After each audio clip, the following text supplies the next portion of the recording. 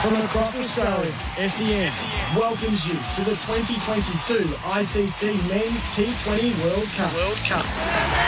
Over the wicket at him, he's bowled him! Oh, put it in short again. Second decker. It's the taken! It's a movie script. Lifts him up superbly. What a mighty hit. Hit it again. Another slog sweep and bang. For Henley completed homes. Now selling in Clyde North and Tarneet. Henley.com.au. And for Host Plus, an industry super fund for all Australians. The ICC Men's T20 World Cup on SEN Cricket. The SCG is a sellout. The Sydney weather is holding and the main draw of the World Cup is about to come to life. It does so where the previous left off. It was November, it was Dubai and it was Australia triumphing over New Zealand. And so the Black Caps are back here to get the party underway on Australian shores. We're about to have the toss of the coin as we welcome you to Sydney. Gerard Wheatley with you for SEN's coverage of the 2022 ICC Men's T20 World Cup. We are live across Australia, across New Zealand, and right around the world. After a thrilling week of qualifying cricket, it must be said, now to the main stuff. Big start tonight. Almost a sellout at the MCG tomorrow night for India and Pakistan. And then to next Friday when England and Australia meet. It is studded with key fixtures right through the early part of the tournament. Beside me in the broadcast box, now straight from grade cricket in Sydney this afternoon, Trent Copeland. Welcome, Trent. Oh, I cannot wait for this. Thanks for having me. Oh, yes, straight off the long run in grade cricket, straight into the com box, and I cannot wait for this. It doesn't get much bigger. It doesn't get better than the SCG. What a night we're in for. And straight out of the qualifying portion of the tournament where he has guided the Netherlands into the main draw. He might be Australia's most winning figure in T20, you know, all around the world. Dan Christian. Dan, it's great to have you on SEN. Thanks for having me, Gerard. Yeah, I've had a fantastic week down in Geelong with the Dutch boys. They luckily went through on the back of the UAE, knocking off Namibia the other night. Fantastic game of cricket. So, yeah, the boys are down in Hobart now, preparing for their first game against the Bangladesh team. So you'll spend the next 3 weeks on the road with them? Yeah, following them around and helping them out and throwing balls and yeah, trying to make them as confident as possible going into these big matches. All right, let's join the coin toss. Australia up against New Zealand. Aaron Finch is here alongside Kane Williamson. Chris Broad is our ICC match referee. Aaron, you have the coin. Tails. Tails the call. We're going to have a bowl, mate. Cheers. Aaron, you're going to have a bowl. Tell me why. There's obviously a little bit of weather around, but we feel as though the wicket gets better and better here as the game goes on. How's the preparation the last few days been? Yeah, really good. We had a really solid hit out a couple of days ago and then an optional training yesterday, so the boys are ready to go. You feel any pressure playing at home, trying to go back-to-back in this tournament? Anytime you represent Australia or anytime you're playing a World Cup, you feel pressure. So that's the same for all sides, I think. Everyone comes here with great expectations and ultimately only one team walks away happy. But the crowd behind you, I guess that will make a difference to you throughout the tournament. Absolutely. We've always had amazing support and, yeah, we're looking forward to some big crowds. Rather than run through the 11, can you tell me the 4 that you've left out tonight? Steve Smith, Kane Richardson, Cameron Green and Ashton Agar. All right, put a show on for the crowd. Thanks, good luck. mate. Cheers. All the best, pal. Kane, you've got to have a bat first. How do you feel about that? Yeah, we would have had a bowl as well for very similar reasons, but looks like a reasonable surface, so we make use of it first time. How have your preparations been since you've been down here from Brisbane? Yeah, there's been a little bit of weather around. I think that's been the case for everybody, but guys have been working hard and training hard, so it's been nice and it's nice to get started. New Zealand's record against Australia in Australia hasn't been great. How do you resurrect that? How do you get over that tonight? Yeah, I guess there's no changing the past, but for us it's, you know, trying to focus on what's important to our game. We're at a tournament, you know, everything's new and it's fresh, and it's coming into it with that mindset and looking to, yeah, really commit to our plans. All right, and your 4 players that you've left out? Guptill, Milne, Mitchell and Bracewell. All right, put on a show. Good luck tonight. Cheers, thanks. There you go, that's the situation. Aaron Finch has won the toss for Australia here in Sydney. They're going to bowl first. Every team loves to chase these days in T20 cricket, so a little advantage for Australia right at the start? I think so, particularly with some weather around. Duckworth-Lewis always seems to favour the team bowling first. And the wicket here, having played a lot of T20 cricket here the last couple of years with the Sydney Sixers, the wicket does tend to favour chasing as well, I think. Yeah, absolutely. I'd be on board with that. You saw Kane Williamson say exactly the same. He was going to bowl first, I think for similar reasons to what Aaron Finch laid out there. The Aussies come into this with some indifferent form at the top of the order, in particular Aaron Finch. I think batting second gives him the best chance to actually make an impact on this game as well. So I think that's maybe one question mark for the Australian team moving forward into the deeper stages of the tournament. Tonight, get the bowlers out there, get those wickets, get a target that you can chase down and do it in quick, smart fashion, and Aaron Finch can be away in the tournament. The reference to New Zealand's record on Australian soil. So no win any format since 2011. It's given that there have been some great games across the ditch in particular, but not here, where it hasn't been much of a rivalry for a decade. Yeah, it's a pretty damning statistic. I think 2020 can be it's a bit of a different game, though. You know, it's not Test cricket or one-day cricket where you've got some time to get back into the game if you make a mistake. 2020 cricket's so everything happens so quickly. So, you know, I don't think they'd be looking too much into that record. Yeah, and it's one that really surprises me. Yes. You know, my impression of New Zealand cricket, particularly in the last 5-6 years, is that they are a force to be reckoned with, particularly in white ball cricket. You look at this bowling lineup, led by Trent Boult, in my opinion, arguably one of the top 3 bowlers in world cricket in this format, and now he's made himself available for the Big Bash. I'm really excited to see what he does for the Melbourne Stars for a full tournament.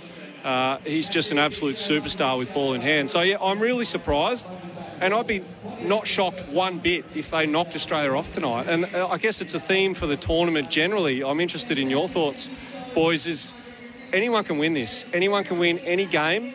And, you know, some of the teams like Pakistan, to me, are flying under the radar and they can beat anyone on their day. Big time. Completely agree with that on the Pakistan team. They've been playing some really good cricket for a couple of years. Rizwan and Babar Azam up the top up there. They're as good an opening partnership as any in the world. They've got 3 or 4 blokes that bowl 140 k's an hour, which is going to be really effective over on these Australian pitches with the big grounds too. Yeah, but I think you're right. There's going to be, it's really up for anyone this tournament. It just depends who gets off to the best start. We will take you through the teams and the prospects, Australia and New Zealand, to begin the main draw of the T20 World Cup here at the SCG. Australia has won the toss and sent New Zealand in. The full preview coming up next. 20 minutes away from the start of play, Australia and New Zealand. Aaron Finch has won the toss and sent New Zealand in to bat. Gerard Wheatley, Dan Christian and Trent Copeland with you. I must say that the skies are bright. Well, bright enough in Sydney. There is cloud cover and it is breezy. It's been humid, as Trent will know better than any of us. He's been in the dirt all day.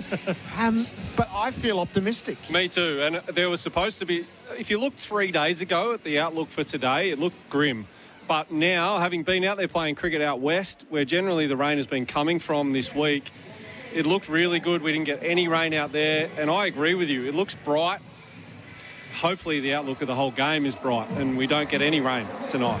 The teams are intriguing. If you'd said when? 12 months ago. Oh, by the way, when these two teams come back together, New Zealand will opt not to go with Martin Guptill and Australia will opt not to go with Steve Smith. There have been times where these have been their premier batters in the team. Yeah, for sure. Martin Guptill was an interesting one. Finn Allen's obviously been doing well enough for the New Zealand guys to put their faith in him up there. They do look a little bit thin in the batting, though, I think, the New Zealanders. They've got Mitch Santner at 7 and then Itch Sodhi at 8. That, to me, is a little bit thin. I think the Aussies will be pretty keen to take a few early ones and expose those blokes early on. Yeah, particularly with Adam Zampa's prowess through the middle as well. It's not like you can really target Australia through those middle overs. So if there's wickets up top in the power play with Mitchell Starc and like Josh Hazelwood's record in the last 12 months in this format, absolutely exceptional.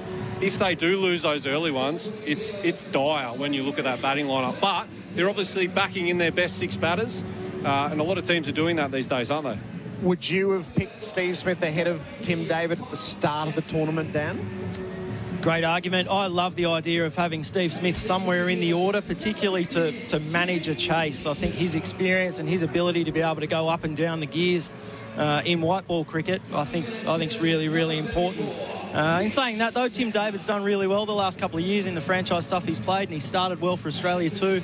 And everyone's been talking about this X factor that he's got, and he definitely has it. He's one of the few guys in the world that can clear the pickets with real ease. So hopefully he does get an opportunity and does really well. And Trent Boult is the major threat with the ball for New Zealand. So his old mate, I was just looking through the teams from the final in November, and Tim Southee was still there at that stage. So the dual threat that New Zealand has so long brought against Australia, it's just down to the one of them now. Yeah, look, I'm excited about Lockie Ferguson as well, certainly in the middle overs of these contests.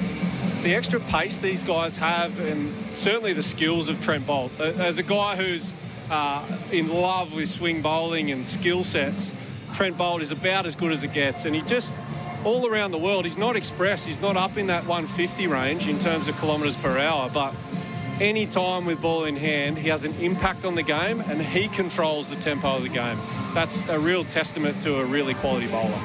So New Zealand's side is Devon Conway and Finn Allen. They will open the batting. Kane Williamson at 3, Glenn Phillips at 4 and Mark Chapman at 5. Then Jimmy Neesham and, as Dan mentioned, Mitch Santner, Ish Sodhi, Lockie Ferguson and Trent Boult takes us the rest of the way through that lineup. And for Australia, it'll be Aaron Finch, David Warner, Mitchell Marsh, Glenn Maxwell, Marcus Stoinis, Tim David at 6, Matthew Wade, Pat Cummins, Mitch Stark, Adam Zampa and Josh Hazlewood. You can follow SEN Cricket across our social media platforms.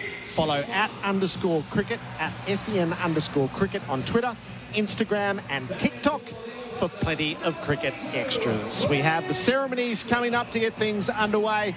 There's so many people outside the ground who'll be due in their seats in the coming minutes to see the first ball of the tournament proper. It's Australia and New Zealand coming up on SEN Cricket. The SCG has largely been cleared. The trophy is out there on the turf, and shortly the players will be either side of it to begin the group phase of this T20 World Cup. We've had a week of thrilling qualifiers. It leads us to Australia and New Zealand at the SCG. Aaron Finch won the toss. He has sent New Zealand in. Australia has one change from that T20 World Cup final in Dubai in November. Steve Smith is out and Tim David is the player who's been brought in. New Zealand has 4 changes. So Guptill, Daryl Mitchell, Milne and Seifert are the 4 players who are out, and they've been replaced by Devon Conway, Finn Allen, Mark Chapman and Lockie Ferguson. And when I scribbled the teams out, I did miss Tim Southee. He is there. So it's Southee, Boult and Ferguson are the frontline threat for New Zealand as they come up against Australia. Dan Christian and Trent Copeland in our broadcast position for this World Cup opener. So give us your overall feel for it. With Australia's commanding record on home soil, there's usually a bit of knee wobbling in a host nation's opener in any sport, I think. Yeah, absolutely, and it's been a while. In fact, we've never come into a T20 World Cup as the reigning champions as well. You come in on home soil, probably an indifferent couple of weeks as well against England in the lead-up matches, and then against India in a couple of warm-ups as well. So they'll be nervous. They maybe haven't nailed down their combinations with the ball as well as they normally would leading into a big tournament. But knowing that bowling group, they're ready to go. They're excited, particularly for a lot of them in their home ground here at the SCG. This is as big as it gets. Take on New Zealand head on. It's going to be fireworks from the get-go here, and I can't wait. Yeah, that Aussie team, as you said, Copes, it's been a bit of an indifferent couple of weeks for them, but it's been the same for New Zealand as well. They're not playing as well as they would have liked leading in, got knocked off in a couple of warm-up matches, and their form over in the tri-series they had with Bangladesh and Pakistan in New Zealand wasn't as good as they would have liked either. So, yeah, as you say, they've changed their team a bit from last year too. They're probably trying to settle on the right combinations as well. Tonight's going to be a fantastic match. New Zealand's lead-up form? Not as good as it could have been, I don't think. Yeah, as I said, they got knocked off by Pakistan over at home, got beaten pretty convincingly by South Africa in a shortened game only a week ago or so. And yeah, they've got some different guys in there from last year's T20 World Cup final. They've got 4 guys there, as you said, that weren't there last year. A few younger guys. They're putting a bit of faith in someone like Finn Allen up top, who hasn't played a lot of cricket, and left out someone like Martin Guptill, which is, I think, is a huge call in a big tournament. I'm a massive fan of having guys with lots of experience in big tournaments, but yeah, we'll see how they go. Yeah, and for me, I want to just touch on the aggression that I've seen out of the Australian camp since Andrew McDonald has taken over. the decision to replace our backup wicketkeeper with an all-rounder that they just had to find an avenue into the team, I'm not sure we would have done that 12 months ago, 5 years ago, for example. So I'm seeing Mitch Marsh moves up to number 3 to bat in the UAE. We win that tournament. Tim David comes in at the expense of one of the world's greatest batsmen in Steve Smith. It's aggression from inside the Australian camp, and I absolutely love it. That is how you win big tournaments, and I think they're set up really well to go the distance. You want to ward off the pressures of home, and the best way to do that is to make a winning start. Absolutely, and play with freedom, and I think play with a relaxed environment. And these guys at the helm, Andrew McDonald, Aaron Finch, the right man for it. Let's join the ceremonies in the middle of the SCG. And Australia.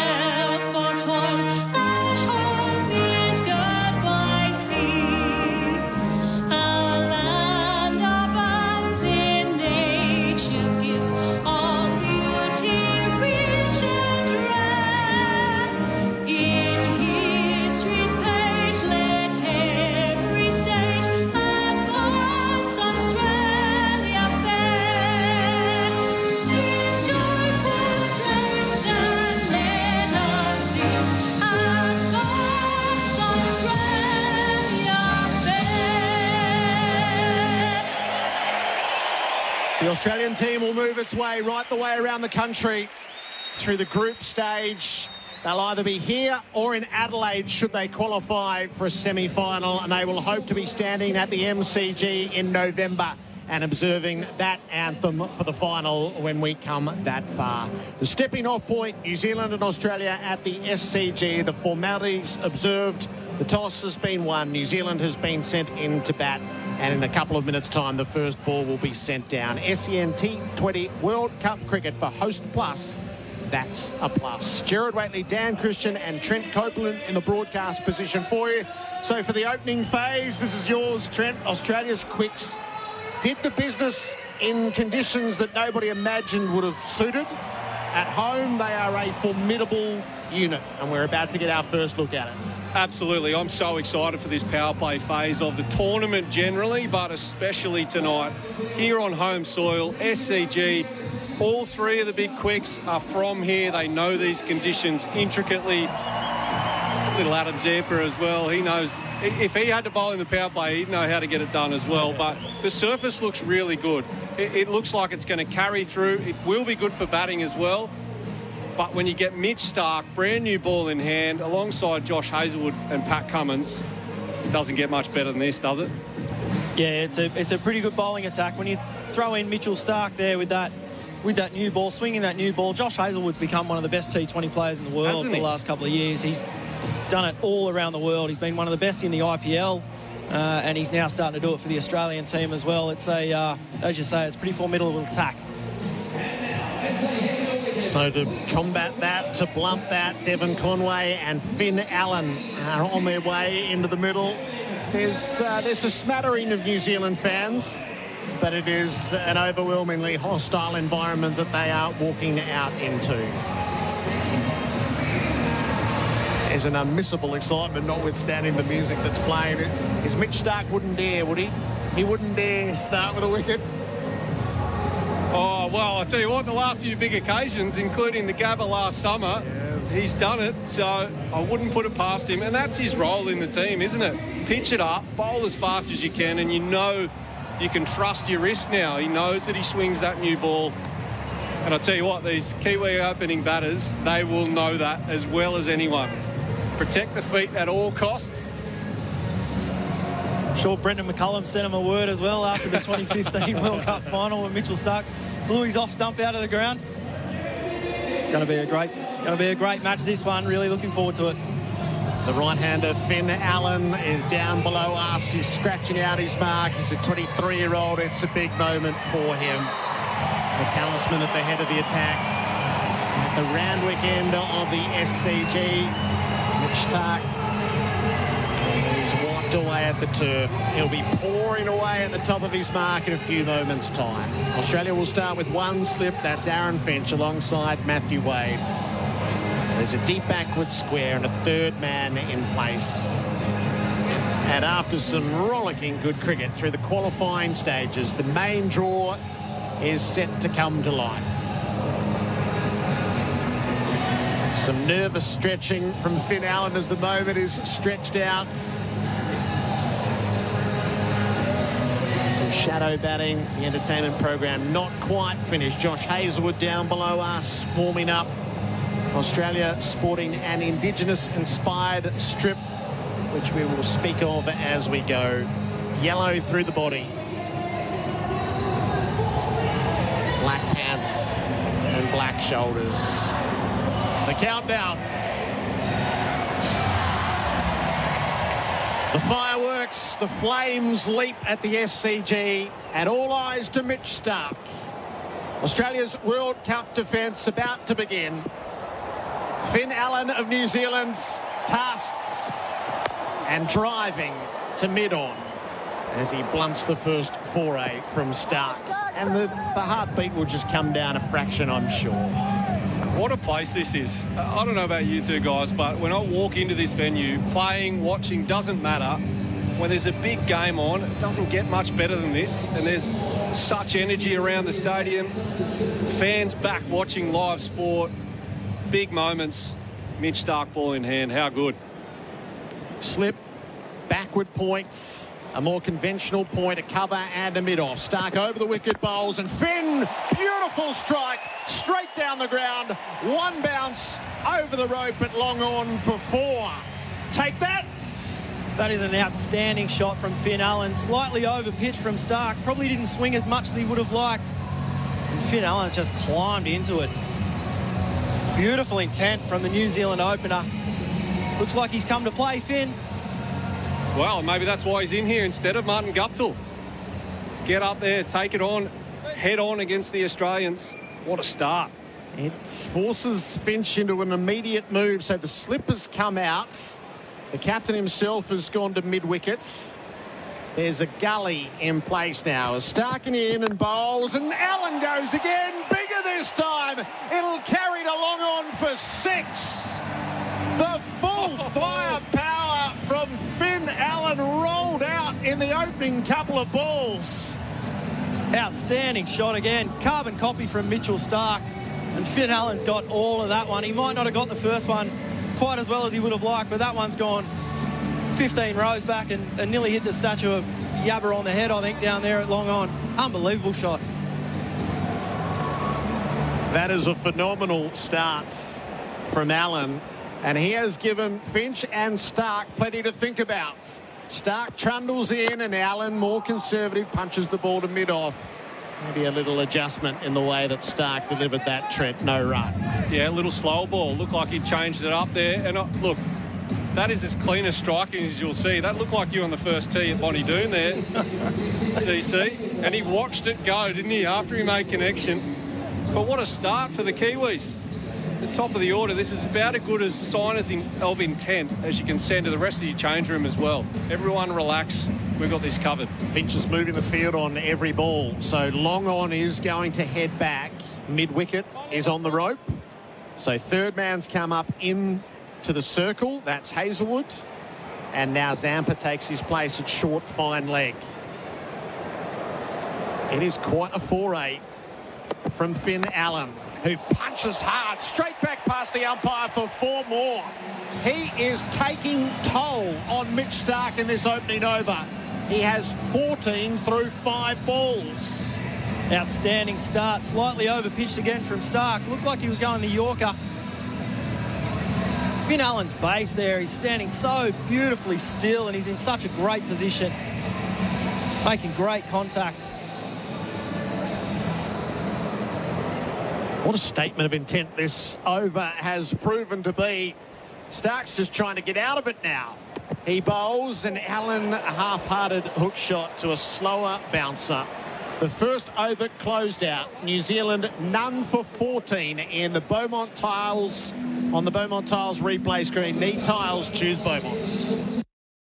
Get the power of safer tyres before you go on holidays. A road safety message from Tyre Power. Having out-of-balance tyres causes uneven tread wear and an uncomfortable ride. You'll also cop excess wear on your suspension and other parts of your vehicle. If you experience severe vibration while driving, especially highway speeds, get your tyres dynamically balanced at your local Tyre Power store straight away. Get the power of expert advice. Get the power of Australia's biggest independent.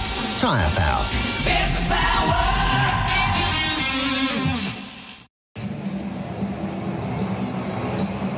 Power play overs for Tyre Power. Power plays on Kumo. I don't think the locals were properly braced for such an opening batter assault. Well done to the Kiwi selectors leaving Guptill out, because I tell you what a start from Finn Allen. And now we get probably the form T20 bowler in world cricket right now, Josh Hazlewood, with ball in hand. Devon Conway's turn. So Hazlewood opens right arm over the wicket, and Conway's tucking off his pads. He's got it fine. He'll get it for 4 at fine leg. There's a deep backward square, but that was just lent on to tickle away and give Zampa in the deep no play. None for 18. This has been an outstanding start from the Kiwis. Just a regulation leg glance there by Conway, but the fact that he got some bat on it, got it down to the boundary for 4, none for 18 after only 7 balls. This is a huge start for the New Zealanders. The tone in these T20 games can be set so quickly, and New Zealand is doing that. And just as Hazlewood's arriving, Conway pulls out because we've just got an errant staffer who's meandered past the sight screen, completely oblivious to what was going on. He is being given the rounds of the kitchen now. Every year, it's taken 7 balls of the World Cup. Someone at a cricket ground always walking behind or in front of the sight screen in this case. Part of the international TV crew is as if he's never seen a day of cricket in his life. You just can't wander there. So Hazlewood resets. He's in and bowls to Conway, who's defending tip and run as he drops it to the offside, and the single safely taken. None for 19. What I will say, guys, is the Aussies won't be shocked by this either. So, yes, they've come out, all guns are blazing, but Australia and any team around the world now, they play so much T20 cricket that they're able to just calm themselves. Think internally about, OK, how do I get out of an over? What can I go to next in my kit bag to get through and get a wicket, ideally, as a bowling group? But certainly, despite the start, explosive start, Australia won't be freaking out, that's for sure. It's Such has been the ferocity of what Finn Allen has done, is there's no thought of keeping a slip into him. So with Hazlewood bowling, there's the keeper, third man. There's 2 protecting points. There's a cover, a mid-off, a mid-on, a mid-wicket, a deep square and a short fine leg. Hazlewood in and he bowls and clubbed across the line. That's what Finn Allen went for. He dragged it into the leg side. It'll be a single. None for 20. Finn's 15 from 7. And that calmness that you talked about too, Copes, I think that's probably a little bit of the reason why Finchie's bowled first as well. First game, World Cup, big tournament. It's nice to sometimes just get into the field and just settle into the game a bit, see how the wicket's going to play. And then the batters can adjust later with whatever they end up going for. The slip returns when Devon Conway is on strike, and Hazlewood is in from the Paddington end, advancing, knocking the ball past mid-off and collecting another boundary. That's the Devon Conway approach. It felt high up on the bat as he advanced, but he kept the direction away from the field, and that's 10 from 4 balls of the Hazlewood over. It's none for 24. It's great batting again by Devon Conway, using his feet against Hazlewood.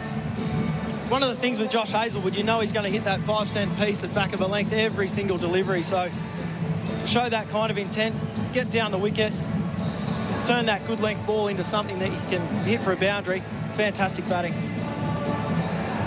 So Finch again comes out of slip for Conway now, the more experienced of this opening pair. 9 from 3 balls around the wicket. Hazlewood. Conway kept it out of the off stump, dropped it way closes quickly. He has no play though to throw the stumps down, as it's a good hustle from Finn Allen to complete the single. And that's one of the features of Devon Conway's game that I love the most. Doesn't matter the format, really. He scored double hundreds in Test cricket, but when he plays T20s, yes, he came down the wicket, but it was a conventional off drive, and he just went through with the shot. He trusts his bat playing so much, and he's got so much power. He's a diminutive figure, really, when you look at him. Complete opposite to Finn Allen, who's setting a really deep base and just going over cow corner, really. Allen readies himself, long on is back. Hazlewood's last ball of the over. He delivers on the drive, square drive, out through cover, flayed it to the boundary for 4. This is scintillating hitting. Allen is 19, Conway is 10, and New Zealand are off to a total fly, none for 29. Tyre power plays on Kumo. 2 juicy chicken patties with a fiery coating. The Double McSpicy is back at Macca's. Lucky there's creamy mayo, or it'd be too McSpicy. Can you handle the heat? Ba-da-ba-ba-ba. Available after 10:30am for a limited time only. Want to build a new home but need to move in now? Henley has fixed price completed homes and townhomes ready to buy with premium inclusions in the best locations. Get the Henley Everyday Advantage. Buy a completed home and move in now. Henley.com.au. The Hazlewood over was more expensive than the Stark over. New Zealand have started 14 and 15, and Pat Cummins has been tossed the ball at the Randwick end as Australia's plans are somewhat scrambled. Conway faces up, and Cummins, it's driven off the inside portion of the bat. It squirts out to mid-wicket. It's a single taken, as the fielding is done swiftly from the deep. You can just imagine the conversation. Finchie walks over and says, "You good to go, mate?" Yeah. Oh, you don't mind bowling someone else, do you? Great time to bowl when your 2 big boys have just been smacked for 29 off the first 2 overs. But who better to throw the ball to? A calm head. Such great execution under pressure in all formats. And I think he's a really good matchup to Finn Allen. Just that natural angle back into the stumps. Yes, it might expose him to being hit over the leg side. We see deep mid-wicket and deep backward square out now as the 2 fielders out. Pat Cummins with a score at none for 30. He's in and he bowls to Allen. It's down the leg side. Oh, he knocked it to the short fine leg, and Zampa dropped the catch. It gets through his hands and goes down to the boundary for 4. Slow bouncer, I think that looked like, from Cummins. Over leg stump. Probably should have taken that Zampa, but it was high above his head. Bit of luck going the Kiwis' way, but that's the way they're playing. One hand on the bat by the time Allen played the stroke. It was there to be caught.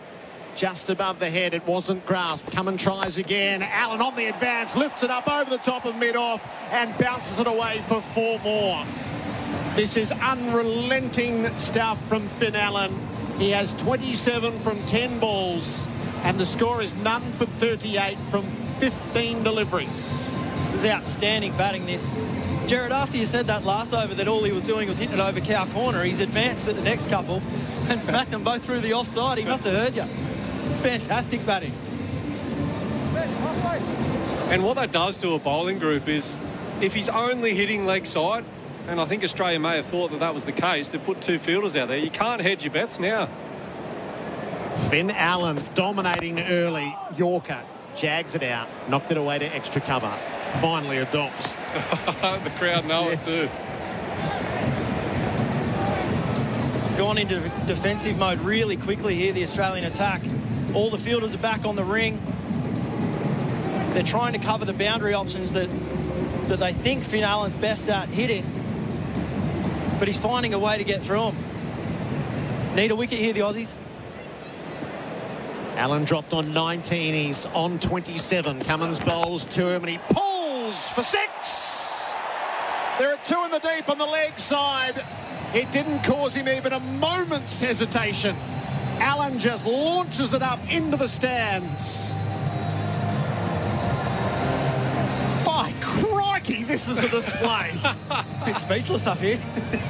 Quite remarkable what we're seeing. 2 quality international bowlers. That is the shorter boundary, but man, he is striking the ball so clean. It's Cummins who's trying to get out of an over that's already gone for 15. He bowls and Allen waits on this and he knocks it through the gap between point and cover, and he'll help himself to yet 2 more. 3 overs in, Australia sent New Zealand into bat, and the score is none for 46 in the Tyre Power play. Power plays on Kumo. Sasha has a restaurant. Her challenge. Renew her business insurance policy and save money. Sasha, your time starts... Yeah, it's all done.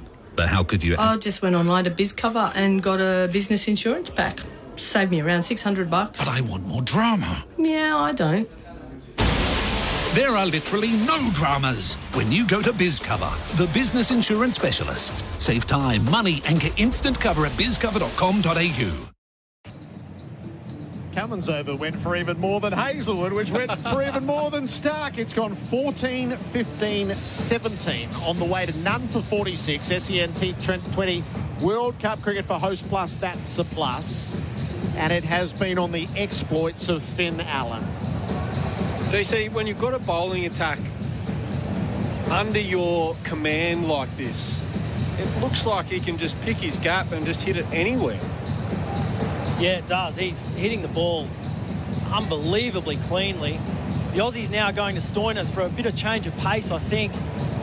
Probably want to see how this wicket will play with some change-ups. I was surprised they've gone to Stoinis. I was thinking they might have gone to Zampa. We'll see how this one goes. Well, that speaks of plans in disarray. Allen is 35 from 13. Conway's on strike. He's 11 from 5. Stoinis bowls to him, and Conway corrects with an ever so lovely stroke through cover. There's protection in the deep. They're coming for the second, and it is well run, as Tim David could do nothing about it from under the ladies' stand. I spoke before the game about the aggression we've seen within the Australian changing room and the environment as a whole. That would be taking this attack from New Zealand head on by bowling Adam Zampa in the power play, wouldn't it? And I think that's maybe the gamble you need to take when someone like Finn Allen is playing so well. None for 48. Stoinis over the wicket, bowls. Conway, he shaped to pull. He edged it through to the keeper. There is a bit of excitement, but not quite enough. It was more square of the wicket than from bowler or keeper. And Conway just indicating that leapt on him a little more than he might have anticipated. A rare dot ball, none for 48 it stays. They take the grill on the way through, just having a look at the replay screen for Beaumont Tiles. Need tiles, choose Beaumont's. Yeah, quite possibly. And I'll tell you what, nice carry as well in this pitch. Matthew Wade almost back on the 30-metre circle, taking that above shoulder height. It looks like a fantastic surface. And obviously the way that Allen and Conway have been playing, it must be pretty good out there. He's calling for the sawdust. So, I mean, Dan, you've played so much T20 cricket, the tone that can be set in a power play, the entire power plays on Kumo when you go 14, 15, 17, and then add a couple more and you're none for 48. You're in the early stages of the 4th over. It gives, one thing it does do is it gives the rest of the order and all the blokes sitting in the dugout some great freedom to just go out there and play their shots when they get out there. This is an outstanding start. At the beginning, maybe they're thinking 170, 160, 170 is going to be a good score. Now they're looking comfortably upwards of 200 with this start. One of these guys gets going and goes on to get 70 or 80 and the other guys can bat around him. It's going to be a big total, I think. And you mentioned the gamble they took by the way they've gone in with 5 frontline bowlers and having Santner at 7, Ish Sodhi at 8. This is the type of start that you need when you're going with that team. So the sawdust has been laid down where Stoinis will land his front foot now, and it's wide to Conway. The pace came off it. It skidded its way through to Wade. A couple of dots strung together to try to ease a bit of this pressure. Good couple of balls from Marcus Stoinis. He's gone with the bouncer and then he's gone with the slower ball. That's exactly what the Australians are going to have to do now. They're going to have to make it as unpredictable as possible for these Kiwi batsmen. First couple of overs, the Aussie guys running in, trying to hit a hard length, and they smacked them all over the place, so time to change it up a bit. None for 48. The two fielders back are deep square and deep points. Stoinis bowls and Conway's tipping and running as he drops it down to the offside, and he'll feed the strike to Finn Allen, who's the ever-present threat. None for 49 in the 4th. And this is probably one of the greatest strengths of our Australian team in recent times, is that there are so many options that we can go to for different scenarios, different pitches around the country and around the world. But this scenario, Marcus Stoinis has done this really well in the death overs of the IPL, for example, for his franchise. Understands that when batters are trying to take you down every ball, changing the tempo can be key, like DC was talking about. Maxwell and David are the two fielders in the deep on the leg sides, with Finn Allen on strike. He has 35 to his name. Stoinis over the wicket bowls. Tell me he advances. That might be the best yet. It is the most magnificent straight hit into the stands at mid-on. That was a glorious arc all the way down toward us.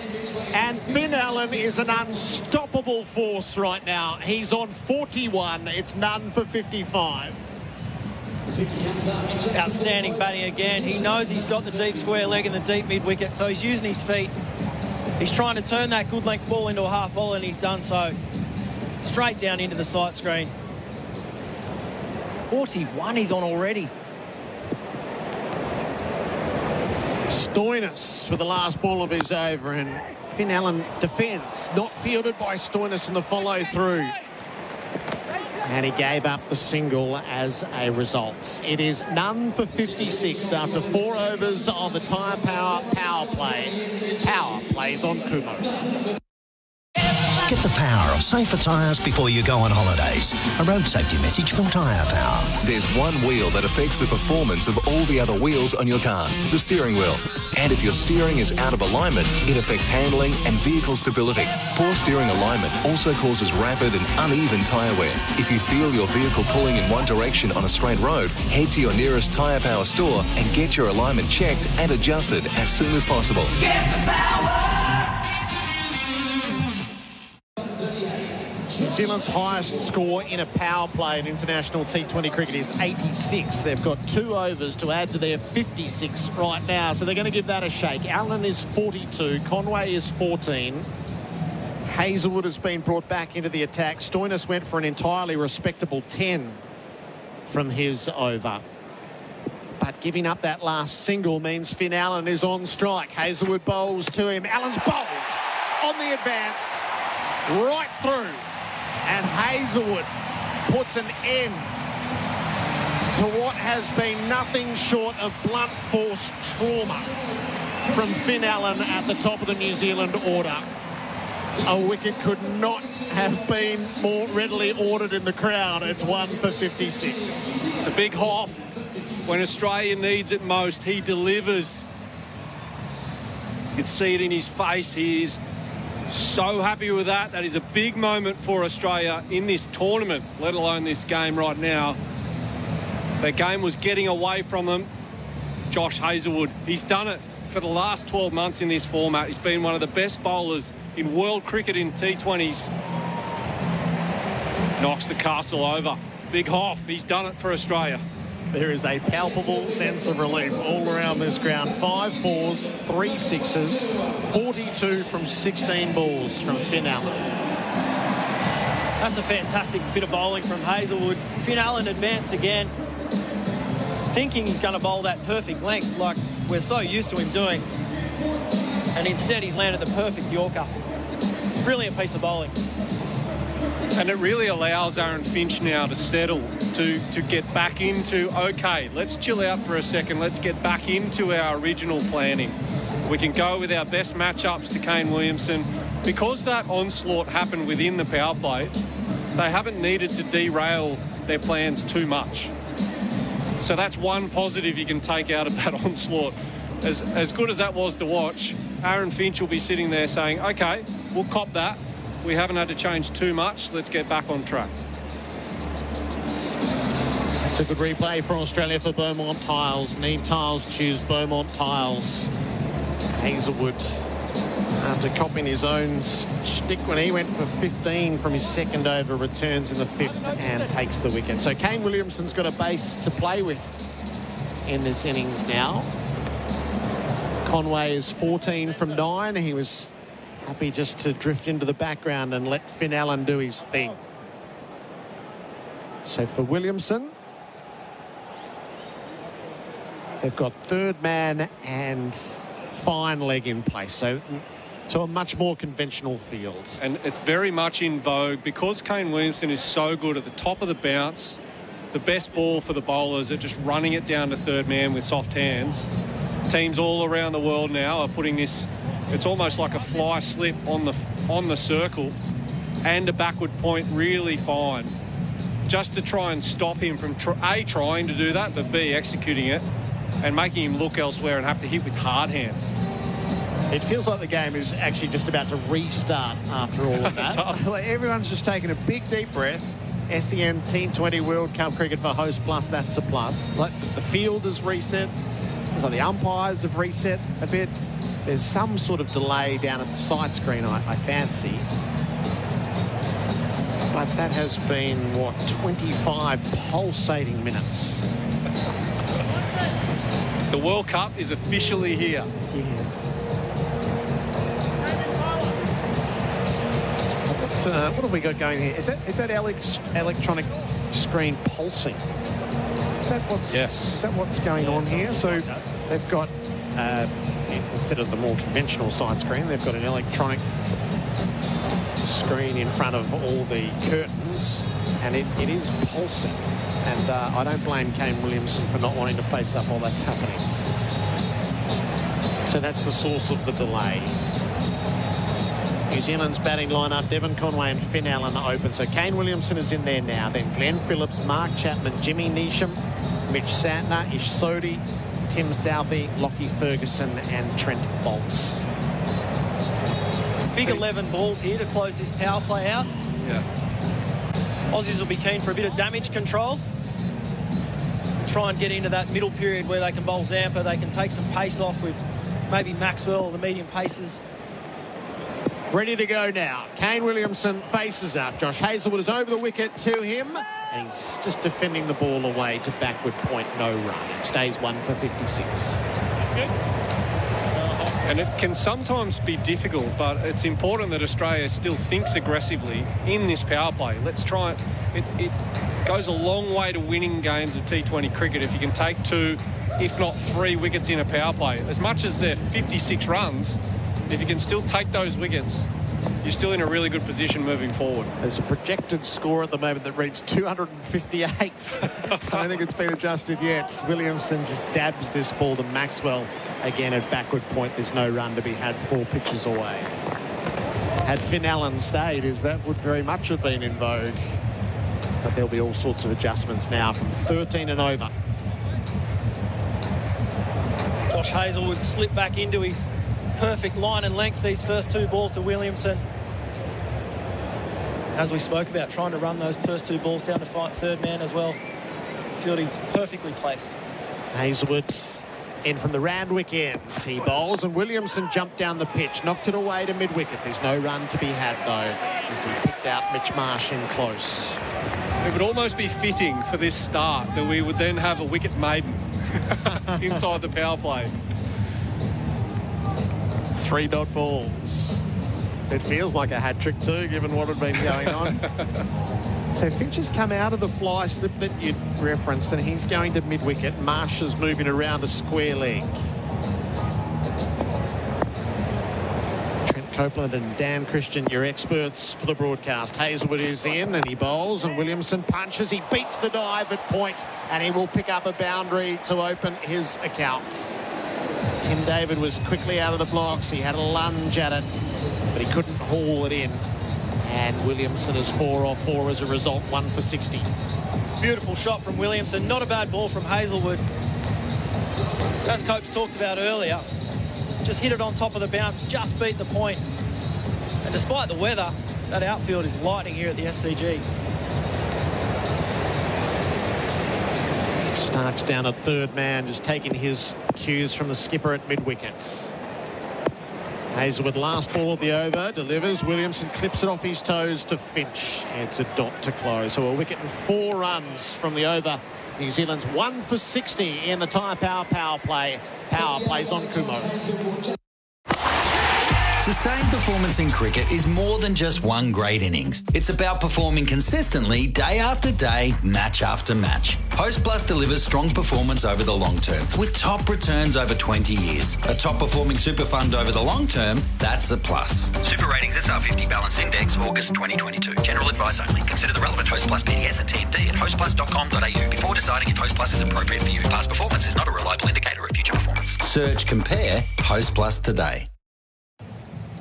SEN T20 World Cup cricket for Host Plus, that's a plus. Josh Hazlewood's 1 for 4 from the previous over, getting applause all round. And Pat Cummins will bowl the last of the power play here with New Zealand's score at 1 for 60. Devon Conway has the strike at the start of the over, and he chops across the line. It gets past him down to Wade, no run. I'm interested to see how the New Zealanders go about this next little period, Copes. We spoke earlier about the lack of depth in their batting. Are they going to keep going, or are they going to knock it around for a while? Well, these two certainly strike me as the more conventional style cricketers. I don't think we'll see maybe the Finn Allen clearing the front leg going over the top, but they're certainly capable, as we saw last over. Kane Williamson comes in and crunches one behind point. Cummins sends in from the Paddington end. Oh, he was going to ramp the ball, made an adjustment late, did Conway. Great hands, ran it down to third man and picked up a boundary. Maxwell did all he could to cut it off. That's an incredible adjustment within a batting setup, Dan. The late cut lap shot. He's gone down for the lap. And to be able to adjust to a ball like that, coming down at a 136, 137 k's an hour, outstanding piece of batting. Just beat the diving third man. 1 for 64, Conway to 18. Cummins over the wicket, bowls to him, and Conway stands up on the drive. He knocks it straight to extra cover, no run. Slow ball there from Cummins. The execution of that shot is just quite extraordinary, not just to get bat on that ball after you've gone down expecting to lap sweep over the leg side, then to readjust your hands, but not only make contact, nudge it past the short third man and then beat the deep fielder. Quite remarkable what these batters are capable of. Cummins is going to switch his line around the wicket, so third man has gone to deep point. Maxwell makes the adjustment. There's a deep square in place. Cummins bowls, and Conway on the slower ball, waited for it, punched it out to Maxwell, ticks it over for 1 for 65. Conway is 19.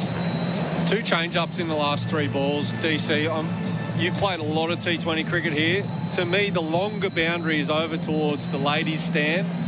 I think particularly when you're bowling to right-handers from this end that Pat Cummins is bowling at right now, we're going to see much more slower ball into wicket, taking pace off, and then Zampa from the other end, making sure that the New Zealand batters are hitting towards that longer boundary. Try and put things in your favour. Definitely. We saw Marcus Stoinis do that in that 4th over as well, trying to bowl that off-cutter into the right-hander, get him to hit to that big boundary. I think we'll see a lot more of that in the next few overs. Third man and fine leg in place with Williamson on strike. The New Zealand skipper is 4 from 5. Pat Cummins over the wicket bowls to him, and Williamson defends the short mid-wicket, no run. And it's a real feature of the Sydney Sixers, you guys, the way you go about your business. Yourself, Sean Abbott, Benny Dwarshuis, numerous others in that middle phase of the game.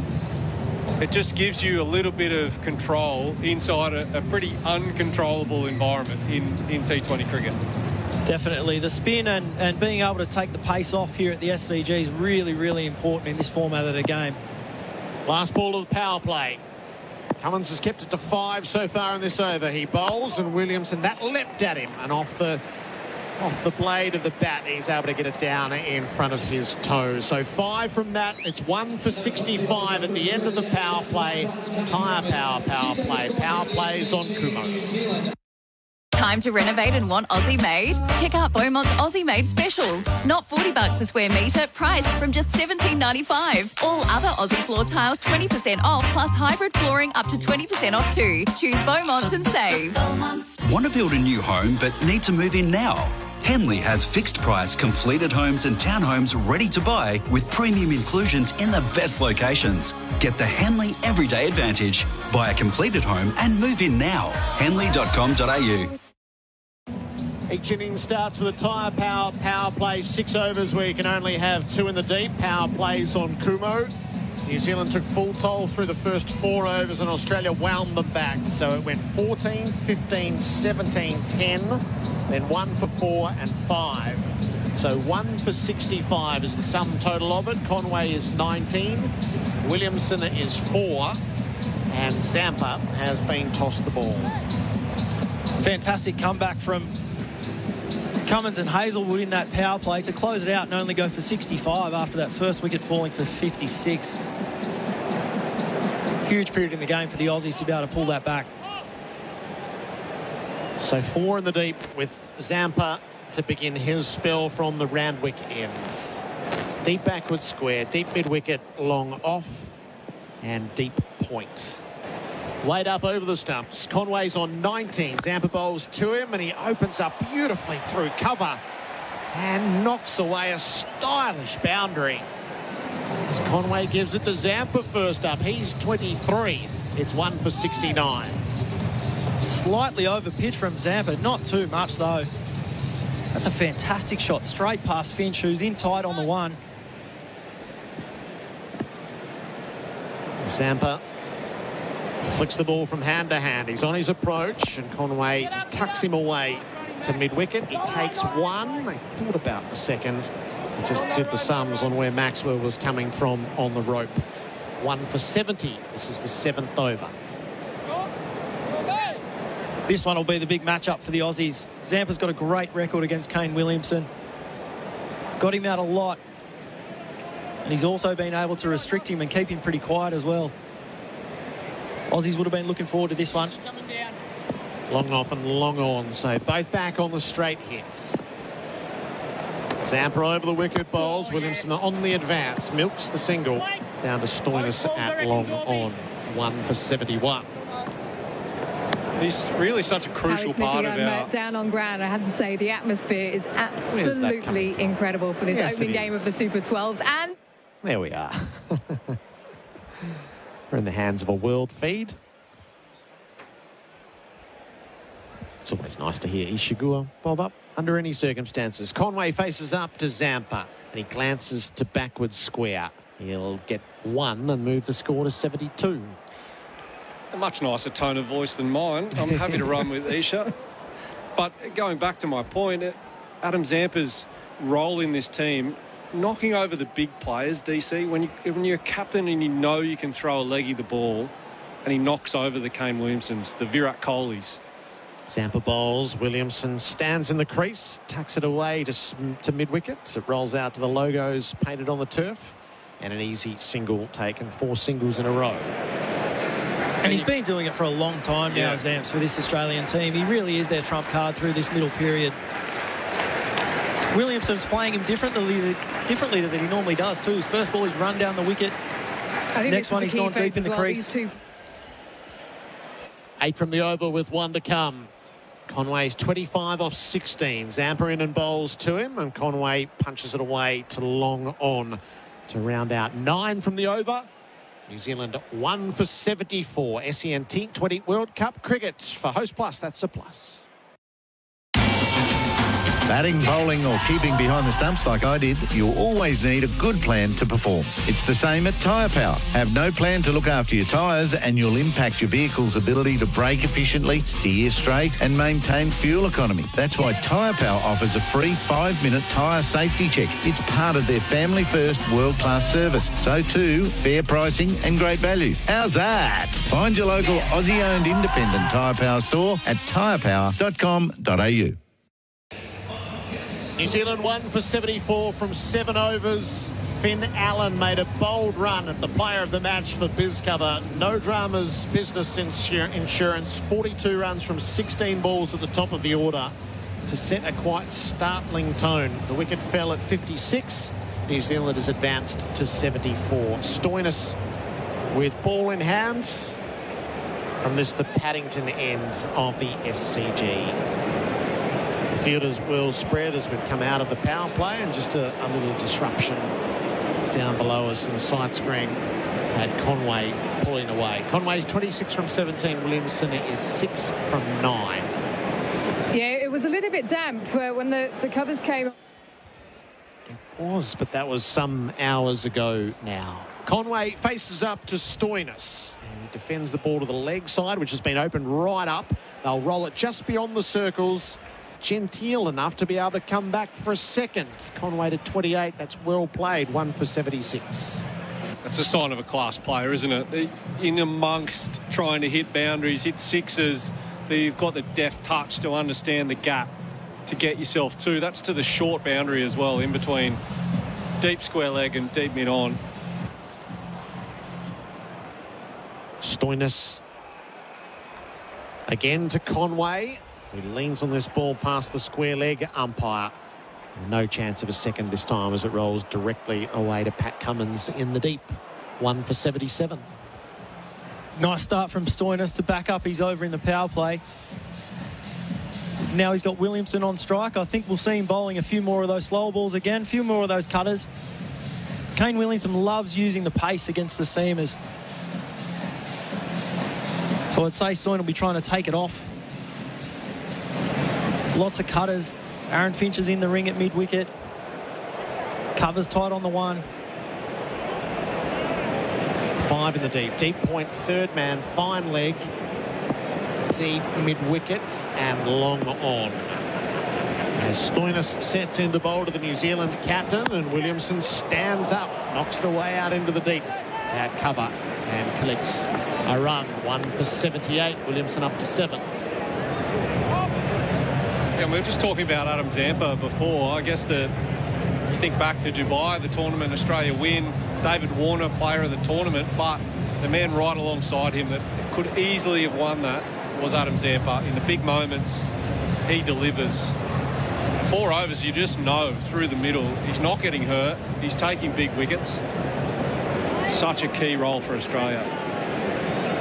Stoinis past the umpire bowls, and Conway takes this out of the stumps. Everything's going to the leg side at the moment. And again, Cummins called in from the deep as 1 is taken. 1 for 79 in the 8th over.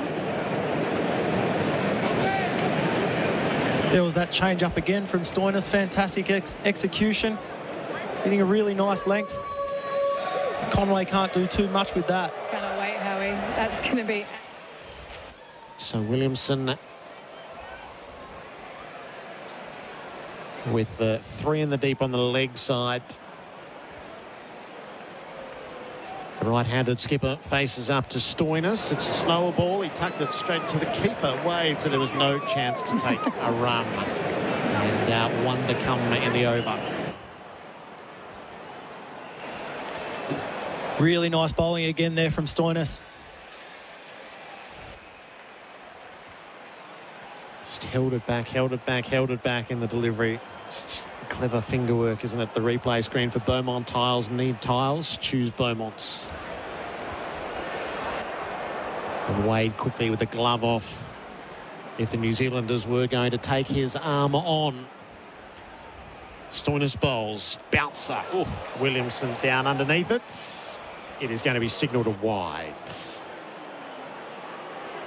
That's one of those ones, DC, I don't know your opinion on this, but I think that's a good miss. That's a good miss for Stoinis. What you don't want is to be bowling that at chest height.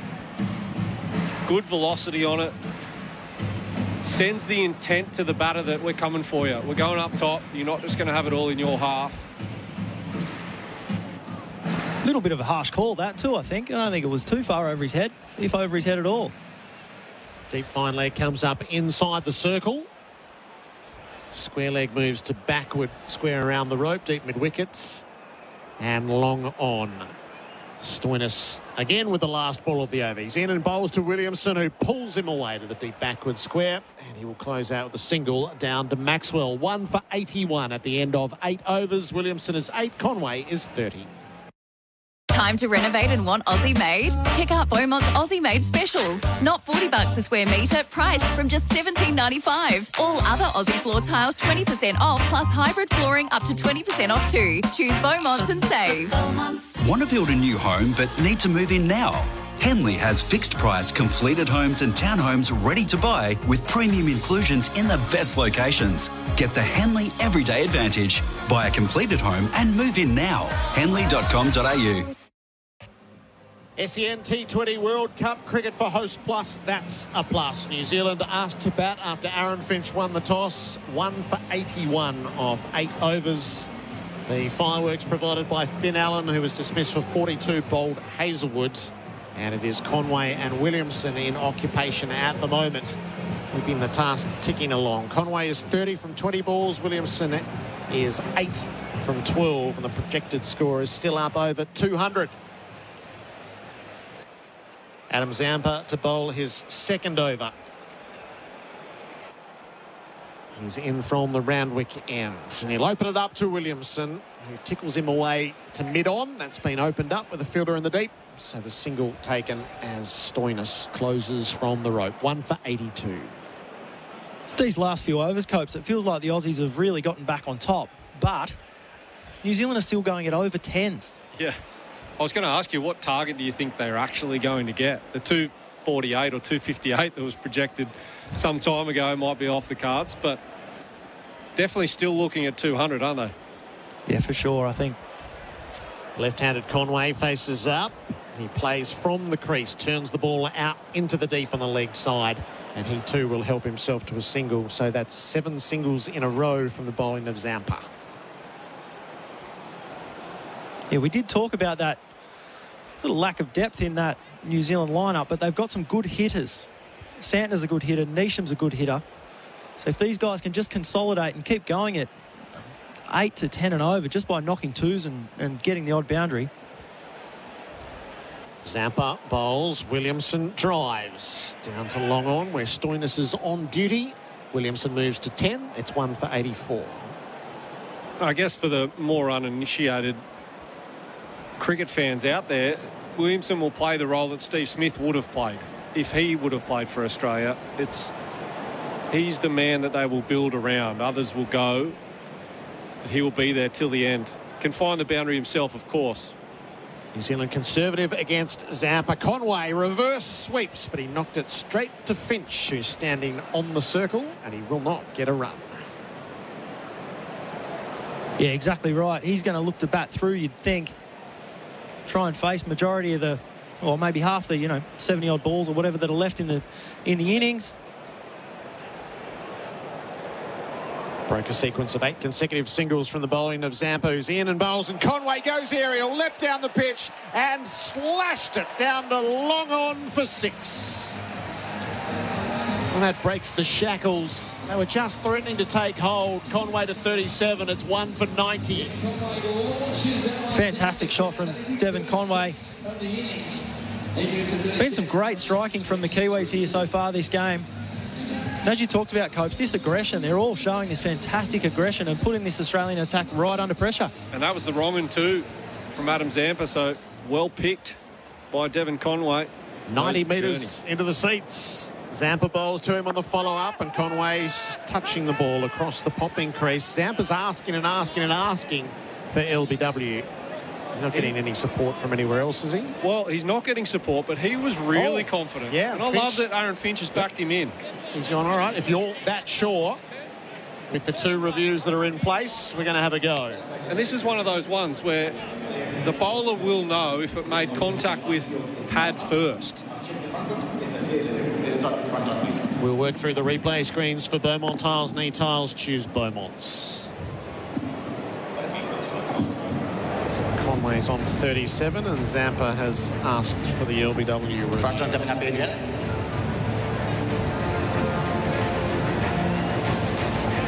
Now first look, front foot comes down the pitch.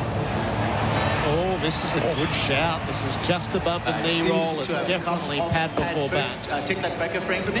Hey, what? That's out. Looks pretty good. It just hasn't bounced too much. It's certainly hit pad first. There for me. Bat is behind the pad, so clearly pad first. It's a great review. Let's just confirm with Ultra H though. This is up around the bails, isn't it? This will be on the percentage of ball that is hitting the bails. Clearly pad first there for me. Let's go to ball checking when ready. Ball checking coming up, Adrian. Has Zampa got his man? Pitching in line, impact in line, and wickets missing. You were Stay right. with the original. Not You out were decision. right. Stand by. Up over the top. Review lost. End of the over. 1 for 90. Race into Tyre Power and take pole position during the Great Race Sale. The crew from Tyre Power has a mountain of hot offers, plus they're giving you the power to buy 3 and get 1 free on selected Kumho passenger car and SUV tyres. Buy 3 and get 1 free on selected Kumho tyres. Put your pedal to the metal and race into Tyre Power for this and more winning deals. Visit tyrepower.com.au or call 13 21 91 during Tyre Power's Great Race Sale. Devon Conway survives on 37 with the DRS projecting the ball up over the top of the stumps. Australia loses one of its 2 reviews. SEN T20 World Cup cricket for Host Plus, that's a plus. 1 for 90 with Stark brought back into the attack.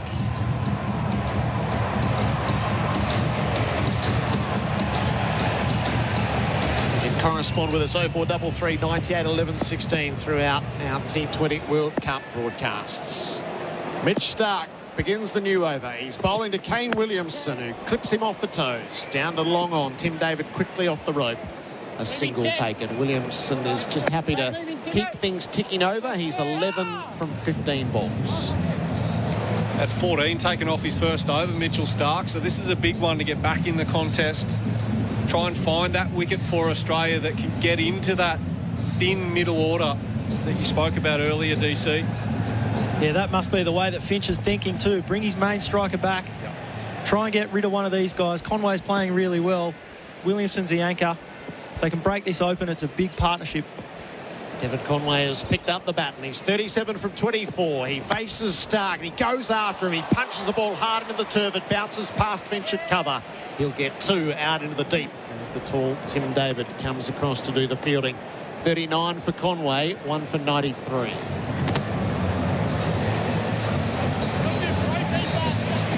This looks like he's got so many options to score, doesn't he? Against the quicks and the spin, he can use his feet. His access through the offside, in particular that cover region, so dangerous. 39 from 25 balls. Stark left arm over the wicket is bowling to Conway, who defends the ball back past Stark, and he'll be able to grab himself a single as the fielding is done at mid-off. 1 for 94. And he's just playing good cricket shots too. Yeah. They're all good cricket shots. Finn Allen, there's some brutality in that early on. But Devon Conway has just been using the pace beautifully, occasionally used his feet, and he's just finding the gaps. Stark barely pauses out the top of his mark. He's in and he's bowling to Williamson, who opened up the stumps, worked the angles out through backward point, but there's plenty of protection down there as Pat Cummins is on the spot. A single taken for Williamson. He's 12. It's 1 for 95. Tell you what, the SCG is almost packed, isn't it? How good is this for game one? Australia v New Zealand, obviously a massive game, but the crowd has absolutely stormed through the gates. Great atmosphere here at the G. And the great news, sunny skies. Yeah. Let's hope it sticks around all night. Every reason to think we get a full game. 1 for 95 as Stark is in and he bowls to Conway. Yorker got through him, missed the stumps, Wade up to field. Conway retreats. And the conversation. Wadey. You can hear him over the stump line. Did that hit his foot first? So Wade calls off the dogs. He goes back to his spot. Go over the top of it. Went over the top of your foot. I'm not sure. We'll get our first look at the replay for Beaumont tiles. Need tiles, choose Beaumont's. Swinging Yorker in at the toes. Bat first. Into the back boot.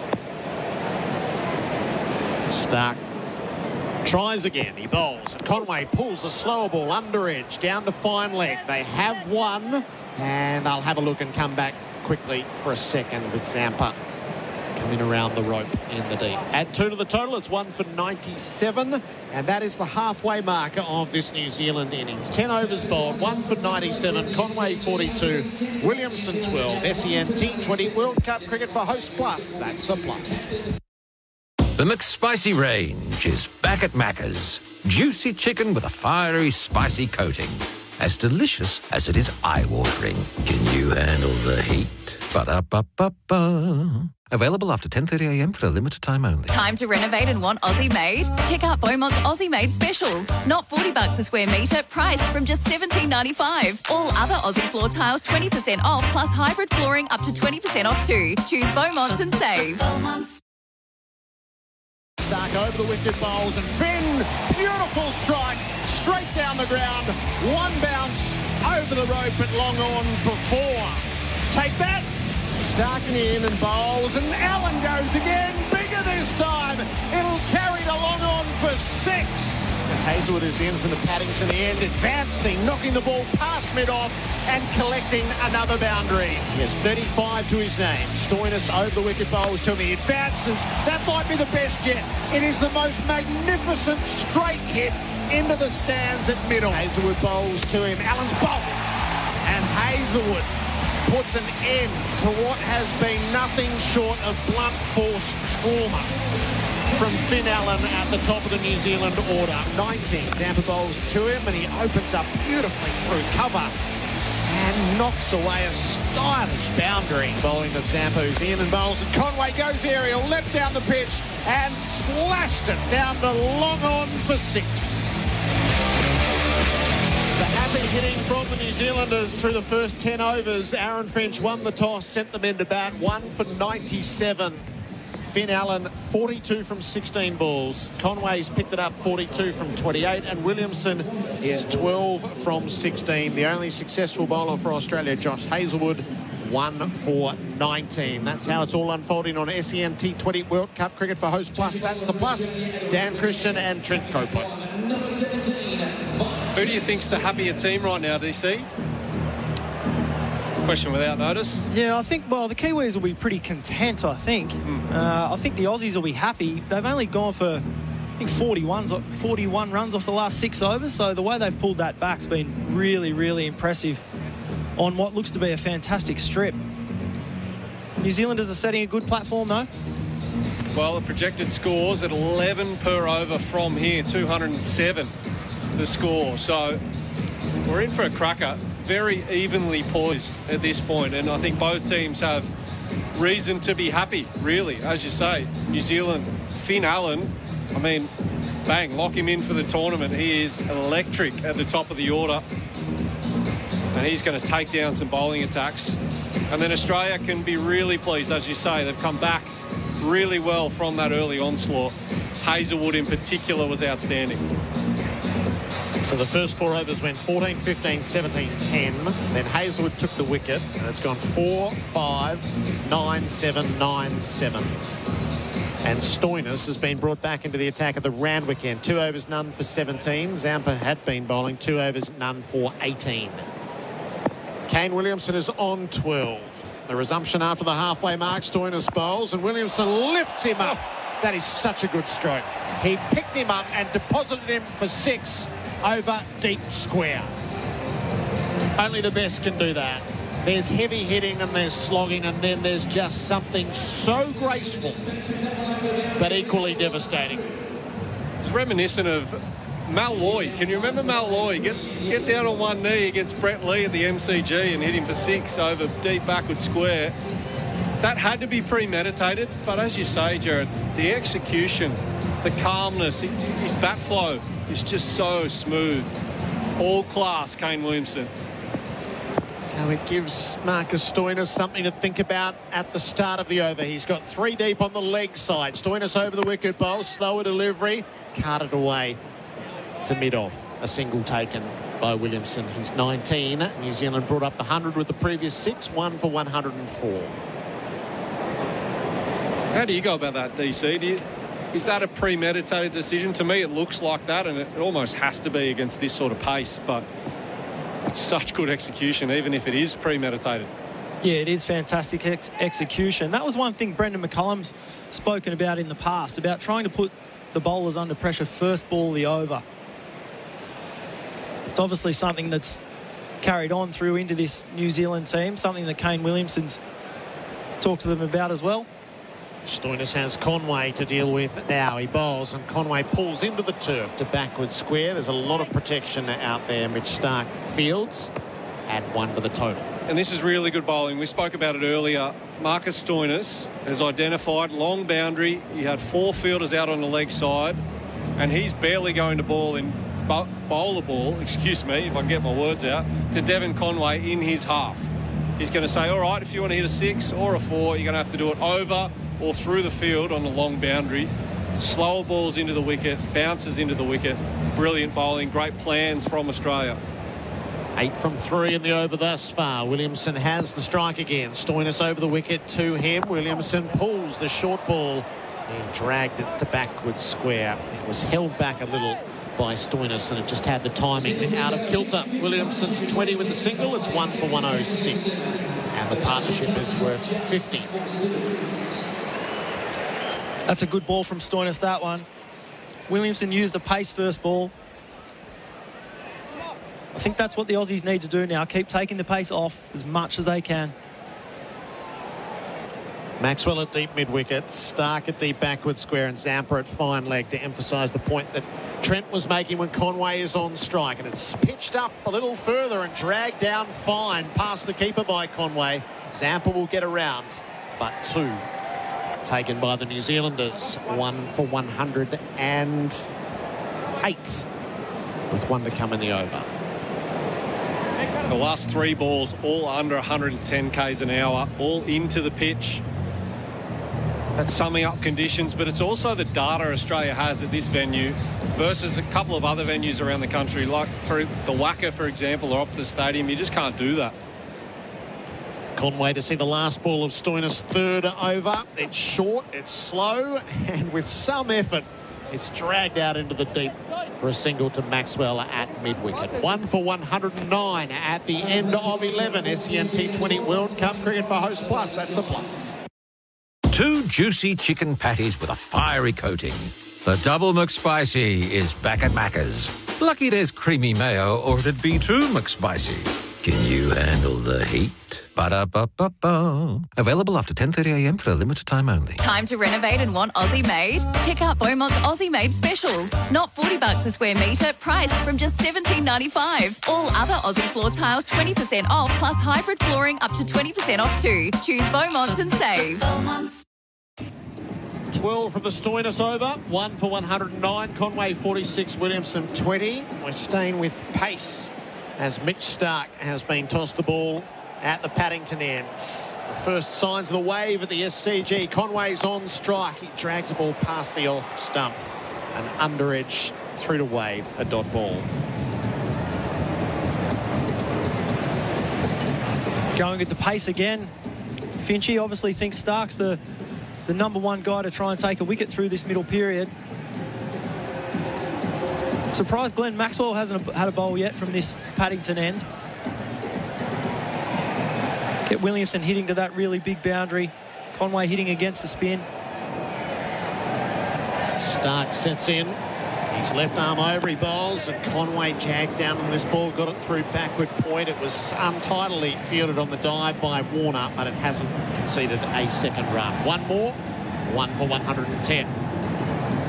There's so many bowling options, isn't there? You think Mitch Marsh, Glenn Maxwell haven't even bowled yet. How rigid do you think Australia will be on the best 5 bowlers, for example, for a particular surface? Do you think they'll chop and change, go with the flow of the game, or do you think they might have made their mind up, say, pre-game?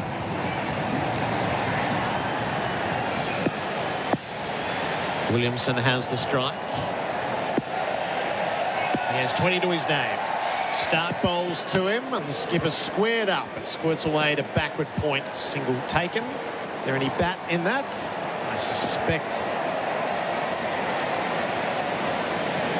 yes, just an inside edge onto the pad. 1 for 111. I think they will keep changing it up. That's the beauty of having lots of all-rounders in your team, like Stoinis and Maxwell and Marsh. David can bowl some off-spin as well. Gives you lots of options, particularly when you find a surface that can be conducive to one of them. Starc has started .11. He bowls to Conway, who plays from the stumps. He goes for the quick single as the ball rolls away to mid-wicket. Marsh does the fielding. Starc is keeping it tight. 1 for 112. You can hear the crowd having a great time. Even the members are up and about. Unheard of here at the SCG. It's a carnival spirit. It's the group stage of the World Cup. Was brought to life by Finn Allen early. Starc bowls full in at the toes, defended by Williamson. And as it trickles barely 4 pitches away on the leg side, he takes a single to Finch. 1 for 113. Been a great over this so far by Mitch Starc. It's only gone for 4 runs. 1 ball left. Big ball this for the Aussies. Yes. Close the over out. Just get the brakes on. Maybe for the meanest over of the innings so far. Starc delivers. Conway, Yorker kept it out. Could only collect 1. Excellent over from Mitch Starc. 5 singles only from it. New Zealand 1 for 114 after 12. Whether it's the V8s on the track or thundering hooves at the races, Tyre Power love racing, and the great race sale is on now. Before your next road trip, having the experts at Tyre Power check your tread can ensure you save money in the long run and enjoy peace of mind driving with safe tyres. Get this month's deal on Kumho tyres. Buy 3, get 1 free on Kumho passenger and SUV tyres. The great race sale on now. Find your local at tyrepower.com.au. SEN T20 World Cup cricket for Host Plus. That's a plus at the SCG. 1 for 114 New Zealand.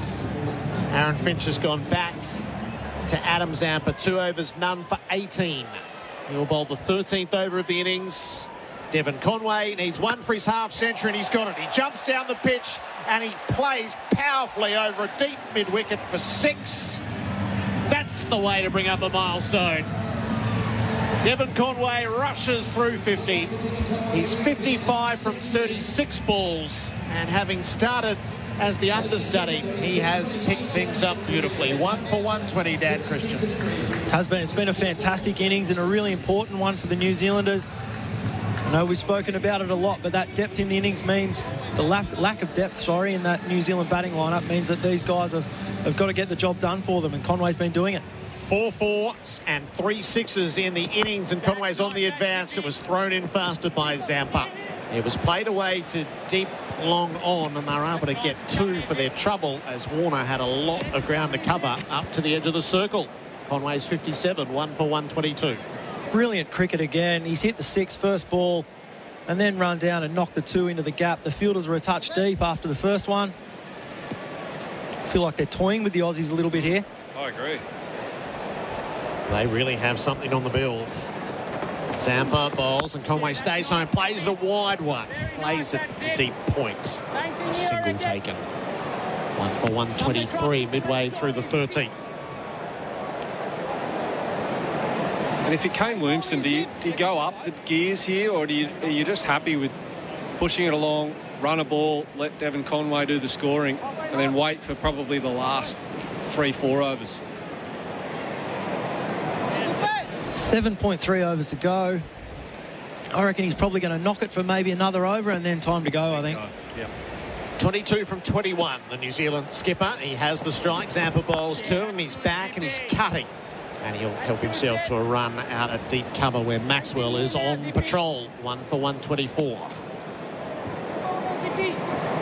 Just been hovering really nicely around that 10 and over mark. The Kiwis, if they can keep doing this for another 3 or 4 overs, they might be looking at 220 rather than just 200.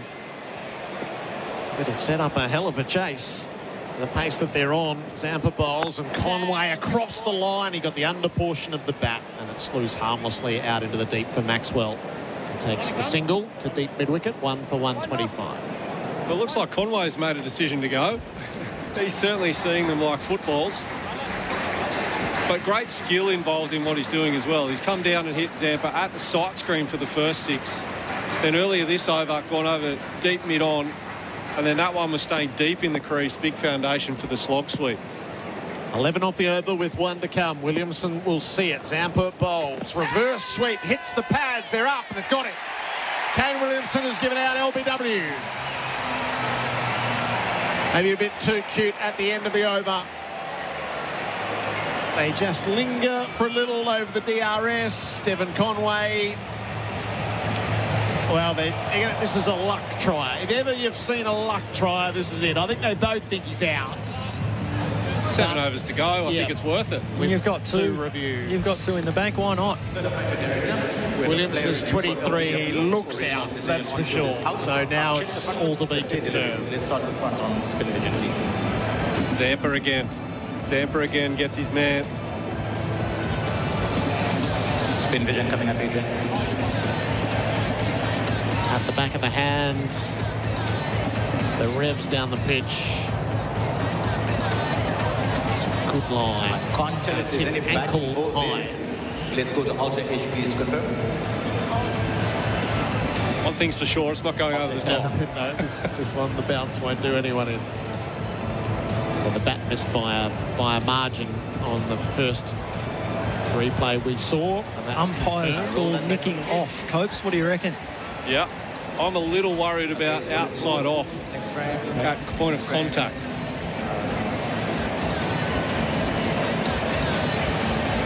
I don't see any bat. There's a clear gap between bat and ball. Let's go to ball checking when ready. Kane Williamson about to learn his fate. Ball checking traipsed 2/3 of the way to the boundary. Pitching in line, impact in line. Good wickets hitting. Stay with the original out decision. Adrian, stand by. You're on screen, signal now. 2 for 125. Kane Williamson departs. Adam Zampa strikes. Williamson's gone for 23 at the end of the over. They say every lawn is different, and that's true. But for landscapers, the solution is always the same. Install Rainbird. Backed by 80 years of irrigation innovation, easy to use with a massive range suitable for any job. From Tom's backyard to your local golf course to the MCG itself. So while every lawn is different, Installing Rainbird gives you the same green results every time. Rainbird, the intelligent use of water. Learn more at rainbird.com. 2 for 125 as Glenn Phillips makes his way into the middle of the SCG. That is after 13 overs of the New Zealand innings. It is time to give way to the power hitters, so that's not the worst wicket for New Zealand to lose if they are able to finish off in the manner that they would hope. Pat Cummins has been thrown the ball below our broadcast position at the Paddington end. Devon Conway has just brought up his 1,000th run in T20 international cricket. He's on strike. He's playing on the up, but got under Finch. He got half volleyed by it. At extra cover, it trickles into the deep. Oh, very untidy Tim David, who missed the relay throw to Glenn Maxwell, and they allow the extra run as a result. 3 from that. Australia won't be happy with any part of that in the field. 2 for 128.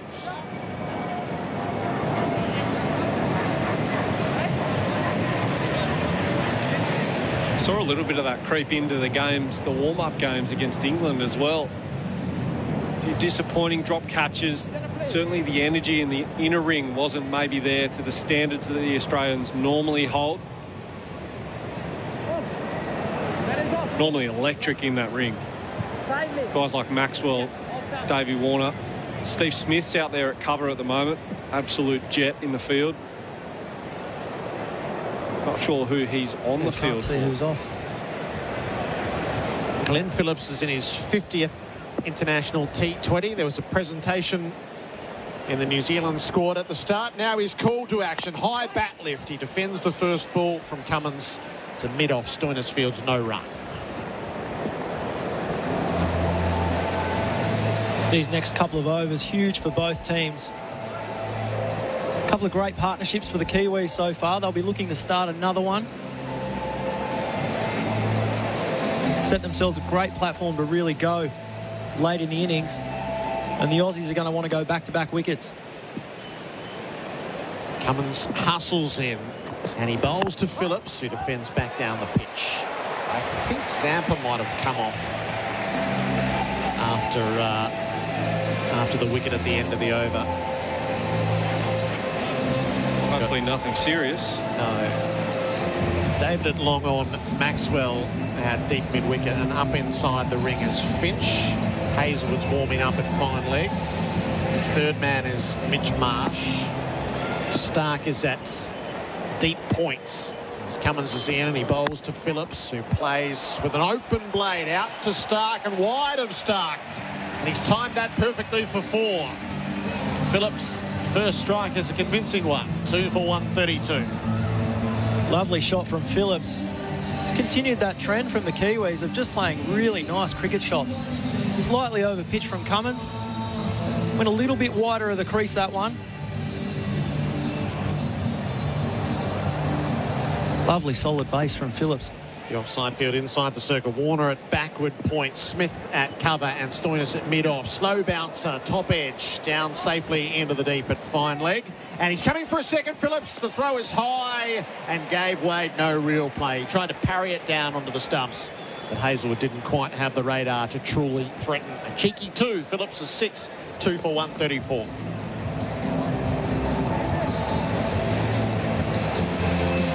One to come in the over. It's what they've done really well, the Kiwis, this whole innings. They've run beautifully between the wickets. Taking the boundaries when they can get them, but they've put this Aussie fielding side under a lot of pressure. Phillips. The high backlift, it's a baseball style by the time Cummins delivers to him, and he's coming forward and defending. 9 from the over, 2 for 132. Time to renovate and want Aussie made? Check out Beaumont's Aussie made specials. Not $40 a square metre, priced from just $17.95. All other Aussie floor tiles 20% off, plus hybrid flooring up to 20% off too. Choose Beaumont's and save. Want to build a new home but need to move in now? Henley has fixed price completed homes and townhomes ready to buy with premium inclusions in the best locations. Get the Henley Everyday Advantage. Buy a completed home and move in now. Henley.com.au. SEN T20 World Cup cricket for Host Plus. That's a plus. New Zealand 2 for 134 after 14 overs. Conway 62 from 40, and Phillips, the new man, in 6 from 5. Finn Allen bowled Hazelwood for 42. Kane Williamson, LBW, Zampa for 23. And Zampa is going to finish off as he is bowling from the Randwick end. He begins his 4th over. It's cut, and cut well to deep cover. Single taken by Conway. Oh, that's a bit untidy, not pulled in by Zampa. It hasn't cost a run though. So just a little ragged in the field. Get it wide here again, Zorb. Long boundary, get it wide. What's Zampa got? 3 overs, 1 for 29 ahead of that first ball. And really good piece of bowling there as well. Knows that Conway was trying to target him leg side. He's gone flatter out the front of the hand, out wide on the offside. Gets him off strike, gets a 1. That's a big win for a bowling unit. Zampa readies himself. Phillips will get his first look at the spinner. Stands at the crease and he clubs it out to deep points. And trundles through for a run as Maxwell fields. 7 for Phillips, 2 for 136. Sorry, gents. That's all right. You're still with us. That's good. A little bit of water went down the wrong way. So both back for the straight hit. Conway's highest score on international T20 cricket is a 99 not out. He's got 63 going at the SCG at the start of a World Cup. Zampa at the back of the hand down the leg side goes for a wide. I was going to say, Copes, what you said, exactly right about that great start to the over from Zampa. He went for the faster, wider one, so Conway only had the option of knocking it out to deep point. Zampa over the wicket, bowls. Conway inside out, missed, bails off by Wade, and while Conway's tumbled over inelegantly, his feet were planted the whole way through. Nicely bowled from Zampa. Looked like the wrong one out of the hand. Beats him, beats Conway. Trying to hit him over cover. Conway falls onto his back. Wade takes off the bails, but that back foot stayed planted. Deep backward square, deep mid-wicket, long on, long off, deep cover. Conway stands his ground, straight down the ground. Powerful strike, 2 bounces across the rope. 4 more. Conway is 67. His 5th 4 to go alongside 2 powerful 6s. Great batting again. He's been lining up Zampa all night, Conway. Playing some beautiful shots. Mid on, mid off are quite wide there. Big gap to the sight screen. 2 for 141. Zampa to Conway, inside out, didn't get all of it. It slews away to long off. They have 1 and will come back for a second as Tim David does the fielding. Throws to the non-striker's end. Conway to 69. It's 2 for 143. Big trouble if he throws another one of them up. Great shopping's on! He hasn't been terribly threatened, Conway, despite the conversations out in the middle. Last ball of Zampa's work tonight. Conway stands his ground. He bunts the ball to the square leg umpire. There's clearly 2 to be had, or no, they chose not to. It was Hazelwood who was getting around just enough pace to put an ounce of doubt in their mind. Conway to 70. New Zealand at the end of 15 overs, 2 for 144. Winning in cricket is hard. You need to perform at your best, day in, day out. It's the same with your super. If you're with Host Plus, you're with a top-performing super fund over the long term. Having a top performer on your side, that's a plus. Host Plus. Super Ratings SR50 Balance Index, August 2022. General advice only. Consider the relevant Host Plus PDS and TMD at hostplus.com.au before deciding if Host Plus is appropriate for you. Past performance is not a reliable indicator of future performance. Search Compare Host Plus today. SEN T20 World Cup cricket for Host Plus, that's a plus. Adam Zampa bowled out 4 overs, 1 for 39. New Zealand after 15, 2 for 144. And the final flurry is on the bat of Devon Conway, who has 70 to his name. Josh Hazelwood has been limbering up. And he has been tossed the ball to start the fresh over.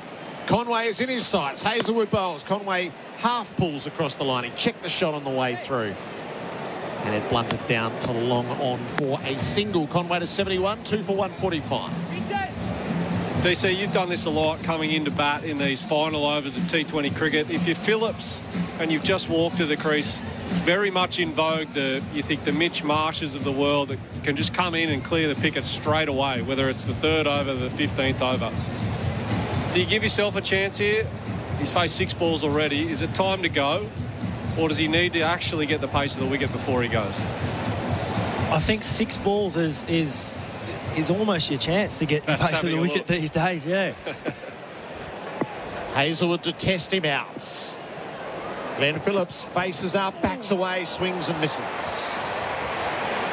Kick the front leg way out, as we well know these days. There's a little question being asked from Warner at points. And Australia will review. So Warner said to Wade that he heard something. You could hear Wade bellowing down to Finch. And given where we are in the 16th over, the Australian captain is going to find out.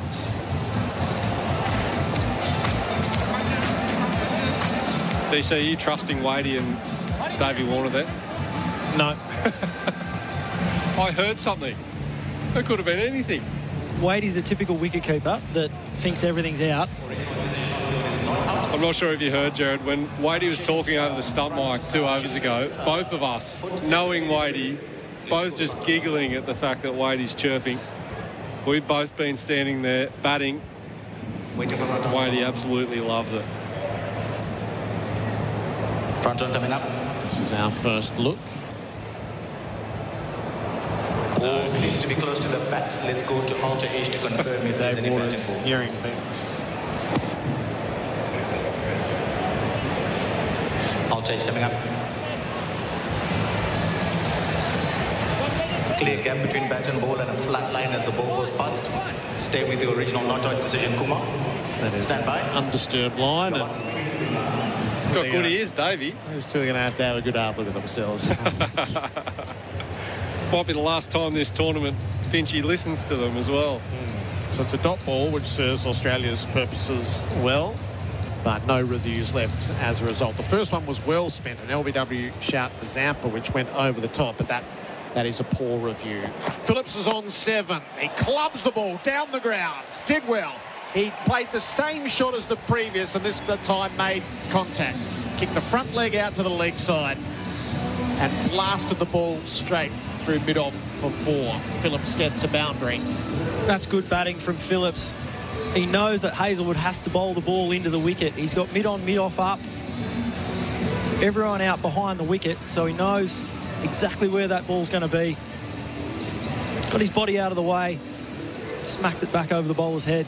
And he gets the change of field as a result. So 3rd man up inside the circle, and Stoinis retreats to long off. Finch is inside the circle at mid-on. Has to be straight. Hazelwood bowls straight at the base of the leg stump. Phillips kept it out. Got it away to Finch at mid-on and scurries through for a run. 2 for 150 for New Zealand in this, the 16th over. Phillips is 12. That's one thing I'm seeing a lot more from Australia is be happy to telegraph where the ball might be bowled and just back in your skills to execute it. It's going to be too difficult to score off. Josh Hazelwood, you could see with that field that it had to be straight, either into the wicket slow ball or Yorker. He went with the Yorker option, gets a single. Fantastic bowling. How much further can Conway take this innings? He faces up to Hazelwood. He defends the ball to point. He takes off. They won't throw. It was sharply fielded by Warner, but neither end was really open to him without risk of giving away more. 2 for 151 on the single, 1 to come in the over. I think that tends to be the trend these days too, Copes. Teams just don't really bluff unless you desperately need a wicket. Yeah. And they've got a big partnership on. Phillips is new to the crease. The Aussies are in a pretty good containing kind of period here. There's no need to bluff. You just bowl the ball where your fielders are. Last ball of the Hazelwood over. He delivers. It's a wide. He'll have to bowl it again. Oh, lost dear. it outside the off stump. I'm a biased bowler, but that's not a wide. It felt wide. Who owns the line? DC will probably go the other way here. Depends whether I'm batting or bowling. That's true. That's definitely inside the line. It is the umpire's discretion. That line is not the exact marker. But to me, that's landed on the line at worst. Yep, I've just seen that replay. That's a harsh call for the Aussies there. Hazelwood has to go again to Phillips. Top edge, flew. Hazelwood's there. He takes the catch. Phillips has gone for 12. The wide opened up the chance to take a wicket. It did. Hazelwood gets his second, and at the end of 16, New Zealand is 3 for 152. The McSpicy range is back at Macca's. Juicy chicken with a fiery, spicy coating. As delicious as it is eye-watering.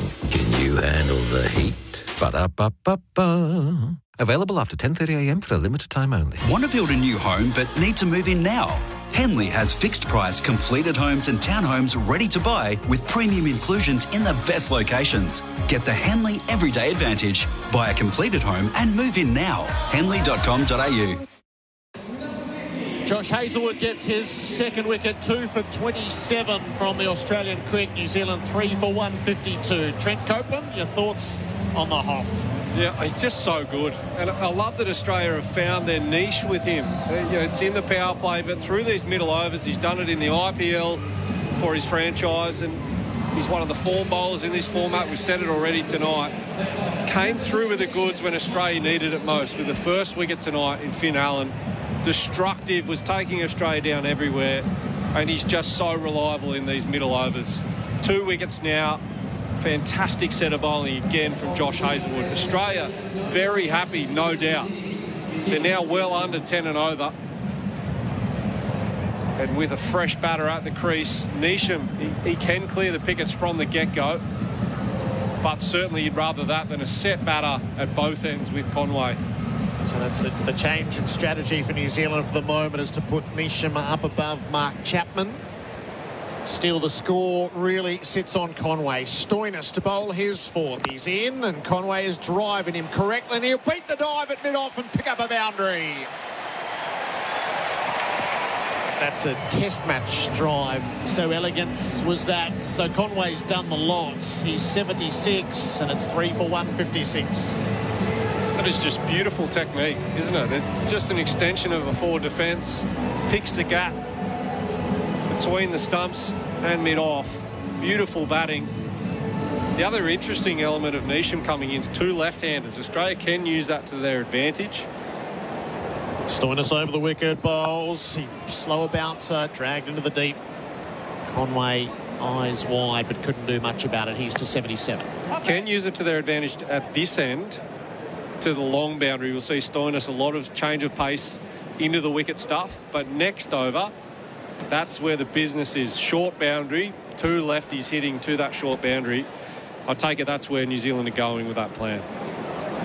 Yeah, and Jimmy Neesham's ability just to hit sixes. He's played the IPL, he's played all the franchise tournaments around the world. He is one of the best strikers going around.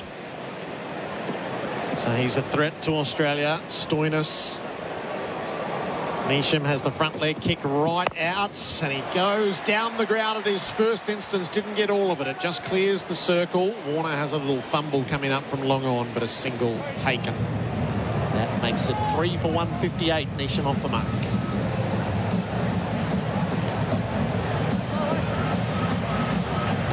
Good comeback from Stoinis after going for that boundary off the first over. A couple of really good slower balls. 1 hit out to deep square leg, 1 hit to long on. I think he'll probably go there again. 4 in the deep on the leg side. Conway is 77. Stoinis bowls to him. Slower ball played into the offside. It's taken out to the sweeper at cover. Cummins in off the rope. Single taken. Conway's 78. New Zealand 3 for 159. I think Australia's going to be really happy at this stage. Kiwis back under, well and truly back under 10 and over now. So they're not going to get that 258, we thought. No. Score predictor hovering either side of 200. Neesham pulls into the turf, down to deep backward square. Hazelwood fields it on the bump. It's 3 for 160. I'm interested, DC, who are you bowling next over? Knowing there's 2 lefties in, short boundary on the leg side, I think it has to be someone who can execute wide Yorker, wide plan with a good change of pace. It's probably Pat Cummins. Also angle, whether he goes over and around. Yeah, Cummins with his ability to bowl that off-break slower ball too, I think is really important. Stoinis bowls. Conway plays from the crease. Tucks it out to deep mid-wickets. He'll only get 1. So 4, followed by a sequence of singles. That will do Australia well. 9 from the over, 3 for 161 after 17. If you're a mechanical or electrical maintenance tradie looking for immediate work, take this Chelgrave checklist. 1. Looking for work. Check. That's it. You're done. Get started immediately with short, long-term or shutdown work with a variety of manufacturing industries with excellent EBA wages and conditions. And Chelgrave ensures you're working safely too. Start working immediately at chelgrave.com.au. That's CHELGRAVE or Google Chelgrave today. 3 overs to come in the New Zealand innings. 3 for 161. Conway is 79. Neesham is 2. Stoinis has finished his work. 4 overs, none for 38. And Pat Cummins has the ball at the Paddington end. He is in to start the fresh over. Conway is on strike and he clubs the ball out to deep cover, but it's only a single. Stark on the spot. Conway to 80. Yeah, to the naked eye, you might watch that and just think Pat Cummins comes on because he's a good bowler, and then a run out to deep point. There is so much tactically that goes into A, giving him the ball, as we were talking about last over, and B, the off-pace, off-spin slower ball that gets Conway 79 off 51 balls to hit that for a single out to deep point to the long boundary and not being able to access the short one. Cummins to Neesham, who's eyeing the leg side, and he pulls powerfully for 6. He is set up to knock the ball out of the Bill O'Reilly stand, and his first foray is to do just that. 3 for 168. That's an outstanding shot. That was the off-break slow ball again from Cummins. Neesham deep in the crease, got nice and low, just baseballed it straight over the deep mid-wicket boundary. Fantastic batting. Third ball. How good. Cummins on the follow-up. Neesham, this is wider of him. It's 2 wide. So Cummins trying to play the angles to get it out of the swing arc. Yeah. Going to drag everything from off out to the short boundary on the leg side, and Pat just pushed a fraction too far. 3 for 168. And normally you see the big quicks operating around the wicket to left-handers towards the base of the innings. Cummins' deliberate plan here over the wicket, taking the ball away from Neesham as much as possible. And you can see he is set up deep in the crease. Yeah. It's a real test of guile, this. Neesham inside out to the offside. It'll land just short of Stark coming in as the cover sweeper. A single for Neesham, 3 for 168. Really good execution. Wide Yorker. Missed just outside that line for the wide the ball before, but backed in his game plan. Similar to that bouncer from Stoinis through the middle. It's the right miss. It's the kind of miss that you want to see. If guys are going to go for wides, you want the bouncer to be too high and you want the wide Yorker to be slightly too wide. You'd rather that than the other way where the ball's in the slot and easy to get away for the boundary. Devon Conway's on 80. Cummins is around the wicket to him. It's wide of the off stump and 2 wide. So Pat's having some trouble. He's only sent down 3 and he's gone for 10 already. That's that same miss you're talking about though, isn't it, DC? Really good execution of length in terms of hitting the hole. You know, he's just got to get that line slightly closer to the batter. Cummins balls. Conway on the slower ball, slapped it down into the turf. Stark comes scuttling in from the cover boundary and keeps it to 1. 3 for 172. Conway is 81. Around the wicket for that ball against Conway too. Obviously wanting to tighten him up, but now he's going to come back over to Neesham. He knows Neesham wants that deep mid-wicket area again. So Finch has deployed his best catches on the leg side when Neesham is facing up. So at backward square, it's Mitch Marsh. At deep mid-wicket, it's Steve Smith. And at long on, it's Glenn Maxwell. Then on the offside, Tim David is at long off. And Stark has been quickly into the action at deep cover. Now, Marsh is coming inside the circle at square, and Zampa has gone to fine leg. Neesham's 9 off 4. He's already cutted a big 6 from Cummins, who bowls to him again. Full toss.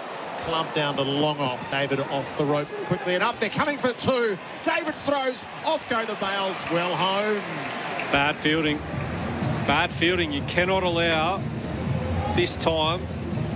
That was struck firmly as well. Not the deft touch that the double is in play.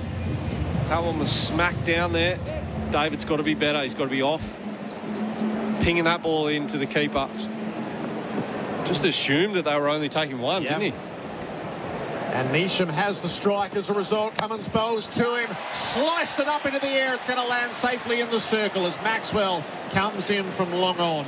They'll get 2 on a ball that pitches and stops. Neesham to 13, 3 for 176. It's a 15-run over from Pat Cummins. Want to build a new home but need to move in now? Henley has fixed price completed homes and townhomes ready to buy with premium inclusions in the best locations. Get the Henley Everyday Advantage. Buy a completed home and move in now. Henley.com.au. RJ Sanderson and Associates are accountants and taxation specialists. Individuals, companies, trusts and self-managed super funds. Take the stress out of tax returns, financial statements, bookkeeping and BASs. rjsanderson.com.au. Bit of a rugged night for Perfect Pat. 4 overs, none for 46. The last 2 are going to be bowled by Stark and Hazelwood. Stark first from the Randwick end with a total of 3 for 176. Conway's 81 and Neesham is 13. Conway has the strike at the start of the over.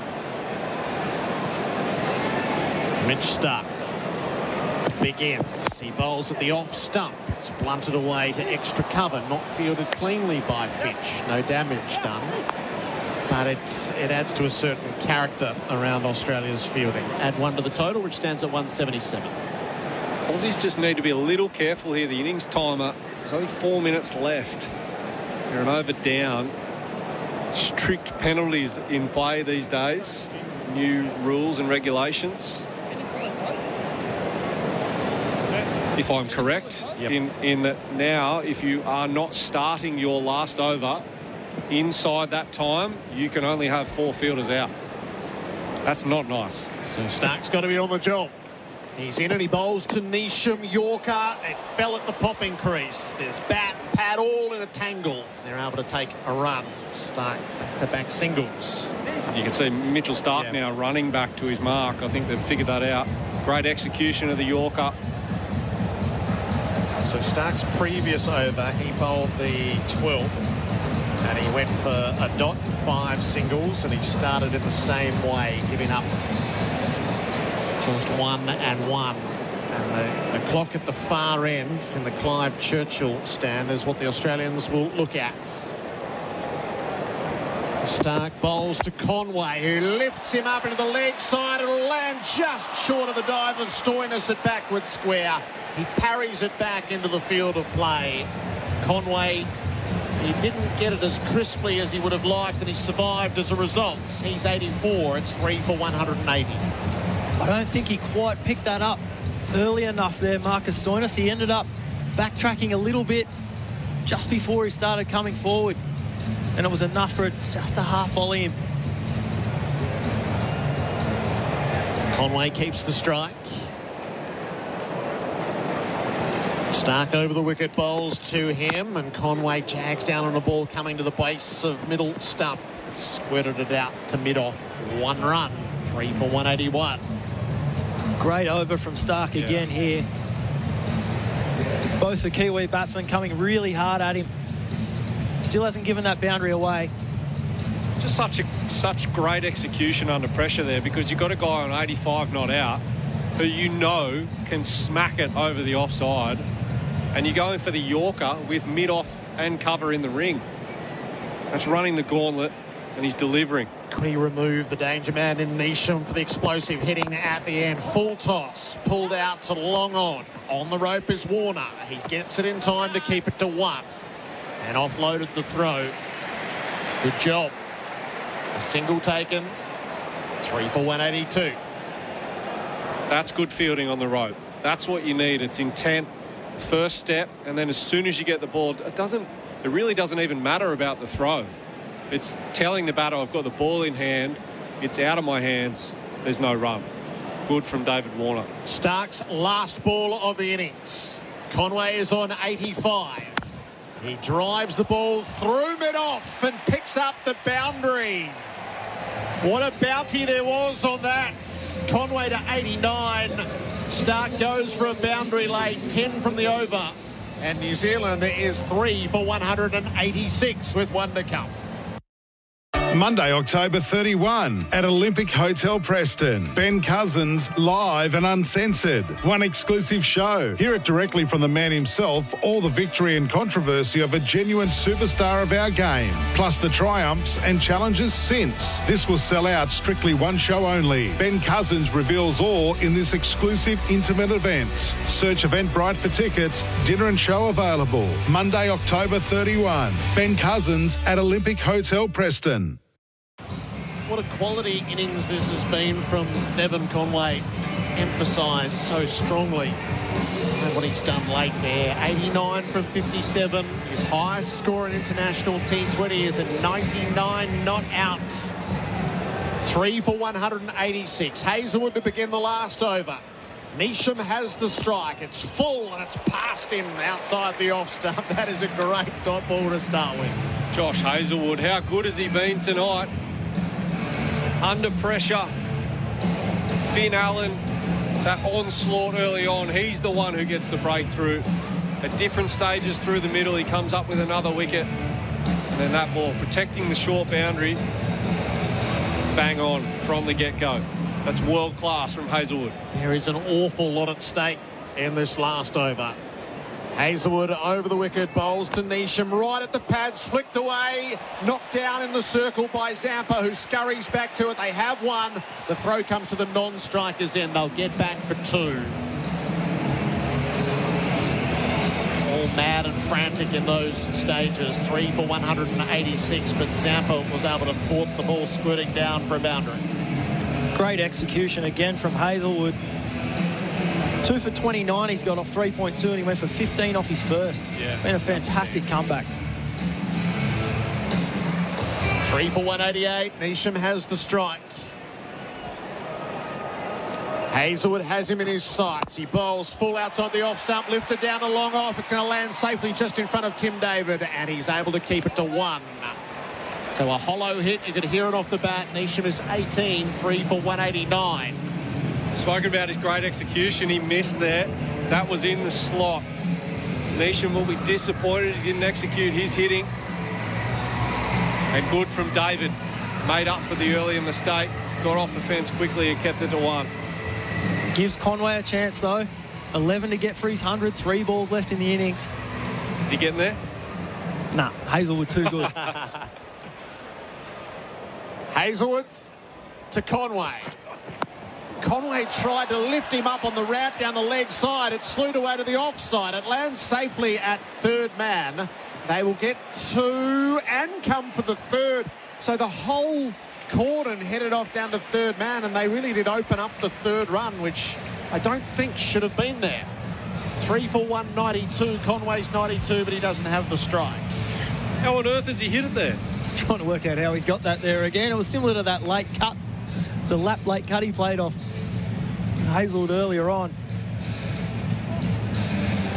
Tried to flick that one over the fine leg and got a leading edge. Over third man, Mitchell Stark chased it down. It's all happening. So no century for Conway. 200 is still in the sights for New Zealand. Hazelwood bowls to Neesham. He clubs the ball down to long on with ferocious power. A single taken to Maxwell, who offloads to the striker's end. Wade misses the stumps. He had to leap up high to haul it in. It would have been a run out if Wade had been able to get it onto the timber, but he missed. 2 taken. 3 for 194. It's an outstanding bit of work from Glenn Maxwell. The throw was only just too high, but he's had to throw at 80 metres. Yeah. It was well hauled in by Wade, but the parry couldn't quite get it there. Last ball of the innings. A 6 for 200. Neesham faces up. He lifts it to Maxwell over his head for 6. They do get the 200, the Black Caps. Monstrous hitting from beginning to end. It was an innings that deserved a 6 at the end. And so it is stamped off the bat of Jimmy Neesham. 3 for 200 neat from 20 overs as New Zealand have thrown it down to Australia at the start of the World Cup. That's an outstanding innings from the Kiwis. Beautifully held together by Conway, but they just kept going all the way through. Finn Allen was fantastic. Kane Williamson came in and got that partnership, kept that partnership going with Conway, and then Neesham finishing off at the end there. After being sent into bat, they certainly would have been taking 3 for 200. Yeah, absolutely right. And I think all throughout that batting innings, New Zealand threw down the gauntlet to Australia. They took us head on. Some world-class bowlers, in particular, the 3 up top in the power play. Finn Allen was outstanding. But then Australia, for me, they bounced back really well. They can take a lot of confidence out of that bounce back, particularly from Zampa onwards. Josh Hazlewood with that initial wicket, and then how he bowled for the rest of the innings until probably that last over. He missed twice. He didn't get hurt the first time, but Jimmy Neesham closed it out with a 6 to bring up 200. New Zealand 3 for 200, a very formidable score. Can Australia chase it down? We're in for 14 off the last over. We are in for something. So the New Zealand card, Allen bowled Hazlewood for 42. Williamson, LBW, Zampa for 23. Phillips, Corton bowled Hazlewood for 12. Conway not out 92. Neesham not out 26. New Zealand 3 for 200 at the close. Stark 4 overs, none for 36. Hazlewood 4 overs, 2 for 41. Cummins 4 overs, none for 46. Stoinis 4 overs, none for 38. Zampa 4 overs, 1 for 39. Australia will need 201 to win. We're really in for something here. The innings break for Macca's. Enjoy your favourites at Macca's. So 3 for 200 New Zealand. My goodness, there was some good play in there. That's a power plus performance from Devon Conway for sure and certain. 92 from 58 balls.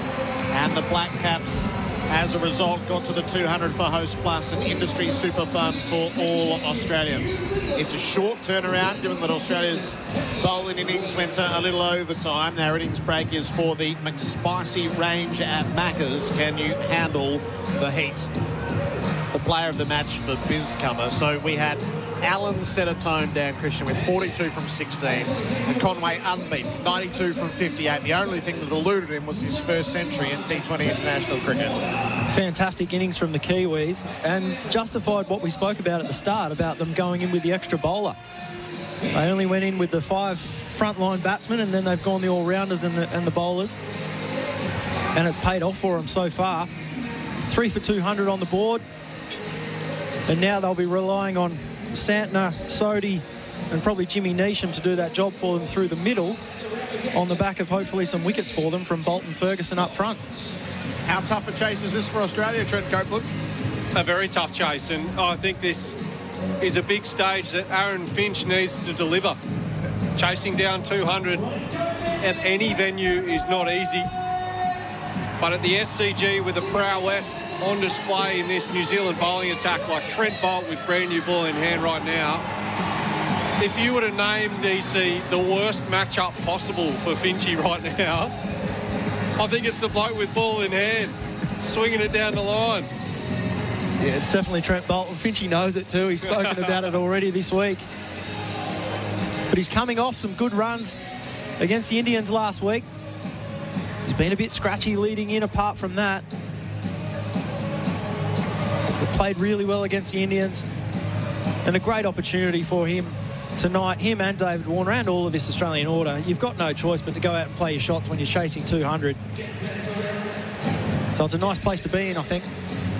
The target is 201. I think T20 is quick. Try BizCover, business insurance in minutes. The countdown.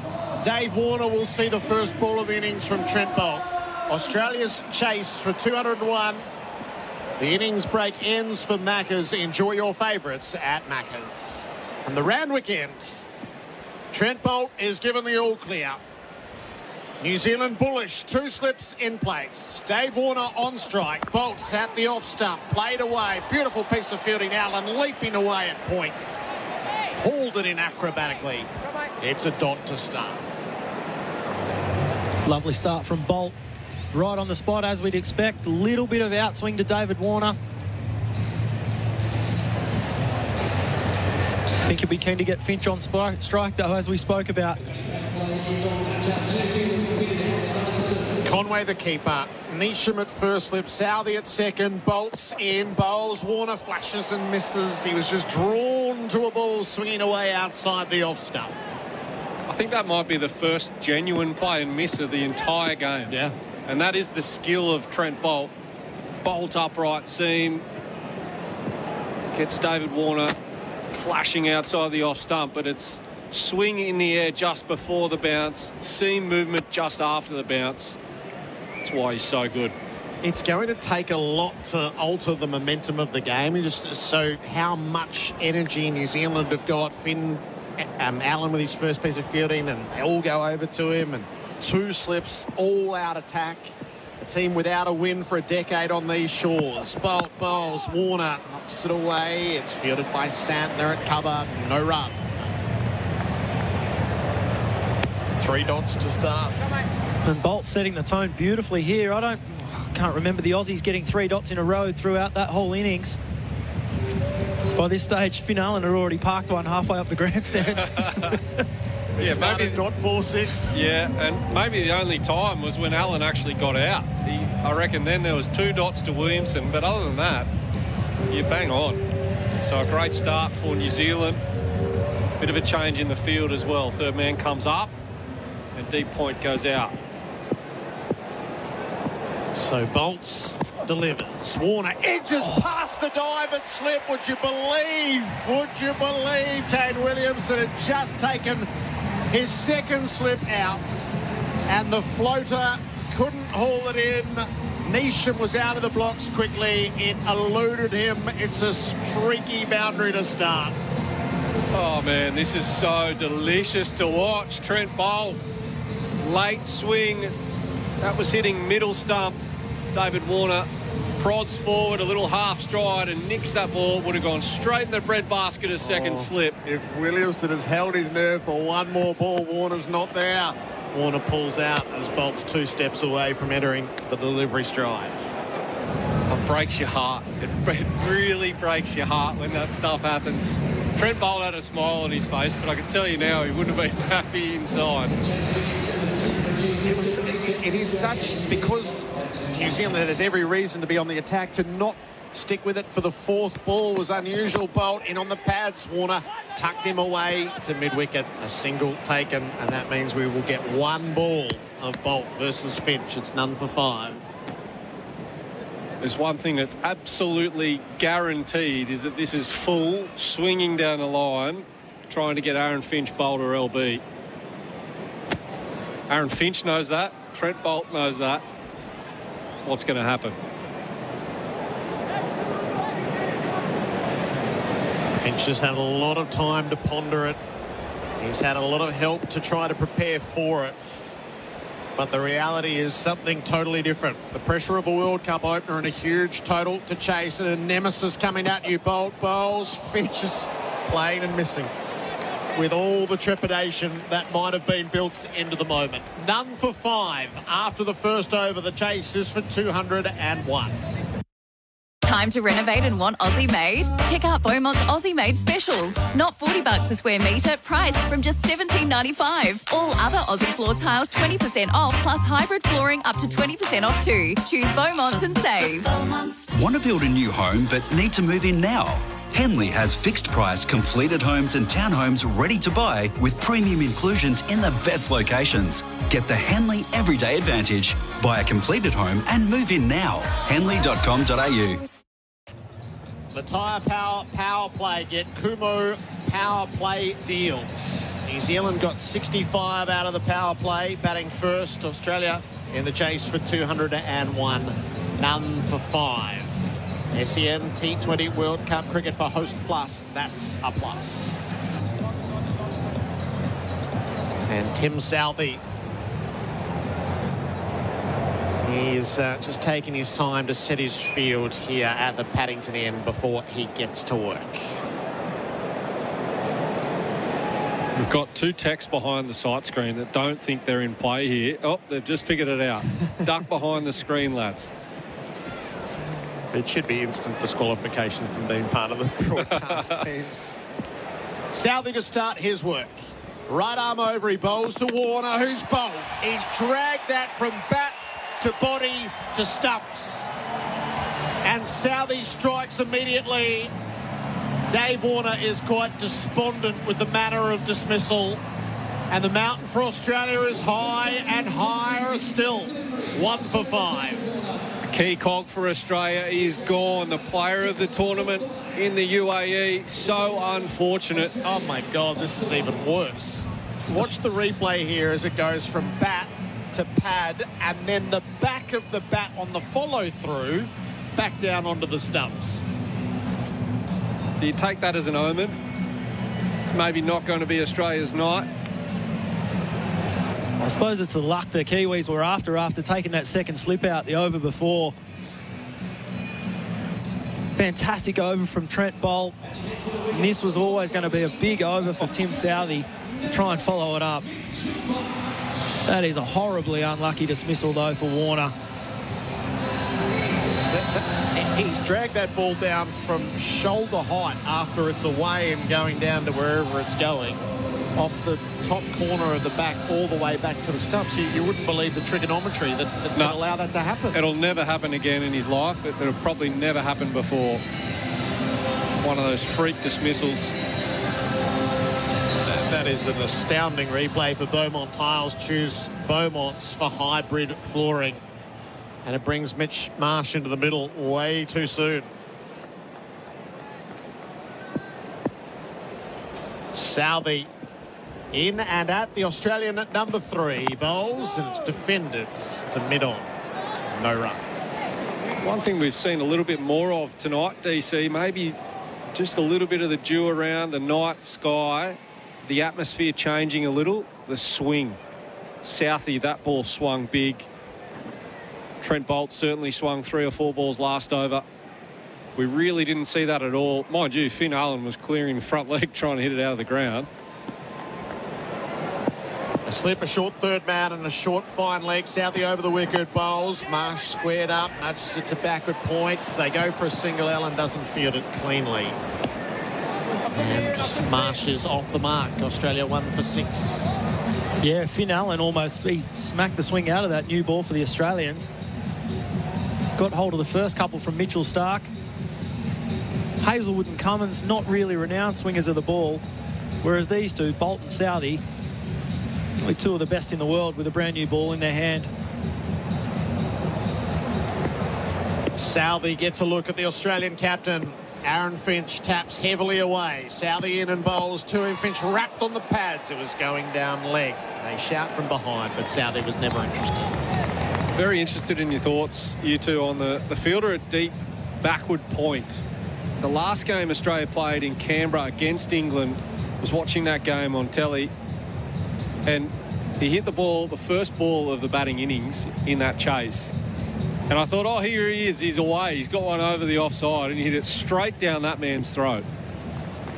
And I think New Zealand have obviously thought, OK, if he's going to try and hit us over mid-off. Southey to Finch, jumps down the pitch, punches hard to mid-off, doesn't beat him, no run. Williamson is on the job. They've obviously thought, you know what, that's actually a pretty good play. Aaron Finch known for that step hit over mid-off early in the power play to someone bowling out swing like Tim Southey. I think it is a good defensive position as well. It stops that, particularly with the ball swinging away from Finch. Yeah. If he wants to try and push a one, it brings his slips into play. Southey to Finch, tucked up, drops it to the leg side, hustles through for a single off the last ball. A wicket and 2 runs from the over. Australia, after 2 overs, 1 for 7. Your home of tennis is The First Serve, live weekly on SCN, other themed podcasts, online at thefirstserve.com.au and on Facebook, Twitter and Instagram with all the latest news and results. Join us live Monday nights at 8 p.m. Eastern thanks to GLG Green Life Group, leaders in property services at Open Space Management at glgcorp.com. Taking your calls or on the tennisdirect.com.au text, Australia's #1 online tennis store. Use the code FIRSTSERVE10 to get a nice discount. The First Serve across the SCN network and the SCN app.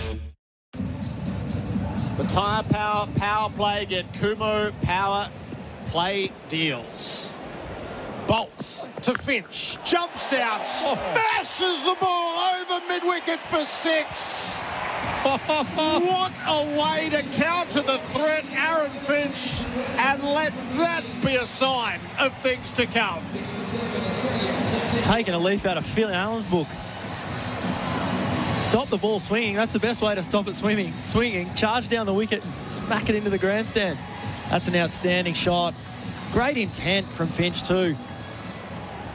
I hope this is what we see all tournament. Freedom. You know, there's so much talk about form and things.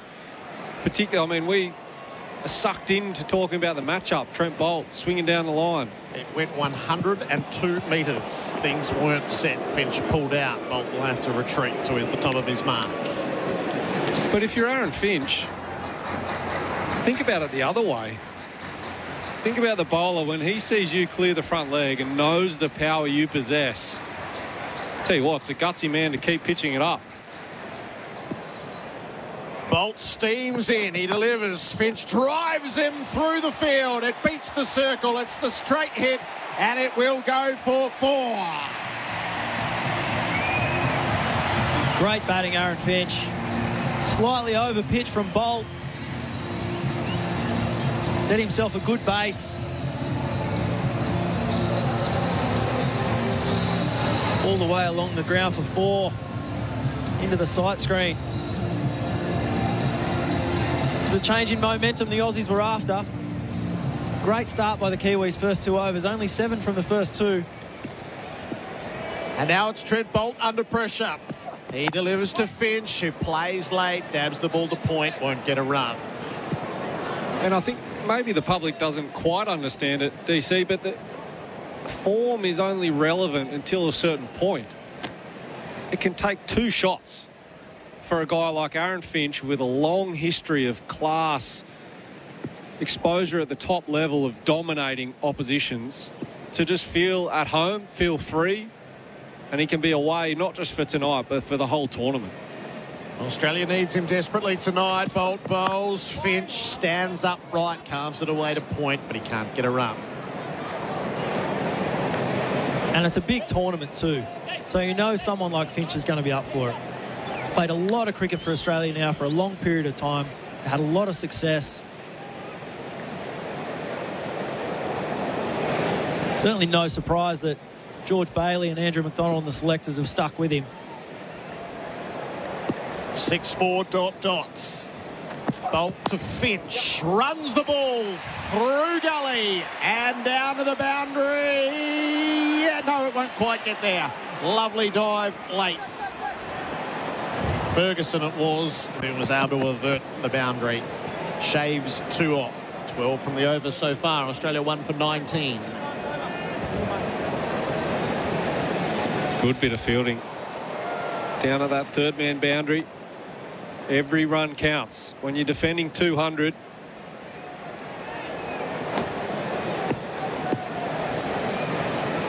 Two in the deep, forward of square on the leg sides, with 1 to come in the over. Boult is going to deliver it to Finch, who leans on the ball to cover a dot to finish it. 12 from the over. Finch is away. He's 13. Marsh is 1. 1 for 19 in the Tyre Power play. Get Kumo power play deals. Time to renovate and want Aussie made? Check out Beaumont's Aussie made specials. Not $40 a square metre, priced from just $17.95. All other Aussie floor tiles 20% off, plus hybrid flooring up to 20% off too. Choose Beaumont's and save. Want to build a new home but need to move in now? Henley has fixed price completed homes and townhomes ready to buy with premium inclusions in the best locations. Get the Henley Everyday Advantage. Buy a completed home and move in now. Henley.com.au. SEN T20 World Cup cricket for host plus. That's a plus. New Zealand was none for 46 after 3. Australia is 1 for 19. The target is 201. And Trent Copeland, they're going to go to spin early, the Kiwi. Yeah, Santner in the power play. He does it a lot in the IPL. He's certainly accustomed to doing this for New Zealand. And I think a distinct game plan for someone like Mitch Marsh. Pace off. What he is so good at is picking up good length bowling, even with the swing of the new ball. Just hitting sixes in the power play, so challenge him with something different. Long off for deep mid-wicket. That's how they're spending there too. Santner around the wicket, begins to Marsh. Bat and pad tight together, defends back down the pitch, no run. I think those last few balls of Bolt's over, they didn't really come back into Finch. They didn't really angle back in. So with the swing being gone, Williamson's made the quick change. The tall and imposing figure of Mitch Marsh faces up to Santner. He sweeps for 4. Got it cleanly through backward square. Climbed all over it. Safely away to the boundary. Building momentum, building momentum. Marsh is 5. Great batting, Mitch Marsh. It's a pretty good ball from Santner. He brought the stumps into play, but with only one bloke to beat out on that leg side boundary. Plenty of gaps for Mitch Marsh to find there. If they're going to chance their arm in the power play with a spinner, you've got to get something from it. Marsh stays home. It's into the pads. A stifled shout. It stays 1 for 23. Nice bowling again from Santner. Doesn't look like he's trying to turn it too much. So the change deep backward square to the rope. Mid-wicket up. Mid on to the rope. And long off inside the circle. So a 4-man change between deliveries. Santner slowly in. Marsh goes inside out. Over cover for 6. That's a mighty blow. Almost into the second tier, DC. That's a big hit, that over cover. Great batting, Mitch Marsh. Santner slightly outside off stump. And he just had a little shimmy towards the leg side, Mitch Marsh, as he let the ball go. Opened the offside up for him. Haven't found it yet. Still searching for that in the crowd. That went 97 metres. Finch had one go 102, so these two are winding up. There's no other way when the target is 201. 1 for 29. Santner continues. Dragged it down. Marsh just leans on it. Played it to square leg and ambles through for a run. 1 to come in the over. Just possesses so much power, Mitch Marsh. I feel like he didn't get all of that. It's gone 97 metres over the offside. Love that he's batting at 3 for Australia in this format. So dominant.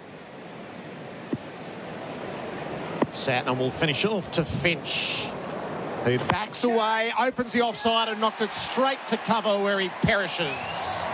Williamson takes the catch and Aaron Finch is on his way too soon. He goes for 13. Australia is 2 for 30 and all the advantages of the over against Santner given back on that last ball. The Tyre Power power play. Get Kumo power play deals. Batting, bowling or keeping behind the stumps like I did, you'll always need a good plan to perform. It's the same at Tyre Power. Have no plan to look after your tyres and you'll impact your vehicle's ability to brake efficiently, steer straight and maintain fuel economy. That's why Tyre Power offers a free 5-minute tyre safety check. It's part of their family first world-class service. So too, fair pricing and great value. How's that? Find your local Aussie-owned independent Tyre Power store at tyrepower.com.au.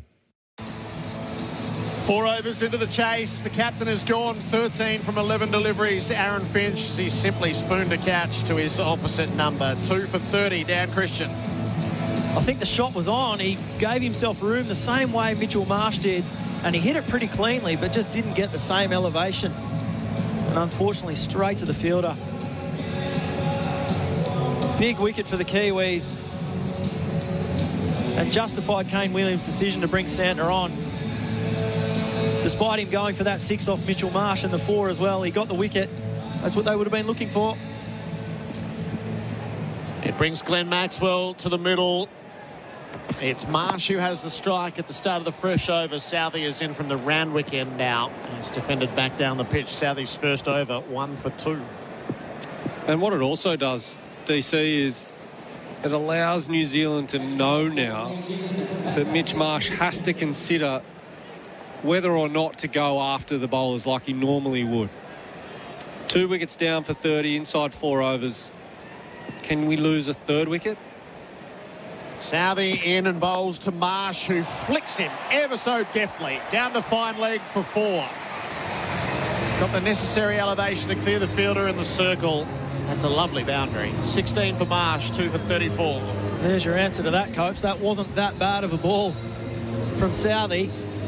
Angled in at middle stump. Was the slow ball as well, actually. Picked that up Marsh nice. has got low, picked it up beautifully.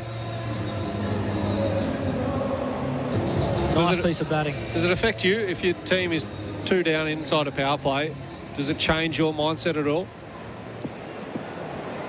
Southee is coming to over the wickets. He bowls to Marsh, who squared up. It falls to the offside. It was uppish initially. It lands safely enough. Thankfully, I don't have to worry about it too much, Coach, because I bat down at sort of 6 and 7. And well, pretend you're batting at 4. I think you've got no choice but to keep playing your shots. The run rate's almost at 11 and over. Yeah. You've got to maximise this power play period when there are only 2 fielders out and the ball's still hard. Southee rolls into Marsh, who plays and misses. It wrapped him on the pads. Southee desperately wants it. He gets support from Conway. I feel they'll talk Williamson into reviewing this without much hesitation. Southee was so keen on it. So Williamson is saying height. He's not getting much feedback from anyone. No, he's going to let it pass.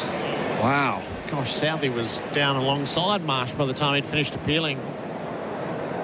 We'll wait for a look on the replay screen for Beaumont tiles. Choose Beaumont's for hybrid flooring. Slow ball again from Southee. Oh, back maybe leg. Just outside the line, maybe high. It did have Marsh reaching and swishing for it. The change of pace. Southee bowls. Marsh, bang, high into the air. He's in trouble. He's going to get caught at deep mid-wicket. Neesham hangs on, and Mitch Marsh is gone. Didn't get enough of it. And this is unravelling for Australia in the power play.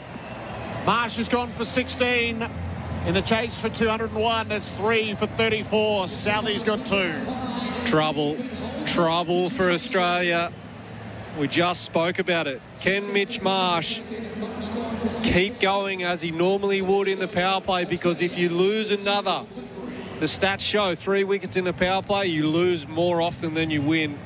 Australia right up against it now. Glenn Maxwell, 0 off 0, hasn't faced the ball.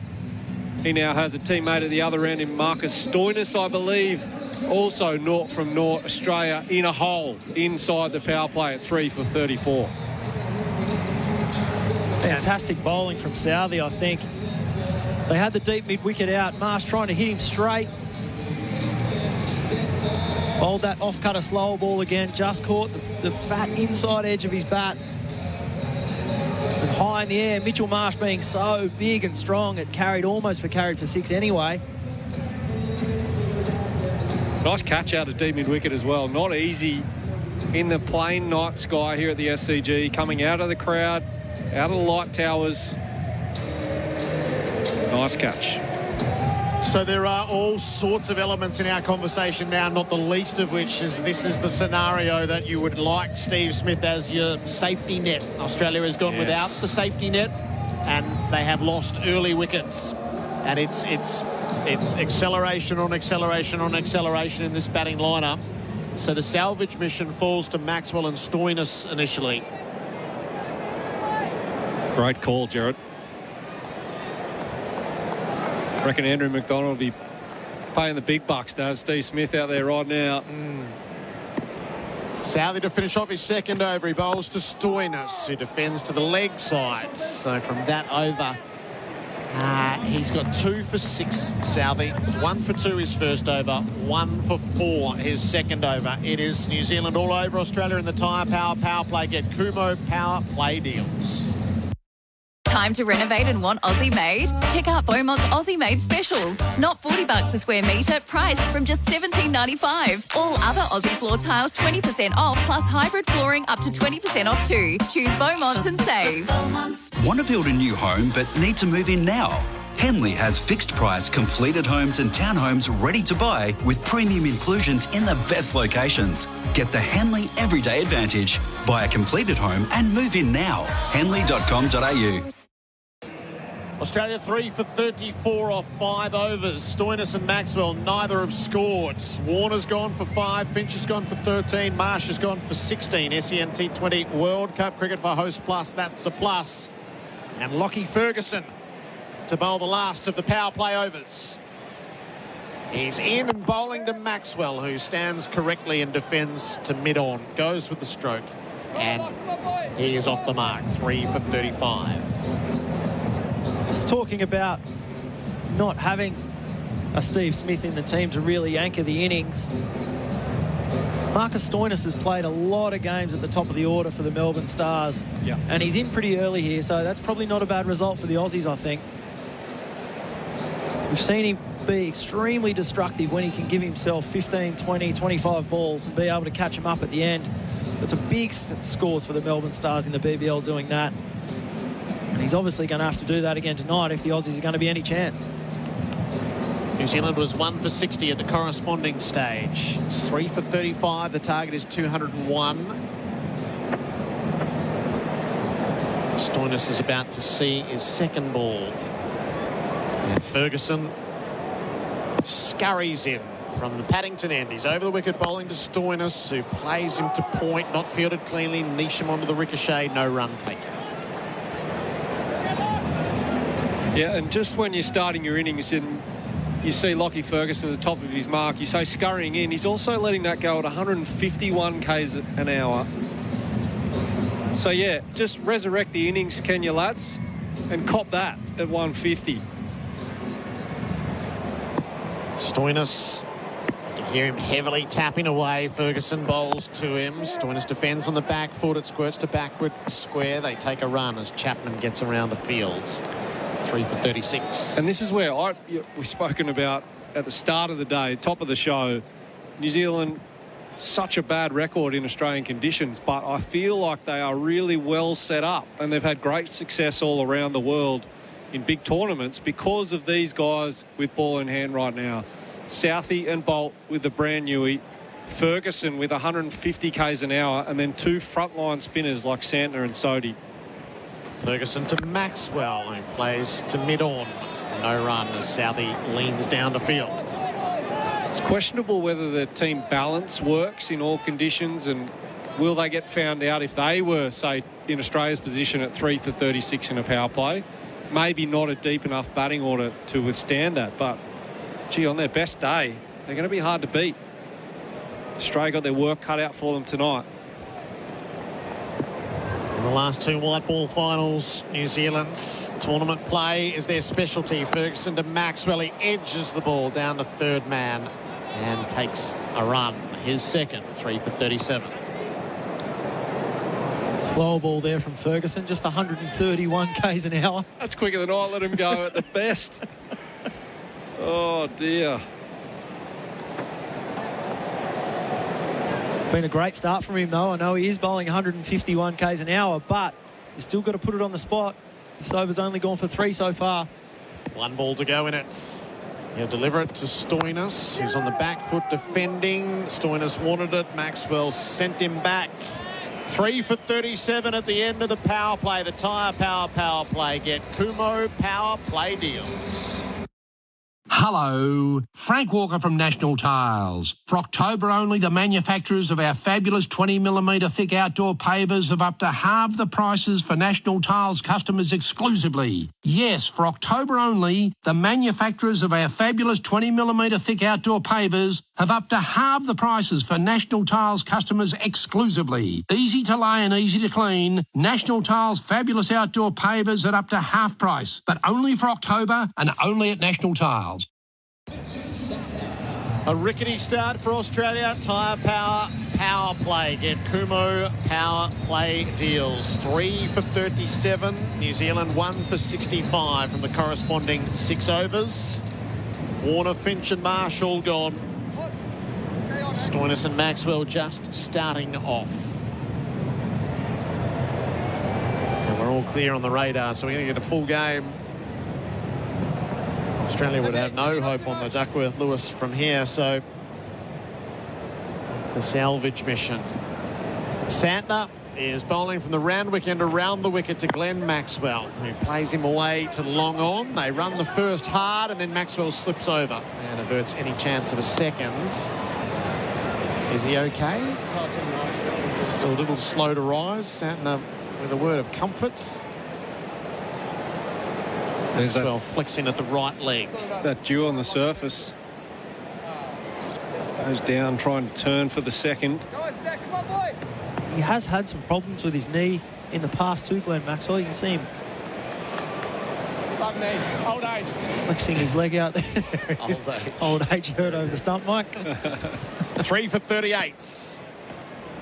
Santner to Stoinis. Beat him on the sweep. Conway whips the bails off. Dot ball.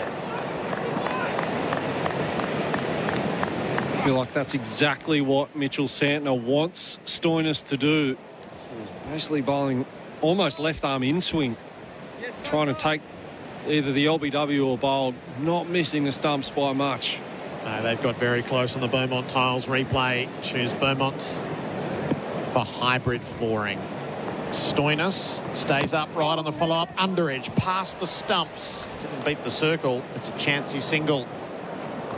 Australia riding their luck from a desperate early scenario. Stoinis is 2, Maxwell is 3. It's 3 for 39. That required run rate's just ticked up to 2 runs a ball now for the rest of the innings.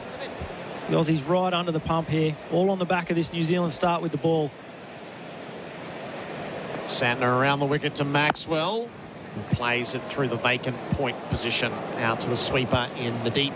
He moves to 4. It's 3 for 40. Here's another question for you. Is that something you look at actively at this moment in time, or are you just batting? You just got to get through for a little while. It's Stoinis' task at the moment. I don't know what he was going to do initially, but he ended up standing and chopping the ball into the pitch. It trickled harmlessly to the offside, no run. I think you have to start looking, needing 12s. It's only a few more dots, and all of a sudden we're at 13s, and the game's pretty much done once you get much higher than that. Last ball of a frugal over. Stoinis clouts it away on the dive. Williamson knocked it down. They scurry through for a single at extra cover. Add 1 to the total. 4 from it. 3 for 41. SEN T20 World Cup cricket for Host Plus. That's a plus. Want to build a new home but need to move in now?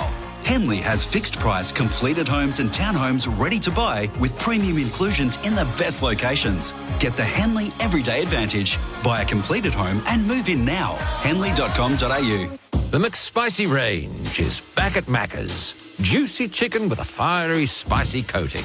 As delicious as it is eye-watering. Can you handle the heat? Ba-da-ba-ba-ba. Available after 10:30am for a limited time only.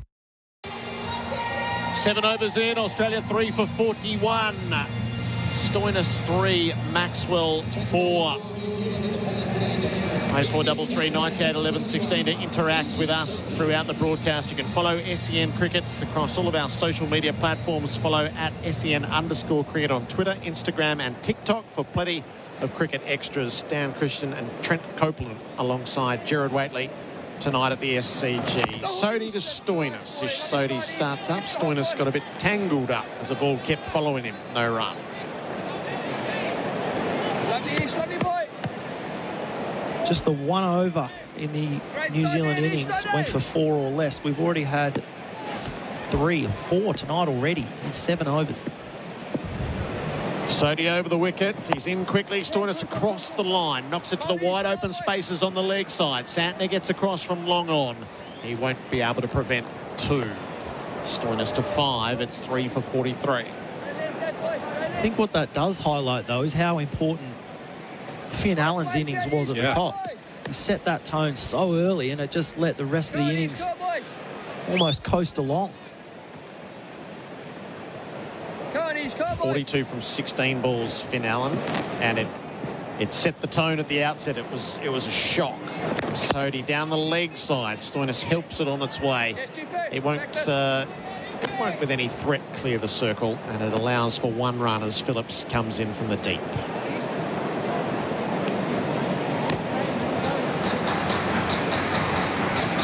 Something's going to give here. 12.56 required run rate.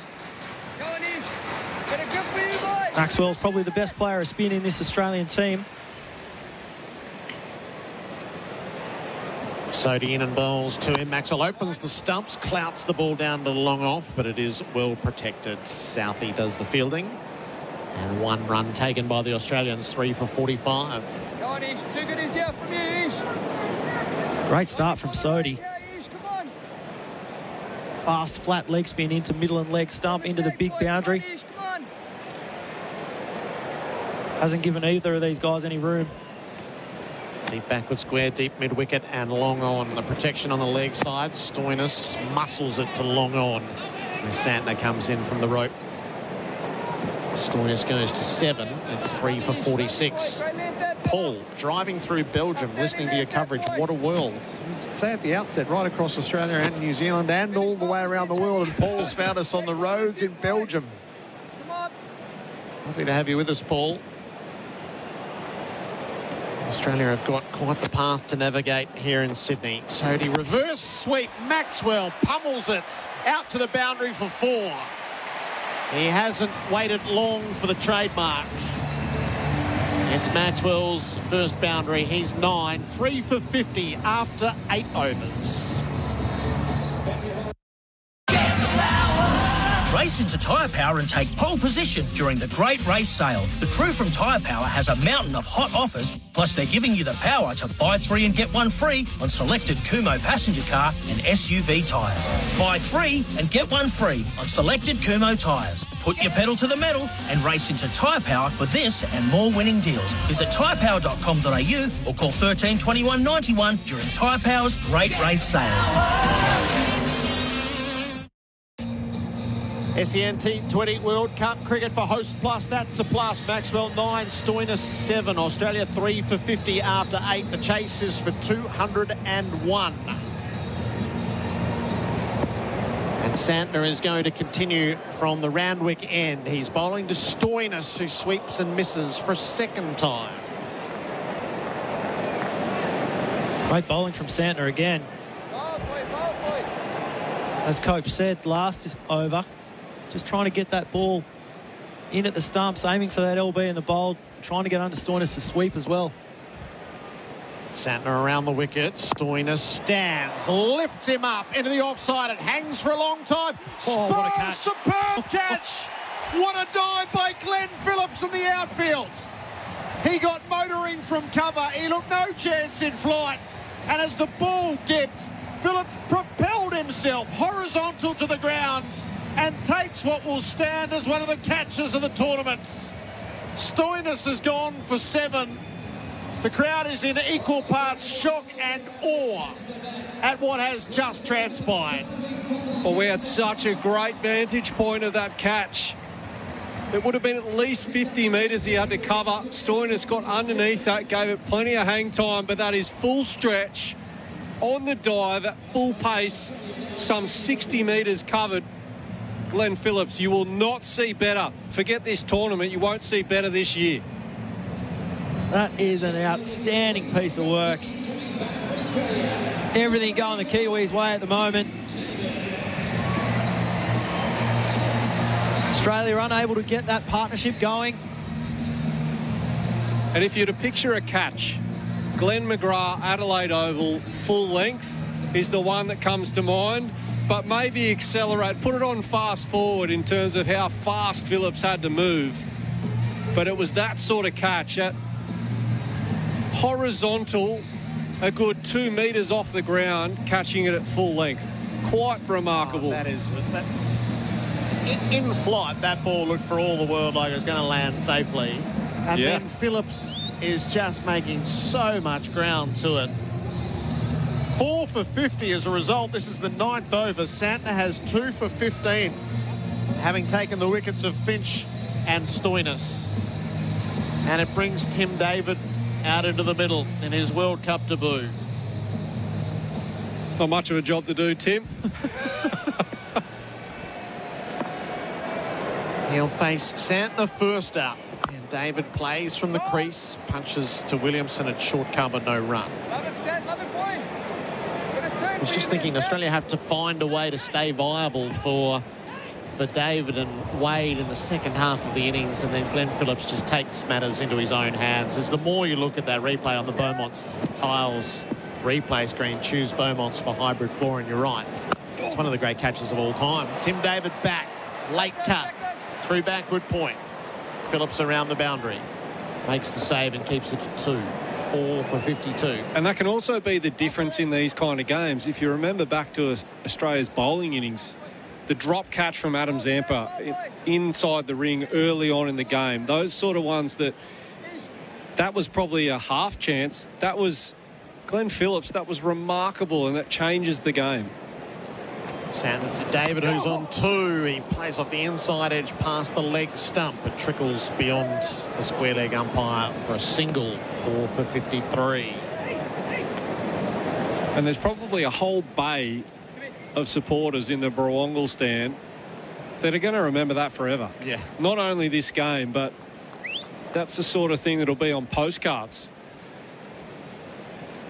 It will end up being the signature moment of a New Zealand win after more than a decade on these shores. Maxwell takes the ball from the stumps down to long off and goes through for the single. He's 10. That's 4 for 54. And that is the end of 9 overs. SEN T20 World Cup cricket for Host Plus. That's a plus.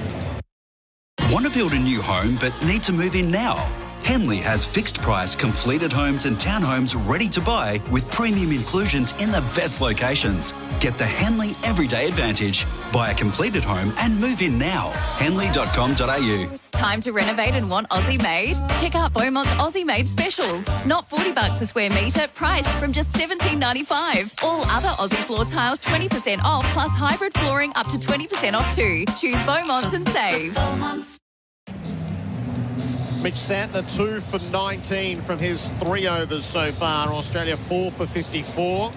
Previous over, a wicket and 4 runs. So Australia have lost wickets in the 2nd, the 4th, the 5th and the 9th overs. Sodhi sets in. There's a bit of a disturbance. That saw Glenn Maxwell bail out. 4 for 54. 10th over, Maxwell 10, David 3. Sodhi's over the wickets. Maxwell's gone to the reverse sweep quickly all the way across the turf this time. He's picked out the fielder in the deep. And square, and they take a single. We'll see a lot more of that from Maxi, particularly to that short boundary out to the offside. He's almost more comfortable playing that reverse sweep, or it's almost like a reverse slog sweep, the one he played in the previous over from Sodhi, than he is playing the conventional sweep. Stump high, stump high. But Tim David's the man here now. 13.48's the required run rate. He's going to have to use some of that power. Yeah, it's a figure of great curiosity. Now would be a good time. He drives the ball to short cover. Williamson fields no run. If we wanted a crash course in getting to know him the next hour, across 10 overs would be a pretty handy way. He's facing Ish Sodhi. He's beaten in flight. The ball gets away to short third man, fielded on the slide. Single taken.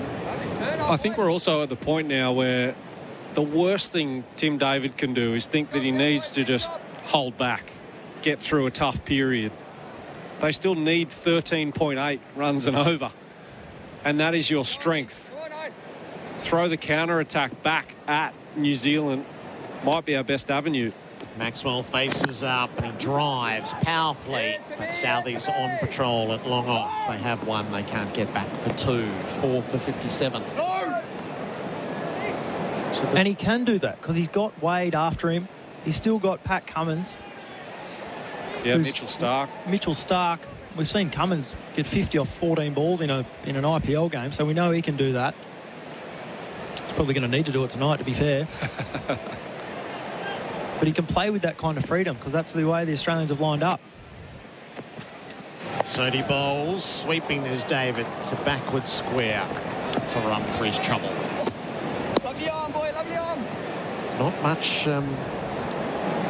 much other than singles for a while. There was a boundary late in Sodhi's over 2 back, but beyond that, you've got to go back to the 5th over to find another boundary for Australia. 4 for 58. We're about to hit the halfway mark where New Zealand were 1 for 92. Sodhi delivers us there. Maxwell inside out. Bang. Extra cover. 1 bounce over the rope for 4. So that releases the shoulders a little. It's quite a mountain Australia need to climb. Maxwell is 16. 4 for 62 after 10 overs. We reach the halfway mark on SEN T20 World Cup Cricket for Host Plus. That's a plus. Winning in cricket is hard. You need to perform at your best, day in, day out. It's the same with your super. If you're with Host Plus, you're with a top-performing super fund over the long term. Having a top performer on your side, that's a plus. Host Plus. Super Ratings SR50 Balance Index, August 2022. General advice only. Consider the relevant Host Plus PDS and TMD at hostplus.com.au before deciding if Host Plus is appropriate for you. Past performance is not a reliable indicator of future performance. Search Compare Host Plus today. Southie to start his work. Right arm over, he bowls to Warner, who's bowled. He's dragged that from bat to body to stumps. Bolts to Finch. Jumps out, smashes the ball over mid-wicket for 6. 4 at the change of pace. Southie bowls. Marsh, bang. High into the air. He's in trouble. He's going to get caught at deep mid-wicket. Neesham hangs on. Stoiner stands, lifts him up into the offside and hangs for a long time. Superb catch. What a dive by Glenn Phillips in the outfield, and takes what will stand as one of the catches of the tournament.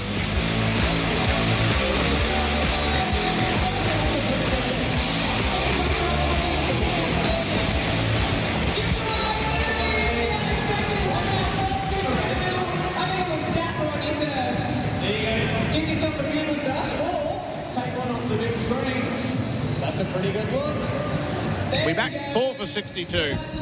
Sorry, still trying to shovel the last bit of dinner in. It was a very short innings break. 4 for 62. Warner 5, Finch 13, Marsh 16, Stoinis 7.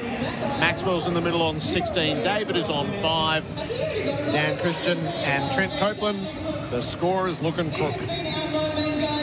It's been an outstanding start from the Kiwis. Tim Southey's took 2 for 6 in the power play. Santner's only gone for 19 and taken 2 wickets in the power play and outside of it. He's about to bowl his last over, I think. Ish Sodhi started really well. Been a very complete performance from the Kiwis so far.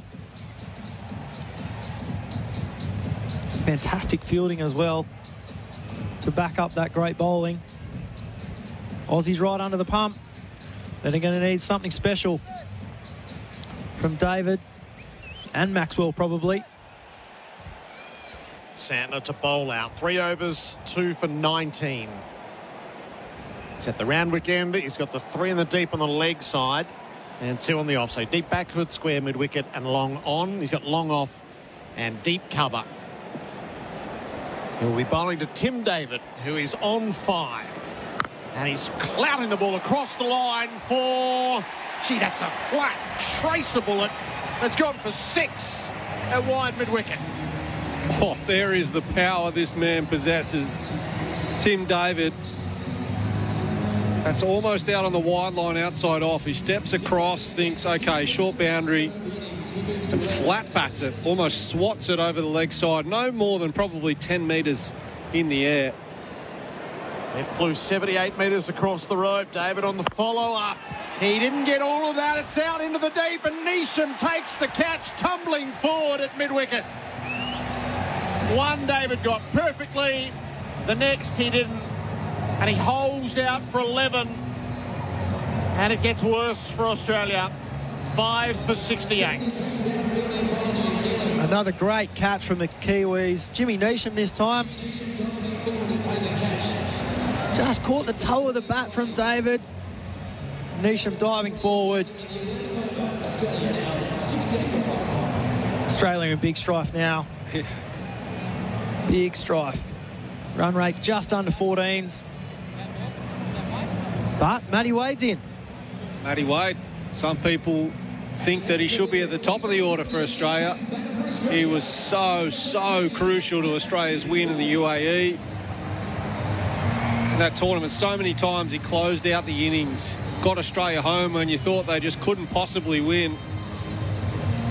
And he's in some amazing form. Last sort of 6-7 months, been quite exceptional, IPL included. 72 matches, just over 1,000 runs, an average of 25, but a strike rate of 132. Australia going to need every bit of that. Santner's taken 3. Yeah. 3 for 25. Really good piece of bowling too. We'd spoken about him angling the ball in almost like in swing. That one, the traditional offie, a little slower, grabbed the surface, and that's what gets the toe of the bat. So this is probably it for Australia, as the tournament can go belly up if they collapse with the damage to the net run rate. Wade and Maxwell are the last stand, and Wade starts with a correct off drive, rolls it out into the deep, and starts his account. 5 for 69. This is the middle stages of the 11th over. That's a great point, Gerard. And we saw that in the last couple of weeks in the couple of the associate teams in those qualifiers being beaten really badly, and they've ended up missing out just due to the net run rate. So it's going to be important for Australia here.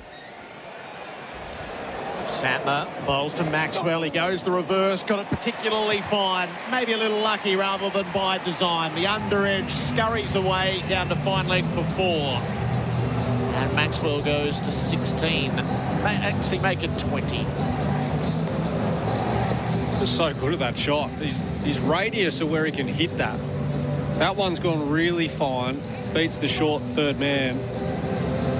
And we saw only 2-3 overs ago, he stands there and hits him flat over mid-wicket. That's his most productive stroke by a margin. And again, there's just disruption down at the side screen. Yeah, it wouldn't shock me. Is it cover or is it mid-wicket, Copes? What is it when you play a reverse swing? Yeah, that's a good point. He does it so well both sides of the wicket. You've almost got to change the name of the fielder. Yeah. Santner around the wicket to Maxwell. He's gone reverse again. This time it went forward of square, quite unintentionally. It lands safely in front of Williamson, a dot.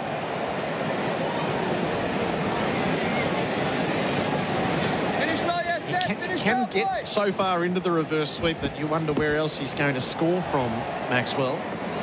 Santner bowls to him, and Maxie stands up on it, bangs it down to long on, and concludes the over with a single. So Santner will finish with 3 for 31. Australia get 12 from it, but a wicket lost. It is 5 for 74. Want to build a new home but need to move in now?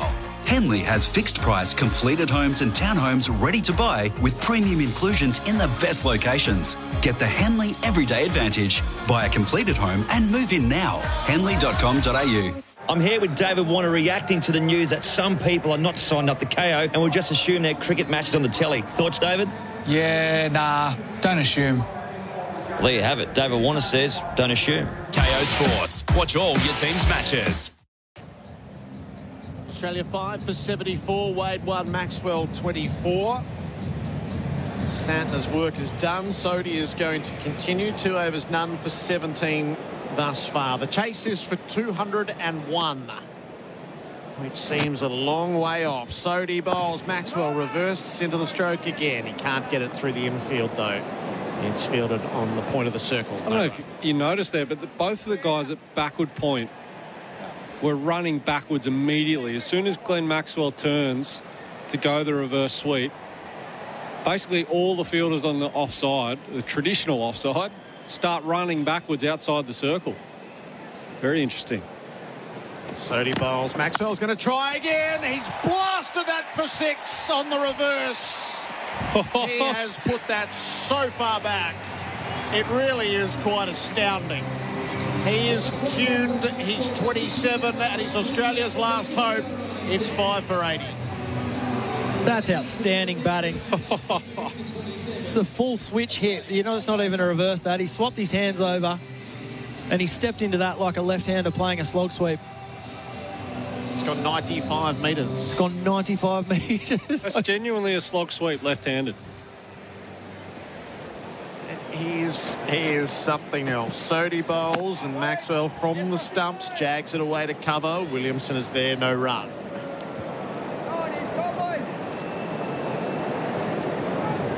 Freakish batting. Yeah. So I think he has scored 20. He scored 20 or 21 in the opposite grip, however you want to describe it. Sodhi bowls. He opens up the stumps but clubs the under edge back to the bowler, and you can hear Maxwell's frustration at the missed opportunity.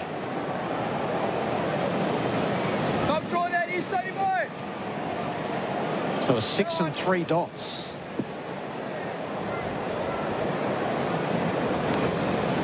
Sodhi. He's busy in his approach. Maxwell again switched over. He knocked it across the turf. Out to what ends up being deep mid-wicket.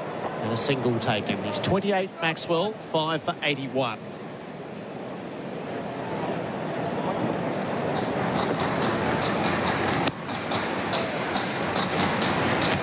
Matty Wade will get a look at the last ball of the over. Corresponding stage, New Zealand 1 for 114, Australia 5 for 81. Wade punches the ball through cover. There's a sweeper on duty. So 1 more to the total. 8 from the over. At the end of 12 in pursuit of 201, Australia is 5 for 81.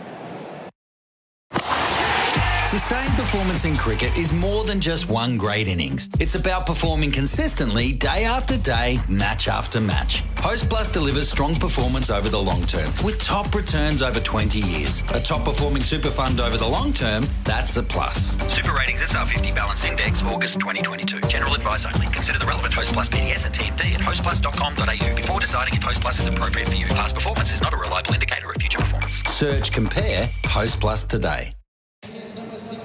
Make it 5 for 82. Skillmore just a fraction slow keeping up. SEN T20 World Cup cricket for Host Plus. That's a plus.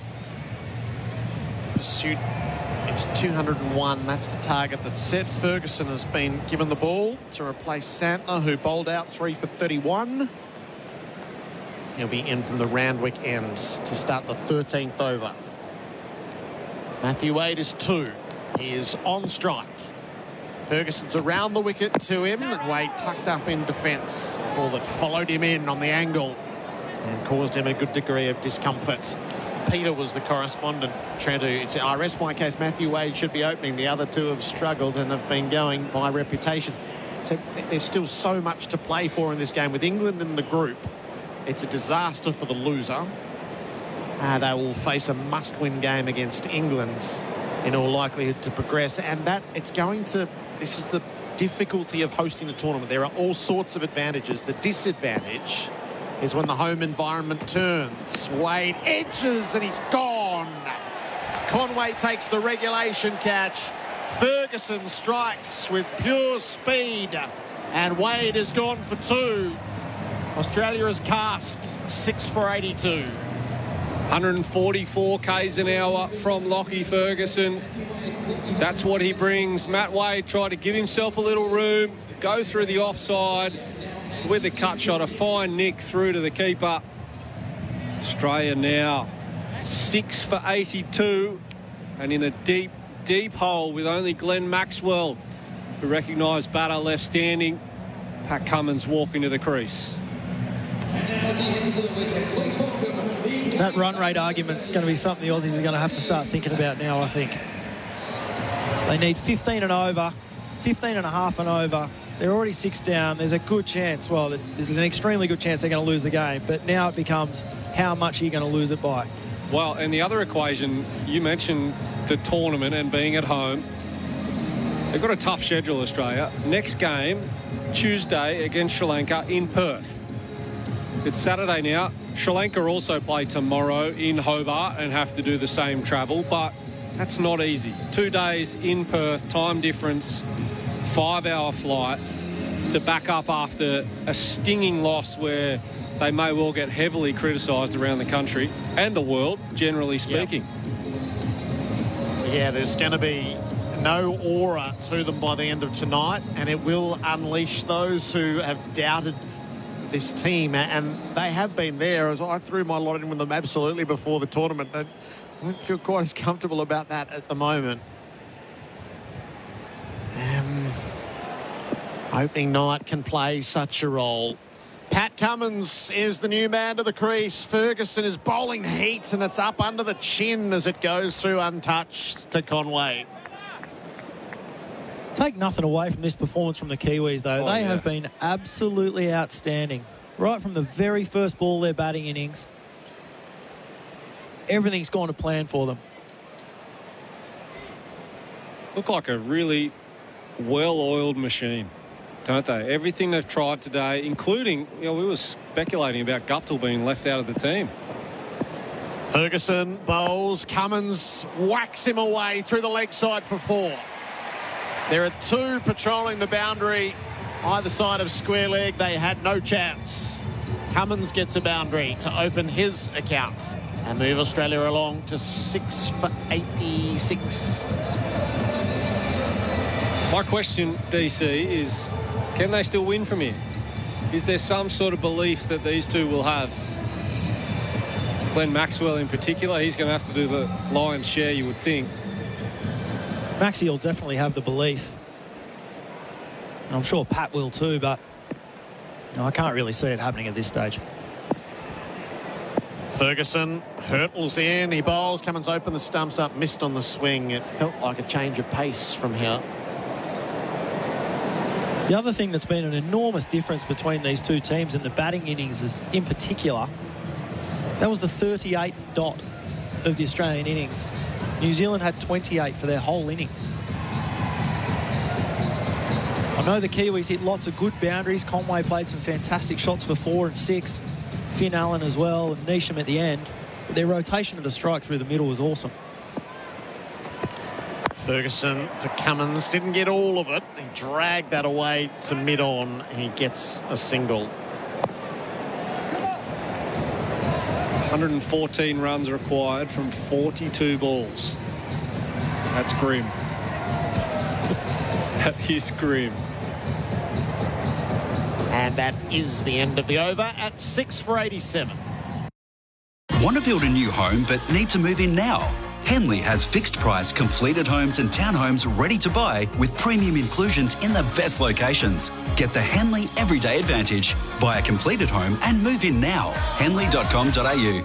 It's RaceNet IQ out in front, joined by Tony Brassel and Mark Guest. RaceNet IQ still with exclusive access to expert analysis from the biggest names in Australia. Incredible stuff from RaceNet IQ. There's a name for us all to remember. Search RaceNet IQ today. SEN T20 World Cup cricket for Host Plus. That's a plus. Ish Sodhi is bowling straight through. None for 25. This will be his 4th and final over. Maxwell 28. Cummins is 5. 6 for 87. Sodhi bowls. It's well flighted, and Cummins leans forward, knocks it back to the bowler. Double figure overs, Dan. 10 for New Zealand in their 20, and Australia's only managed 3 so far. to sit alongside you at the dot ball count. Sodhi bowls down the leg side, untouched and a wide. Which are two of the sort of big KPIs you look at when you play a lot of 2020 cricket. You're looking at trying to reduce your dot balls and trying to maximise those big overs, or particularly your boundary count, which coincide with your big overs. So, yeah, New Zealand well on top on both of those. So he bowls. Cummins plays from his pads. He beats the dive of Williamson at mid-wicket. Helps himself to a run out into the deep. 6 for 89.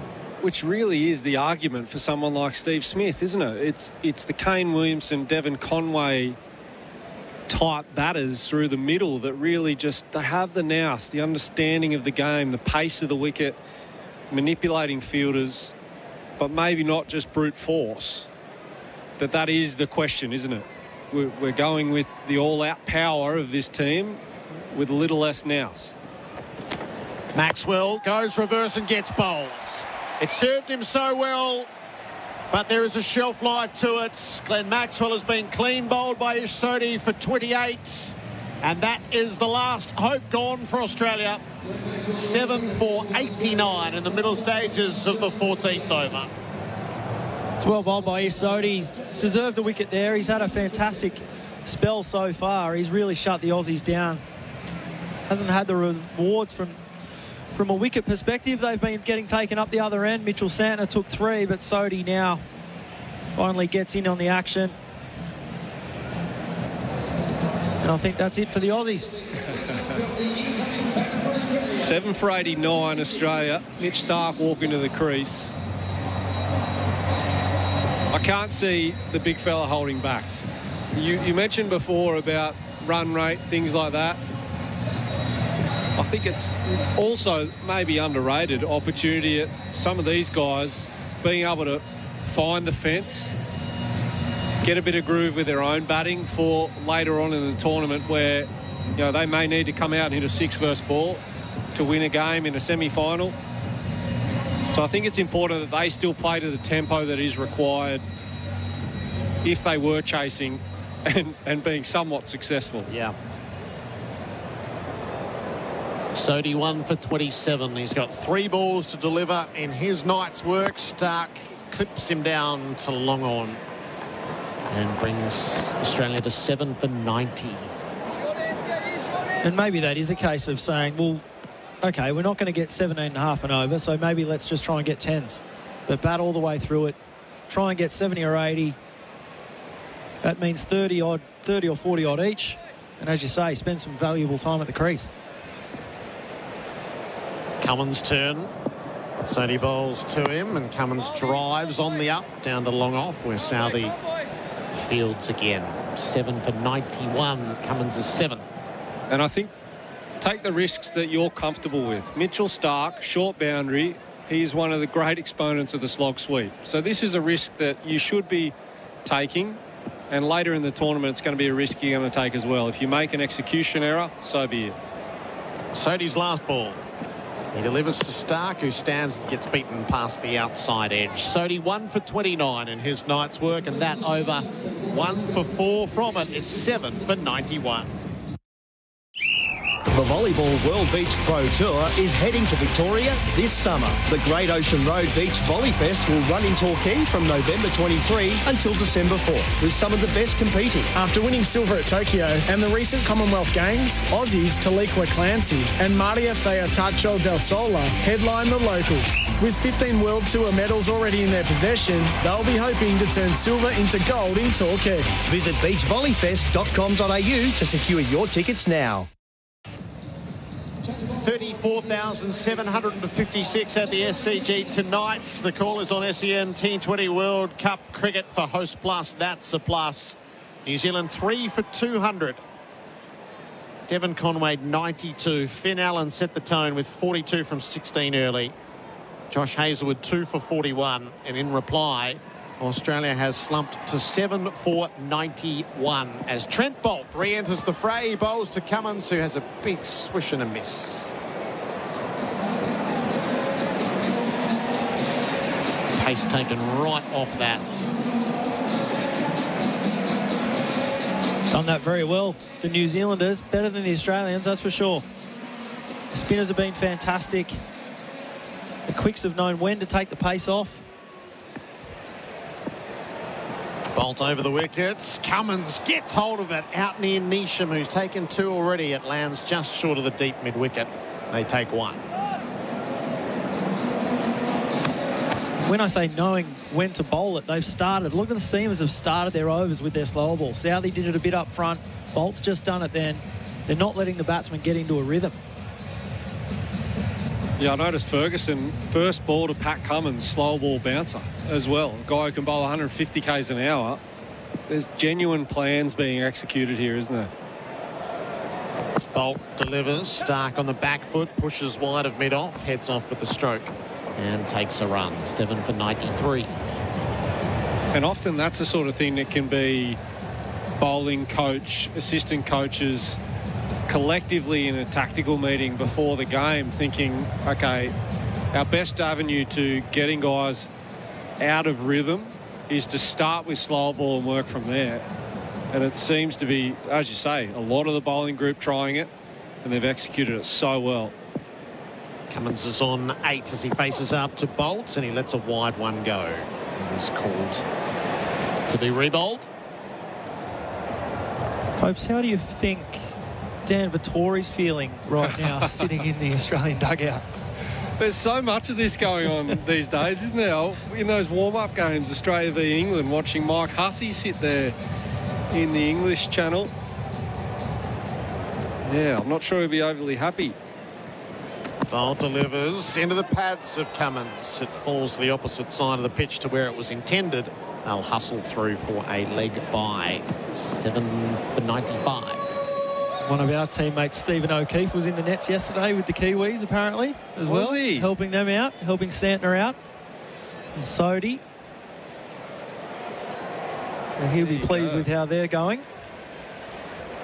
Socky will take the credit there. Santa, 3 for. Cheers. Bolt looking for a wicket. Slow bouncer. Stark pulls it away into the deep for a single. 7 for 96. Going to have Socky on SEN during this tournament. He'll have some great insights. No doubt some good stories. What a man. And what a bowler. Seriously fantastic underrated. for a long, long time. Last ball of Bolt's 3rd over. He will deliver it to Cummins. He pummels him away to long on and takes a single. So Bolt still wicketless. He has none for 22 for his work so far. 6 runs from the over. Australia 7 for 97 after 15. Winning in cricket is hard. You need to perform at your best, day in, day out. It's the same with your super. If you're with Host Plus, you're with a top-performing super fund over the long term. Having a top performer on your side, that's a plus. Host Plus. Super Ratings SR50 Balance Index, August 2022. General advice only. Consider the relevant Host Plus PDS and TMD at hostplus.com.au before deciding if Host Plus is appropriate for you. Past performance is not a reliable indicator of future performance. Search Compare Host Plus today. The signature image of the night will be on the Beaumont Tiles replay screen. Choose Beaumont Tiles for hybrid flooring. The outfield catch of Glenn Phillips to remove Marcus Stoinis horizontal to the ground, having made up some 50 or 60 metres to be in the drop zone and give himself a chance. It's a thrilling catch and an enduring highlight that will be forever linked to this tournament opener. 7 for 97, Australia. They lost Warner for 5, Finch for 13, Marsh for 16, Stoinis for 7, David for 11, Wade for 2, and Maxwell more recently for 28. Ferguson is bowling from the Paddington end. He's sliced by Cummins over the circle. It clears the retreating fielders and heads to the boundary for 4. The 100 up for Australia. They need double that. 7 for 101. Nice piece of batting that from Pat Cummins. Was that leg cutter slow ball from Lockie Ferguson. Gave himself a bit of room. Hit it over the man at mid-off. Wide of mid-off. Lovely shot. Ferguson has the wicket of Wade. He's looking to add to that. Cummins is on 13. Oh, he lifts that magnificently over mid-wicket for 6. Saw that with big eyes and a great bat flourish. And Pat Cummins deposits it into the lower deck of the members. He's 19 at 7 for 107. I thought he might have got the inside half there, Pat Cummins, but that's over the long boundary, 90 metres into the front of the members' stand. Does he still believe, Pat Cummins? Gonna get something from the wreckage. So it's all worth something. Ferguson over the wicket bowls. Cummins tried to open things up. Ferguson followed him cleverly with the Yorker. And it ended up being defended back down the pitch.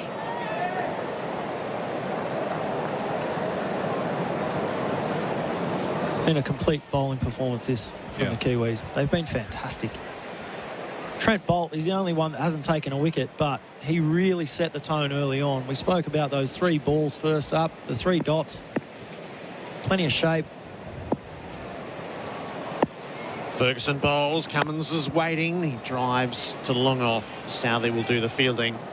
Put 1 more on the total. Cummins moves to 27 for 108. It's a great point. It's actually one of those things that's really maybe missed outward facing, but internally, inside dressing rooms, is the thing that's really highlighted and understood. The value of power play bowling, death overs to short boundary execution, that sort of stuff is really heroed within change rooms. So whilst Trent Boult might have figures that are spoken about publicly of no wickets, certainly internally championed. Ferguson around the wicket, bowls to Stark, who had a big swing at it, made no contact. So there are excellent performances all over the place for New Zealand. For biz cover, no dramas, business insurance when it comes to the player of the match. What Allen did with the bat early, and Conway. Santon has taken 3. Phillips with the outfield catch. So yeah, a lot to be championed within the dressing room and a lot to admire. Yeah. They are not an underestimated team, having made finals of the past 2 white ball World Cups. They certainly won't be underestimated in this tournament from here. Stark crunches a ball out through extra cover. He will have to settle for just the 1 as Phillips is the sweeper in the deep. 12 from the over. Australia 7 for 109 after 16. Want to build a new home but need to move in now? Henley has fixed price completed homes and townhomes ready to buy with premium inclusions in the best locations. Get the Henley Everyday Advantage. Buy a completed home and move in now. Henley.com.au. Hi, Ali Blackburn here. Life's too short for boring, so get involved in Frocktober. We're something a little different this October and help raise vital funds for research through the Ovarian Cancer Research Foundation. Search Frocktober online and register today. SEN T20 World Cup cricket for Host Plus. That's a plus. The comparison is unflattering. New Zealand 3 for 152 at this stage. Australia 7 for 109. Trent Boult is searching for a wicket. He's got one now. Straight through Stark. Disturbs the stumps. Light him up. You can light him up if you're a Kiwi supporter. 8 for 109. Stark departs for 4. Well, that is as well-deserved a wicket as you will see. Maybe not the execution. It was perfect in terms of it being a Yorker. Mitchell Stark clearing the leg, trying to go over the leg side. Trent Boult takes out the middle stump. Thanks for coming, he says. A well-deserved wicket for Trent Boult. Pat Cummins, really, he needs to do it now. Zampa comes to the crease. Mitch Stark goes for 4. Australia 8 for 109. Yes, it's a replay that Bonk will enjoy. For Beaumont Tiles, choose Beaumont's for hybrid flooring. There is so much stitched into this result, not the least of which the Kiwis are about to experience it on Australian soil for the first time in 11 years. 2 more wickets to take. I wonder if Zampa wants a piece of Boult. He runs away from the stumps and then threw the bat at it to try to keep his dignity to flick it down the leg side. I think it's pretty clear he didn't want any of Boult on the early evidence. With fine leg out. This is going to be entertaining from Zamps, if nothing else. I haven't seen him play too many of those. He normally likes going over cover. Must have been practicing his lap sweep.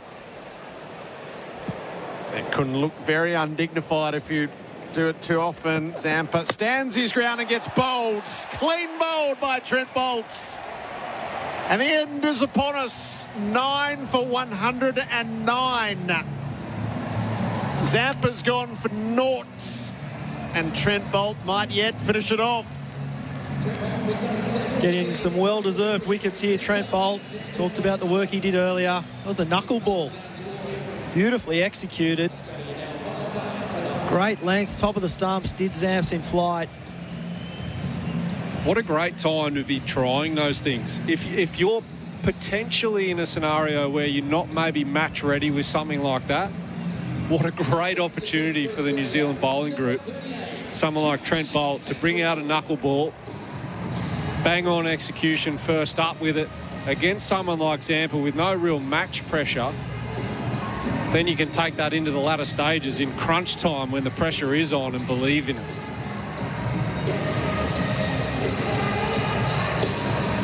Yeah, definitely. It's been a fantastic performance. I can't get over how well they've played here, the Kiwis. That's why it's so hard to believe that stat on, what was it, 2011, their last win on Australian soil. Sorry, I can believe that they've played so well, but not that they've beaten the Australians so comprehensively. Yeah. This is a very, very good Australian team that only 12 months ago won the World Cup. It's a bit of a statement to the rest of the competition, isn't it? Yeah. From New Zealand, we're here to play. We're going one better. Just a little bit of work being done on the timber, on the stumps, to make sure they're all in order. They might get disturbed once more. Yes, one of the bails keeps flashing. They're going to have to replace it. They're going to have to replace it. It's sort of not... What is it? Saturday night. It's not hard to forecast Monday morning's talk back, I have to tell you, Dan and Trent. It is not hard to forecast. And such a faulty stepping off point to a tournament, it will leave you to wonder how will the team recover within their own setup, never mind what's about to break out around the nation, but just within their own dressing room, and whether they... I would think Steve Smith plays the next game. Yeah, well, that was going to be my question on the back of your statement there. It's, do you jump at the loss? Do you jump to conclusions, okay, we got this seriously wrong, we need to change? So Trent Boult with a mind to finish it now. Josh Hazlewood is in his sights. Boult delivers at the stumps, clipped away by Hazlewood economically enough. Out to square leg, and he takes a single. Still 2 chances for Boult inside the over. 9 for 109. Or do you just say we've been completely outplayed today in all areas? That's what I would say. You know, we just got to tip the cap to New Zealand. You've been too good. But before today, we played some pretty good cricket and came to the conclusion this was our best 11. Let's back it in. Bolts in, delivers to Cummins, who waited and had a swish at a slower bouncer. It went through undisturbed. But it's going to take some kahunas to go through with that, isn't it? 3 days in between games, including a Monday morning where the press will be all over Australia. Well, forget about Monday. What about tomorrow? Tomorrow's going to be tough for Australia. All the talk around the country is going to be how bad this performance is on night 1 of the tournament.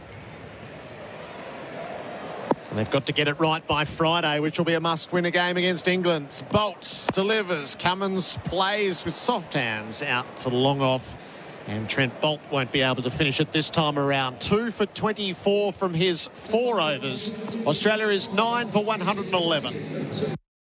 This barbecue season, SEN and Barbecues Galore are celebrating legends on and off the barbecue. Gary Ablett Jr., the son of one of the game's greatest. The little master forged his own path over 357 league games. He played in 2 premierships with the Cats and won the Brownlow medal twice. 2009 with Geelong and 2013 with Gold Coast Suns. A true legend. Become a barbecue legend this barbecue season with Barbecues Galore. Shop in store and online at barbecuesgalore.com.au. 9 for 111. There's 3 overs left in the Australian innings, but there's just the 1 wicket remaining. And Tim Southee has ball in hand. Cummins is 21, Hazelwood is 1. Cummins is on strike. Southee is in and bowling to him. Sliced straight up in the air. Conway stands underneath and takes the catch. It is a World Cup ambush. It is a Sydney mugging. New Zealand, for the first time in 11 years, down Australia on these shores. And on the opening night of a title defence, it is an unmitigated disaster for the hosts. New Zealand win by 89 runs, having dominated from the very first moments of the match. And it leaves so many questions for Australia to answer in a hurry over the next few days. Dan Christian, Trent Copeland. Unbelievable performance by New Zealand. That's what I want to focus on. I know the Aussies might have had some deficiencies in different areas, but New Zealand were outstanding all night. As you said, from ball one, the tone set by Finn Allen, then the partnerships with Conway and Williamson, and then finishing off with Neesham and Conway getting 90-odd, and then the way into the bowling innings, the way they bowled from the very first ball. Trent Bolt was fantastic. Southee was fantastic, and then the spinners dried it all up through the middle. Just a comprehensive, brilliant performance from New Zealand. Yeah, it was a game built on tone setting for me. It was tone setting from Finn Allen at the top. Mitchell Starc, all the talk from us when he had ball in hand was how good he is in the power play, pitching it up and swinging it. Did they make a mistake in leaving Martin Guptill out of the team?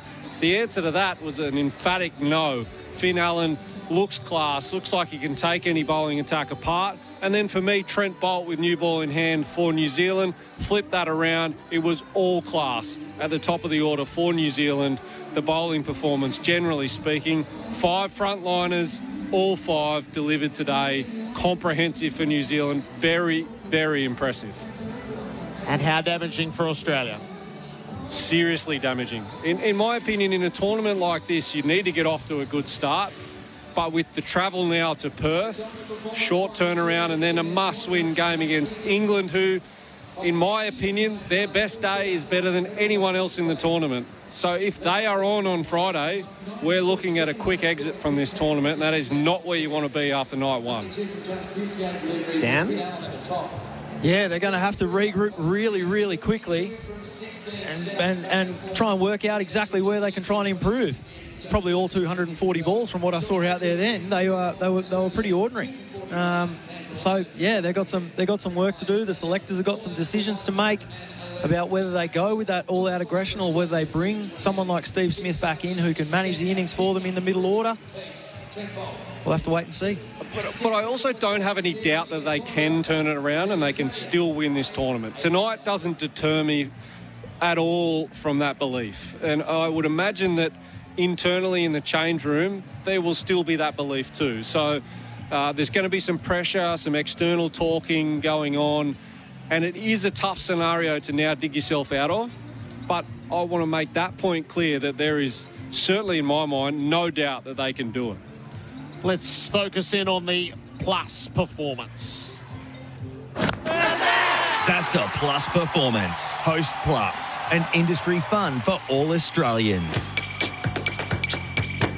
Who do you want to take? Is Devon Conway batted through the innings and made 92? That's a plus performance for Host Plus, an industry super fund for all Australians. Or Finn Allen in the space of 16 balls made this game New Zealand's and put Australia on the back foot. I'm sure Conway's going to be the man of the match. Who do you want to have as your Host Plus performer? Finn Allen set the tone. He was the one that kicked it all off and got the momentum, certainly in the New Zealanders' favour in that first over of the innings. Tough one though. They got 200 on an extremely good wicket, and so you can't take anything away from that New Zealand bowling attack either. They were fantastic all the way through too. Yeah, Mitch Santner, 3-for, and top order wickets, big wickets. It was just star performances all within that New Zealand lineup. We are shortly to find out who is the player of the match for Biz Cover. We will join the presentation in just a moment's time. Devon Conway. Congratulations. we'll get to your innings. You've beaten Australia here for the first time in a long time. A perfect start to your World Cup campaign. Talk us through that. Yeah, cheers. Thanks a lot, Howie. Yeah, special performance by the boys tonight. Credit's got to go to Finn, how he started. You know, he sort of got that momentum for us, and yeah, pretty good performance from everyone. What were you thinking when the young man strode out here? I think he said the biggest crowd he played in front of was 300 or 400 people, and from ball one, he took the ascendancy. It was incredible. Yeah, it was pretty special. I think, you know, I've seen him do it time and time again. You know, quite a young guy in his career, but, you know, he's very explosive and, you know, he's fearless. So credit's got to go to him the way he plays today. And your own innings, just timed the ball beautifully from the start, and you had the release of pressure from the other end in many ways. Yeah, certainly. You know, the way Finn plays his game sort of like complements my game. You know I can just sort of bat around him while he's playing the shots he's playing. And the surface was a really good surface to bat on, so I just felt like timing the ball is probably going to give yourself the best chance of success on that surface. And I know there's another game coming immediately, and it's only the start of the tournament, but for you as a group, there was so much made of the fact you hadn't beaten Australia for a long time. What does it mean to you as a group? Yeah, it means a lot to us, you know, especially here at the SCG. It's a fantastic ground. To beat Australia in any occasion is a big up for us. So we'll certainly take this momentum into the next game and just keep focusing on what we can do in the next game. Great to chat. Well played to you and your team. Cheers, Howie. Thanks. Cheers. I think we will shortly hear from the two captains. Can I just reference here is Southey, who's taken the last wicket, has finished, he's bowled 2.1 overs, 3 for 6.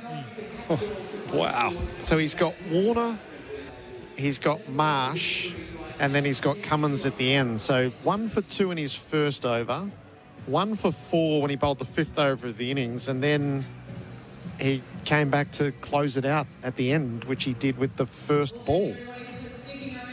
That's pretty handy, isn't it? Yeah, quite remarkable. And when the game's on the line as well, it's not like he just cleaned up the tail. Yeah. That is seriously impressive stuff. And he's a guy that has delivered over a long period of time. He's worked at his craft as well. He's not out and out quick.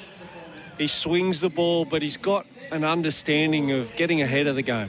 When to bowl what slow ball, when to swing the ball, or when to hit the pitch hard and take guys on upstairs. So, look, we're running out of superlatives for this bowling performance and the team performance generally. But, yeah, you bang on. I mentioned Santner. Well, yeah, what about Tim Southey? Yeah. Quite remarkable. Devon Conway named the man of the match. Think T20 is quick. Try BizCover, business insurance in minutes.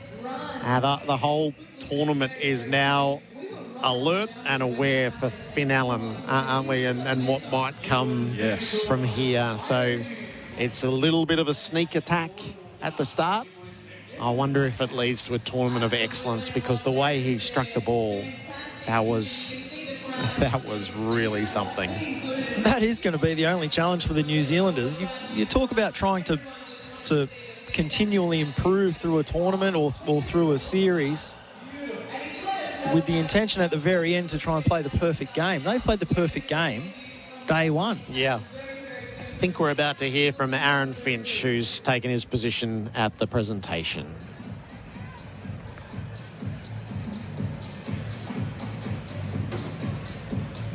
Just we're in the hands of the ICC, who I think it's fair to say run things a little bit differently to how we're used to with 7 and Fox here and Channel 9 before that. And they'll be off doing some sort of advertising and the like. Crowd's emptied out pretty quickly, 34,756. A good few who will be bitterly disappointed with the way that it had all been built up. But the Kiwis, the Sydney siders who are here, those who might have made the trip, those who might follow this tournament around the country will do so with enormous hope after what we have just seen. Quick turnaround, as Trent has mentioned. There's a lot of cricket to be played at this ground. There's a semi-final to be staged here. So the net run rate for Australia is minus 4.45. That's pretty ugly. That's pretty ugly. It's going to take a big game to get that back. They're not getting out of that hole. Net run rate wise, they're not getting out of that hole. So they have to beat England. Yeah. So Friday, effectively. Friday, sudden death, isn't it? Yeah. Way too early in the tournament. After day one of the tournament. Yep. 75,000 plus already sold for the G for that game. And with the consequence around it now, it will build even further. We are going to take you from here soon enough. Is the second game tonight is in Perth. It's England and Afghanistan. Tim Gossage and Brad Hogg will be there. We just want to make sure we hear from the captains. Is Kane Williamson, who's been grimly in charge of so many of these days and nights in Australia where it hasn't met the standard of who they are and who they have been, and the disappointment associated with all of that. And Aaron Finch, whose tournament is off to an awful start after the giddy highs of November against New Zealand in Dubai. That November is a little while ago now as they reconvene in October, and it's a hiding that has been handed out. 89 runs, the margin of victory for New Zealand. Australia bowled out for 111 off 17.1 overs. By the captain of Australia, Aaron Finch. Oh, gee, hats off. Finchy, they played wonderfully well tonight. Yeah, they certainly did. They got the jump on us early in them first 4 overs with the bat, and we never really recovered from that. I think they were in front of the game the whole way, and when you're chasing a big total, it can come undone like that. But we were just totally outplayed in all 3 facets. Had you seen much of Finn Allen before? Obviously, there's so much analysis, but he really came out and jumped it right off the bat. Yeah, he did. We've seen a fair bit of him. We've done our analysis, and he just got off to a flyer. And guys like that are quite unpredictable in the power play are tough to plan against, but they're also what win your big games at times, because you never know what you're going to get, and when they come off, they're unreal. So yeah, we're just slightly off and paid a big price. Net run rate took a hammering, didn't it? It did, yeah.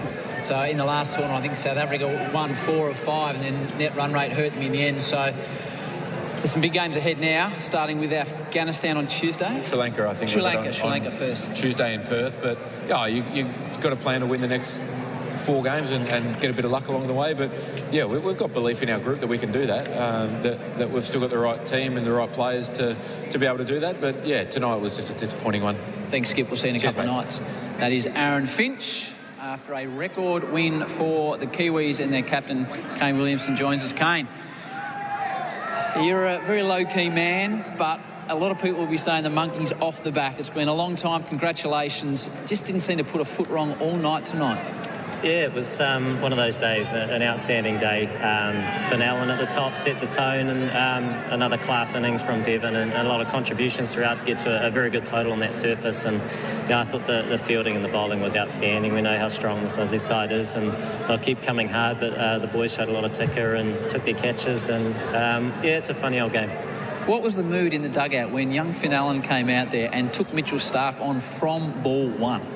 Yeah, it was great. I mean, everybody's got their roles, and we know the quality in the bowling lineup in Australia there, and we wanted to get off to a good start. It was a very good surface, obviously, so it was really nice to be able to do that and take the game deep and sort of go through the gears. So it was a really clinical performance and something to build on for our next ones. Thanks, Skipper. We'll see you again in a couple of nights. Cheers. Thank you.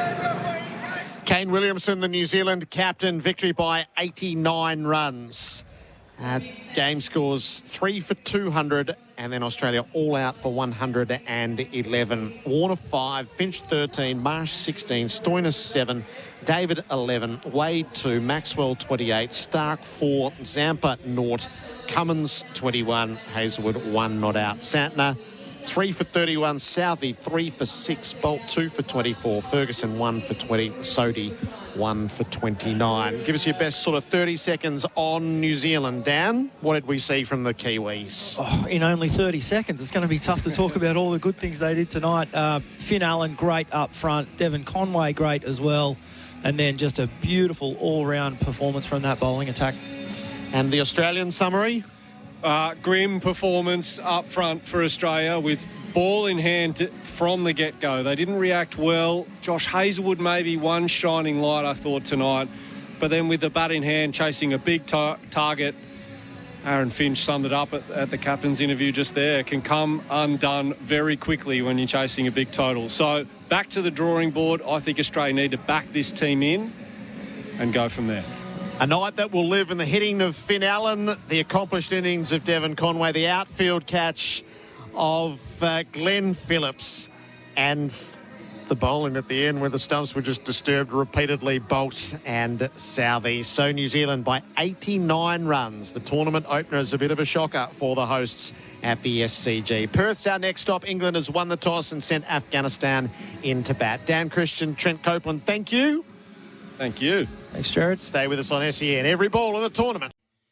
Hello and welcome to SEN's coverage of the 2022 ICC Men's T20 World Cup, live across Australia, New Zealand and around the world. This is Game 2 of Group 1 at Perth Stadium between England and Afghanistan. Tim Gossage and Brad Hogg with you.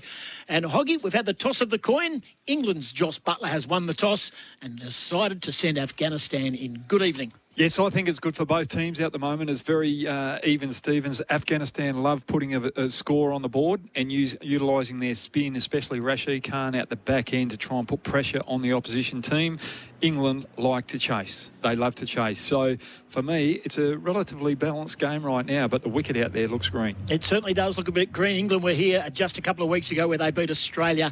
And let me tell you, over the stadium, Perth Stadium at the moment is just wispy cloud. It's been a beautiful day in the west, currently 20 degrees. Only a small crowd in, surprisingly only small. It's starting to build up a little bit, obviously, for England. And, of course, England come in having won 4 in a row in the T20 code of the game, and Afghanistan coming off 3 losses. You've got the team changes there, the teams that have been named there, Hoggy. Yeah, well, let's go for England first. Butler, Hales, Milan, Stokes, Brooke, Ali, Livingston, Curran, Wokes, Rashid and Wood. Then we go to Afghanistan. We've got Zazi, Gurbaz, Zadran, Ghani, that's Ibrahim Zadran, because then we've got Najib Zadran as well. Nabi, Azmat, Omarza, and Rashid Khan, Majibur Rahman, and Malik, as well as Faruqi, the left-arm pace bowler out the back end. So they've got 2 left-arm quicks, Afghanistan, 2 quality spinners and a couple of all-rounders in there to fill out the bowling. But the key for me is the 2 quicks, the left-arm quicks, just bowling a good line of length when they get to bowl to Butler and Hales when it's their turn to bowl when they're chasing. So just repeating that England team: Butler, Hales, Milan, Stokes, Brooke, Livingston, Ali, Moen, Sam Curran, Wokes, Rashid, and also Mark Wood. And it's Zazai, Gurbaz, who have had a bit of a scare during the week with a knock on the foot. Zadran, Ghani, Zadran, Nabi, of course, the skipper, Omarzai, Rashid Khan, who we know so well, Mujib, Farid Ahmed, and Faruqi. We'll get a breakaway. We'll come back and we will dissect this game. Crowd building up. Australia have been hit from pillar to post by the Kiwis in Sydney. How will this game unfold? We'll find out shortly. You're listening to SEN Cricket, England taking on Afghanistan. Welcome back to Perth Stadium, and we are not too long now before the teams make their way onto the ground. You're listening to SEN's T20 World Cup Cricket for Host Plus. That's a plus. Tim Gossage and Brad Hogg. England and Afghanistan. Afghanistan will bat after Joss Buttler won the toss. Hoggy, just at a snapshot of how this game will unfold. No excuses. Green tinge of the wicket out here, and England have played this stadium in recent weeks. Yeah, they dominated against Australia here as well, and they were in pristine shape. They were perfect. They played this oval brilliantly. When it was on the power play, pace was on. They tried to hit the short boundaries, whether it was ramp shots or if it was over pitch, they were looking to hit straight. But they weren't. They also utilised the pace in the big boundaries as well. It's quick outfields. If you get good timing, you can beat those men in the deep and find the boundaries. Australia, they're reeling. And that's going to be the massive story out of the opening day of the Big 12. And that is huge. We're going to see Australia against Sri Lanka here at Perth Stadium on Tuesday. Boy, they're going to have their tail between their legs. Yeah, well, they are, and it's a short turnaround. They've got a long trip across the border. Sri Lanka do as well. Don't write them off. But also, McDonald, earlier on in the tournament, or while they were playing the practice matches, said that they've been playing a little bit too much cricket. They're worn out. So, with those excuses before they start the actual Super 12s, it's a bit of a worry for Australia. It looks like they might have run out of gas. Nice work by you, Brad Hogg. Gerard Wheatley did say that he believes Steve Smith will come in. Do you think they'll make changes? No, I don't. I think if you look at it, if you're going to make changes, it's got to be in the bowling department, because they absolutely got trounced by a positive New Zealand batting lineup, and the way that Allen attacked our pace of attack in those early overs, it just showed that the experience of the Australian attack, even though they've got that extra pace and they're on home conditions, when put under pressure, they find it very hard to control in that power play. So opposition teams will look at that. They'll take risks in those first couple of overs, try and put pressure on that Australian attack. And if they come off like New Zealand, then all of a sudden the spinners and the medium pace bowlers in those middle overs are on extra pressure as well. First win for New Zealand on Aussie shores for 11 years. Yeah, look, that surprises me actually, because they always fight very hard against Australia. They're a quality outfit, and it's good to see them have a win on Australian soil after so long not having that success here. Chris Brown from New Zealand, who played international cricket for the Cook Islands, and Aleem Dar are the umpires here tonight, and they are making their way out into the middle, and so are both teams. We're going to take a short break. We're going to come back. We're looking forward to Game 2 of this Group 1. After Australia have been rocked by New Zealand, how will England and Afghanistan go? We'll take a break. You're listening to SEN Cricket, thanks to Host Plus. That's a plus. In the middle, England in the field, and of course we are waiting the openers for Afghanistan, and of course they are going to have to get off to a flyer. Here's Brad Hogg, and of course we're here.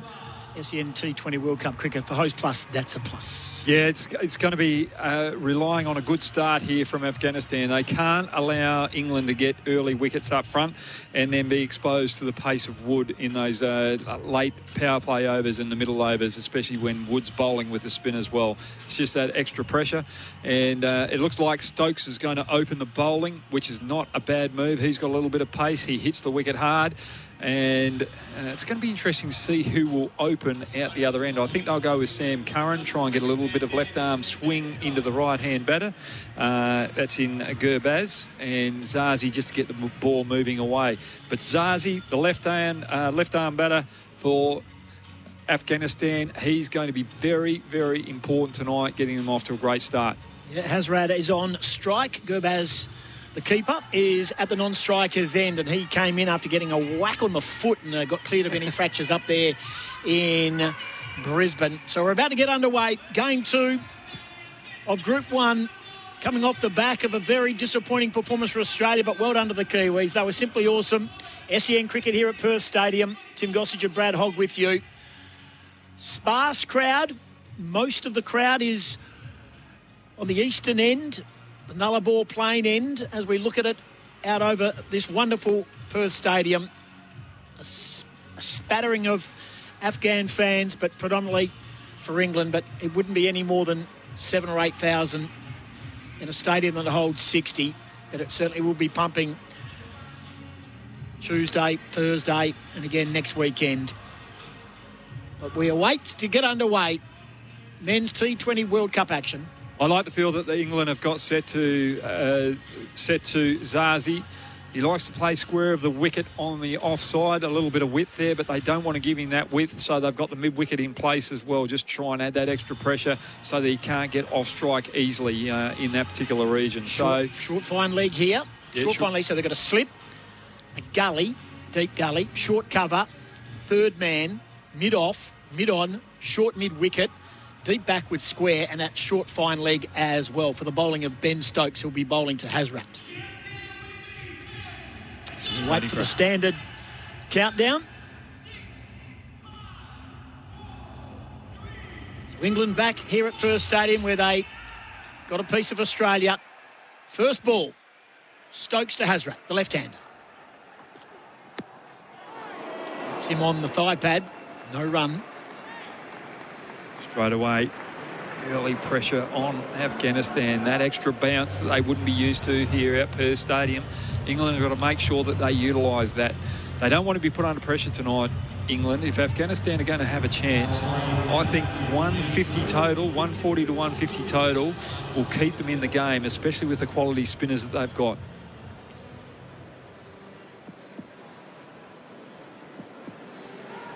Stokes.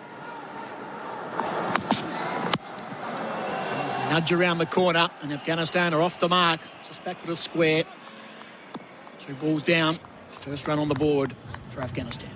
Afghanistan, they really rely on the two openers just to bat the majority of those first 10 overs. If these two can do that job, then the middle order have it a little bit easier, and that middle order then can attack the likes of Rashid and Ali, the bowlers that they'll feel a little bit more comfortable, even Livingston with his leg spin, rather than this extra pace and bounce. So they've got to sum up the matchups perfectly.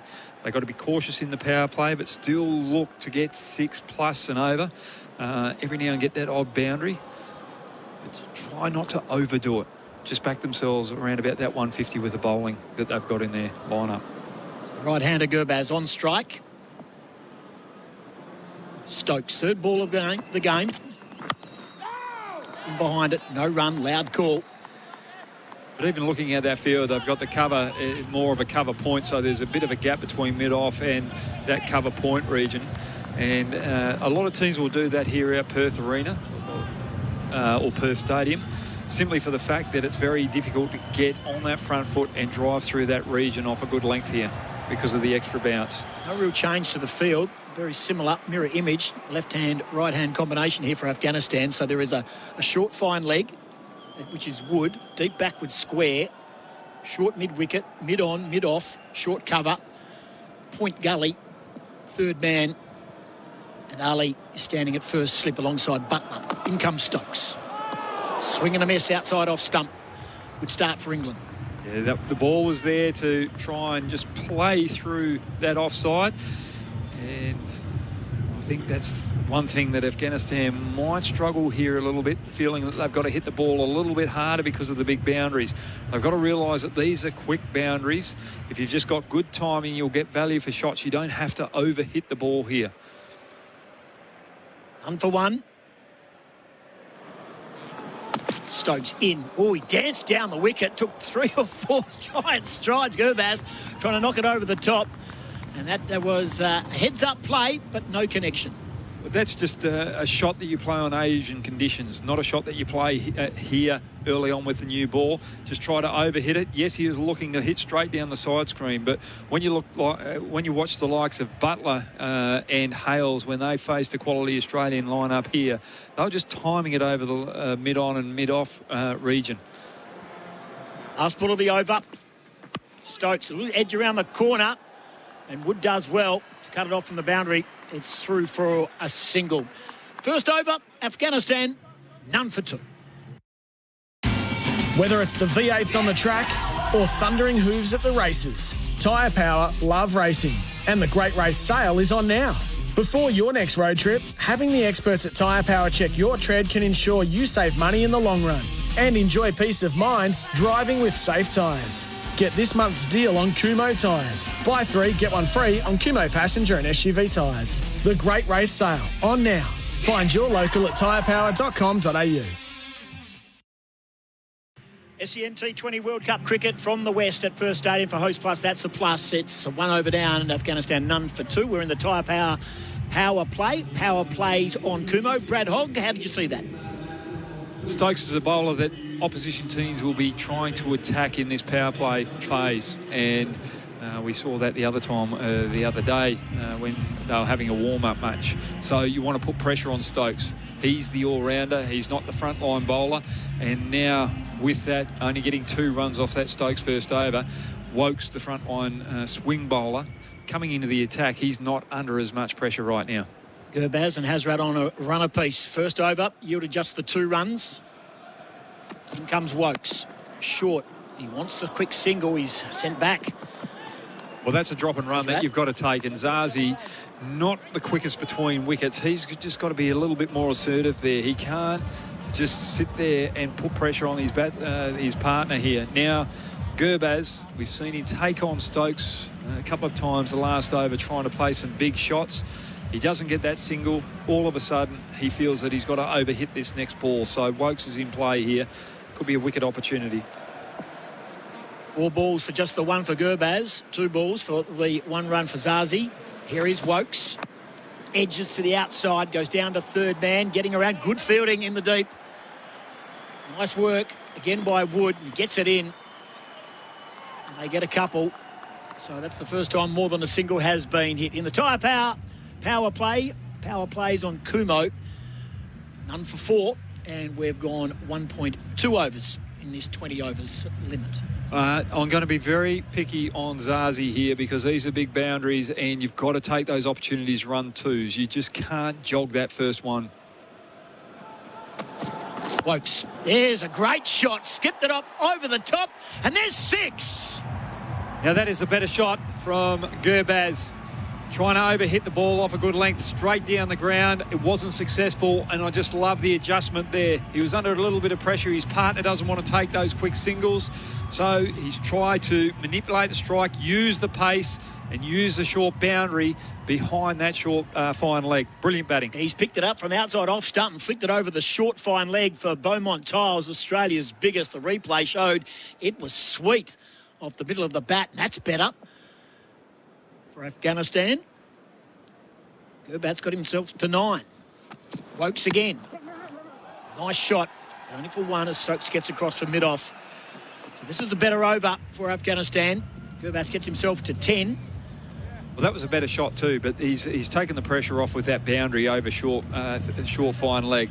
He's just tried to stroke that through that cover region, and it was a beautifully timed shot. But England had the fielders in place there where he could only get 1, and Wokes trying to swing the ball away from the right-hander. They didn't have a mid-wicket in place. They had a short cover mid-off, a cover point, a gully and a first slip. So they're just trying to put pressure on the Afghanistan right-hander batsman and try and make him overhit through that cover region. And they're doing the same with the left-hander Zazi. No, they've changed their mind. And Butler's thought, no, Wokes wants to bring the ball back into the left-hander. I've got to have that mid-wicket back in play. Slipping the third man, a short fine leg. They persist. Here's Wokes. Zazi gets in behind it. And he knocks it out to cover. No run. That was beautifully played by Zazi. Just waiting for the ball to come onto the bat. He's just trying to look to time that ball through a little bit of a gap in that point region. And the way that he played it and where he is looking to score, it's forced Butler to bring out the first flip, even though it was an attacking shot. Owen Ali comes out, and he now comes into a more, well, still a short cover. They've got a forward point and a gully, and also the third man, so they've got some protection inside the circle. Wokes again. He's sent back. This time Zazi, your man, he wanted to go, but he was pushed back by Gurbat. And that's the end of the second over, and that's a better one for Afghanistan. They're none for 11. This is SEN T20 World Cup cricket. For Host Plus, that's a plus. Hello, Frank Walker from National Tiles. For October only, the manufacturers of our fabulous 20mm thick outdoor pavers have up to half the prices for National Tiles customers exclusively. Yes, for October only, the manufacturers of our fabulous 20mm thick outdoor pavers have up to half the prices for National Tiles customers exclusively. Easy to lay and easy to clean, National Tiles fabulous outdoor pavers at up to half price, but only for October and only at National Tiles. 2 overs done. Afghanistan none for 11. Gurbaz is 10, courtesy of a wonderful shot from outside off stump over the fine leg for 6. Zazi's 1 off 4, and Ben Stokes will bowl his second over. In fact, no, here's Mark Wood taking the ball. Quick, very quick, and there's a big appeal, and the arm goes up, the fingers up, and there's a wicket. And he's not happy with the call. Well, he's looking at his partner. Gurbaz is asking Zazi, did he think he had actually hit it? And I think he's on his way. Looking guilty. He's got to take that long walk back to the pavilion. And England making that change, bringing Wood on with that extra pace, gets the breakthrough, and that's the breakthrough that they needed because Afghanistan really rely on the 2 opening batsmen to get them off to a good start, to take that pressure off. A very vulnerable middle order. Zazi is out. And he's making the walk back. Gurbaz is out, sorry. And I can tell Mark Wood, he steamed in and he got a good piece of that. England very confident. One thing that I like about England is that they're very professional. They have planned against Afghanistan. Yes, it will be a game that they would have penciled in where they should win, and they should win easily. But they've come out here with a fighting spirit. And they're the team that I've got as favourites in this particular tournament, and the way that they have just come out and attacked Afghanistan, the way that they've set the plans up for the batsmen early on has just been sensational. They've really done their homework, not just on the arena, but also with the opposition. Ibrahim Zadran is now at the crease. SEN T20 World Cup cricket for Host Plus. That's a plus. What they've done here, England, they've just swapped Rashid from deep third man into a short cover. And they've made a very quick change on that offside. And there's another very quick ball for Mark Wood, who does get a piece of the turf as he goes through and he's running. As he was halfway through, England made a change with Khan and Livingston. They swapped spots and they were running in opposite directions to the bowler. I'm surprised that Zadran didn't pull out of facing that delivery. It was very odd going. Yeah, I don't think he was privy to what was going on. He was just worried about facing the pace of Wood. I think he had more things on his mind. Ben Stokes goes into second slip. Here's Wood. He's got the steam going. Short. Here was it above the shoulders? It was not called a wide. This is a very impressive start from Mark Wood. Afghanistan 1 for 11 after 2.3 overs. Yeah, he's a little bit worried about that front foot. He's slipping a little bit, and that's just why he didn't get that extra pace that he wanted on that particular short one. And he misdirected it as well. He didn't want it to bounce as high as he actually wanted. Here comes the stuff. The sawdust. The sawdust. I can't believe they're still making it.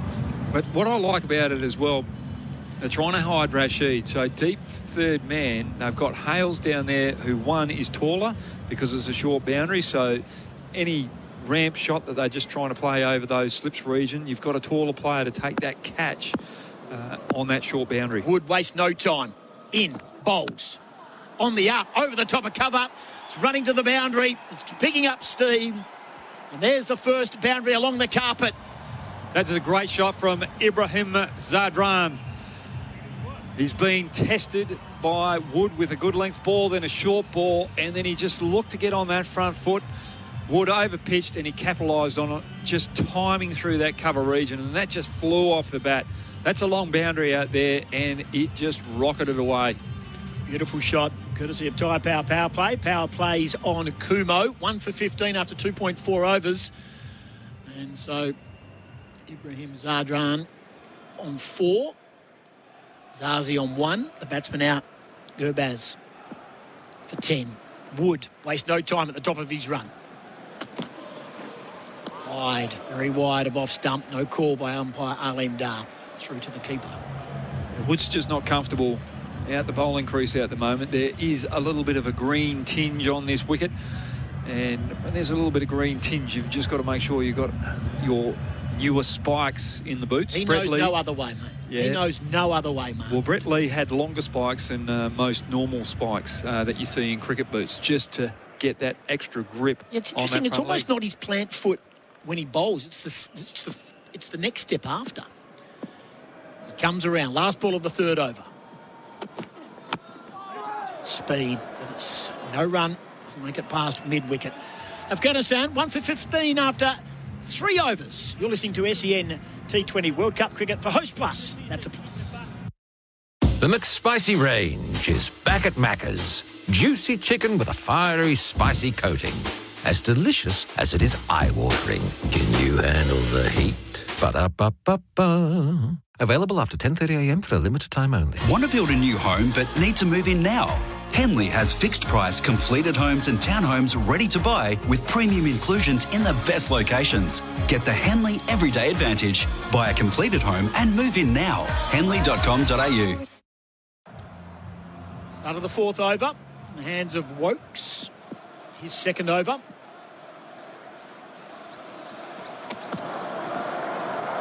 Slower ball. Inside off stump, barely makes it through to Joss Butler. On strike is Zazi. He's on 1. Zadran on 4. 1 for 15 after 3.1 overs. Tyre Power Power Play. Power Plays on Kumo. What are they making of this power play halfway through?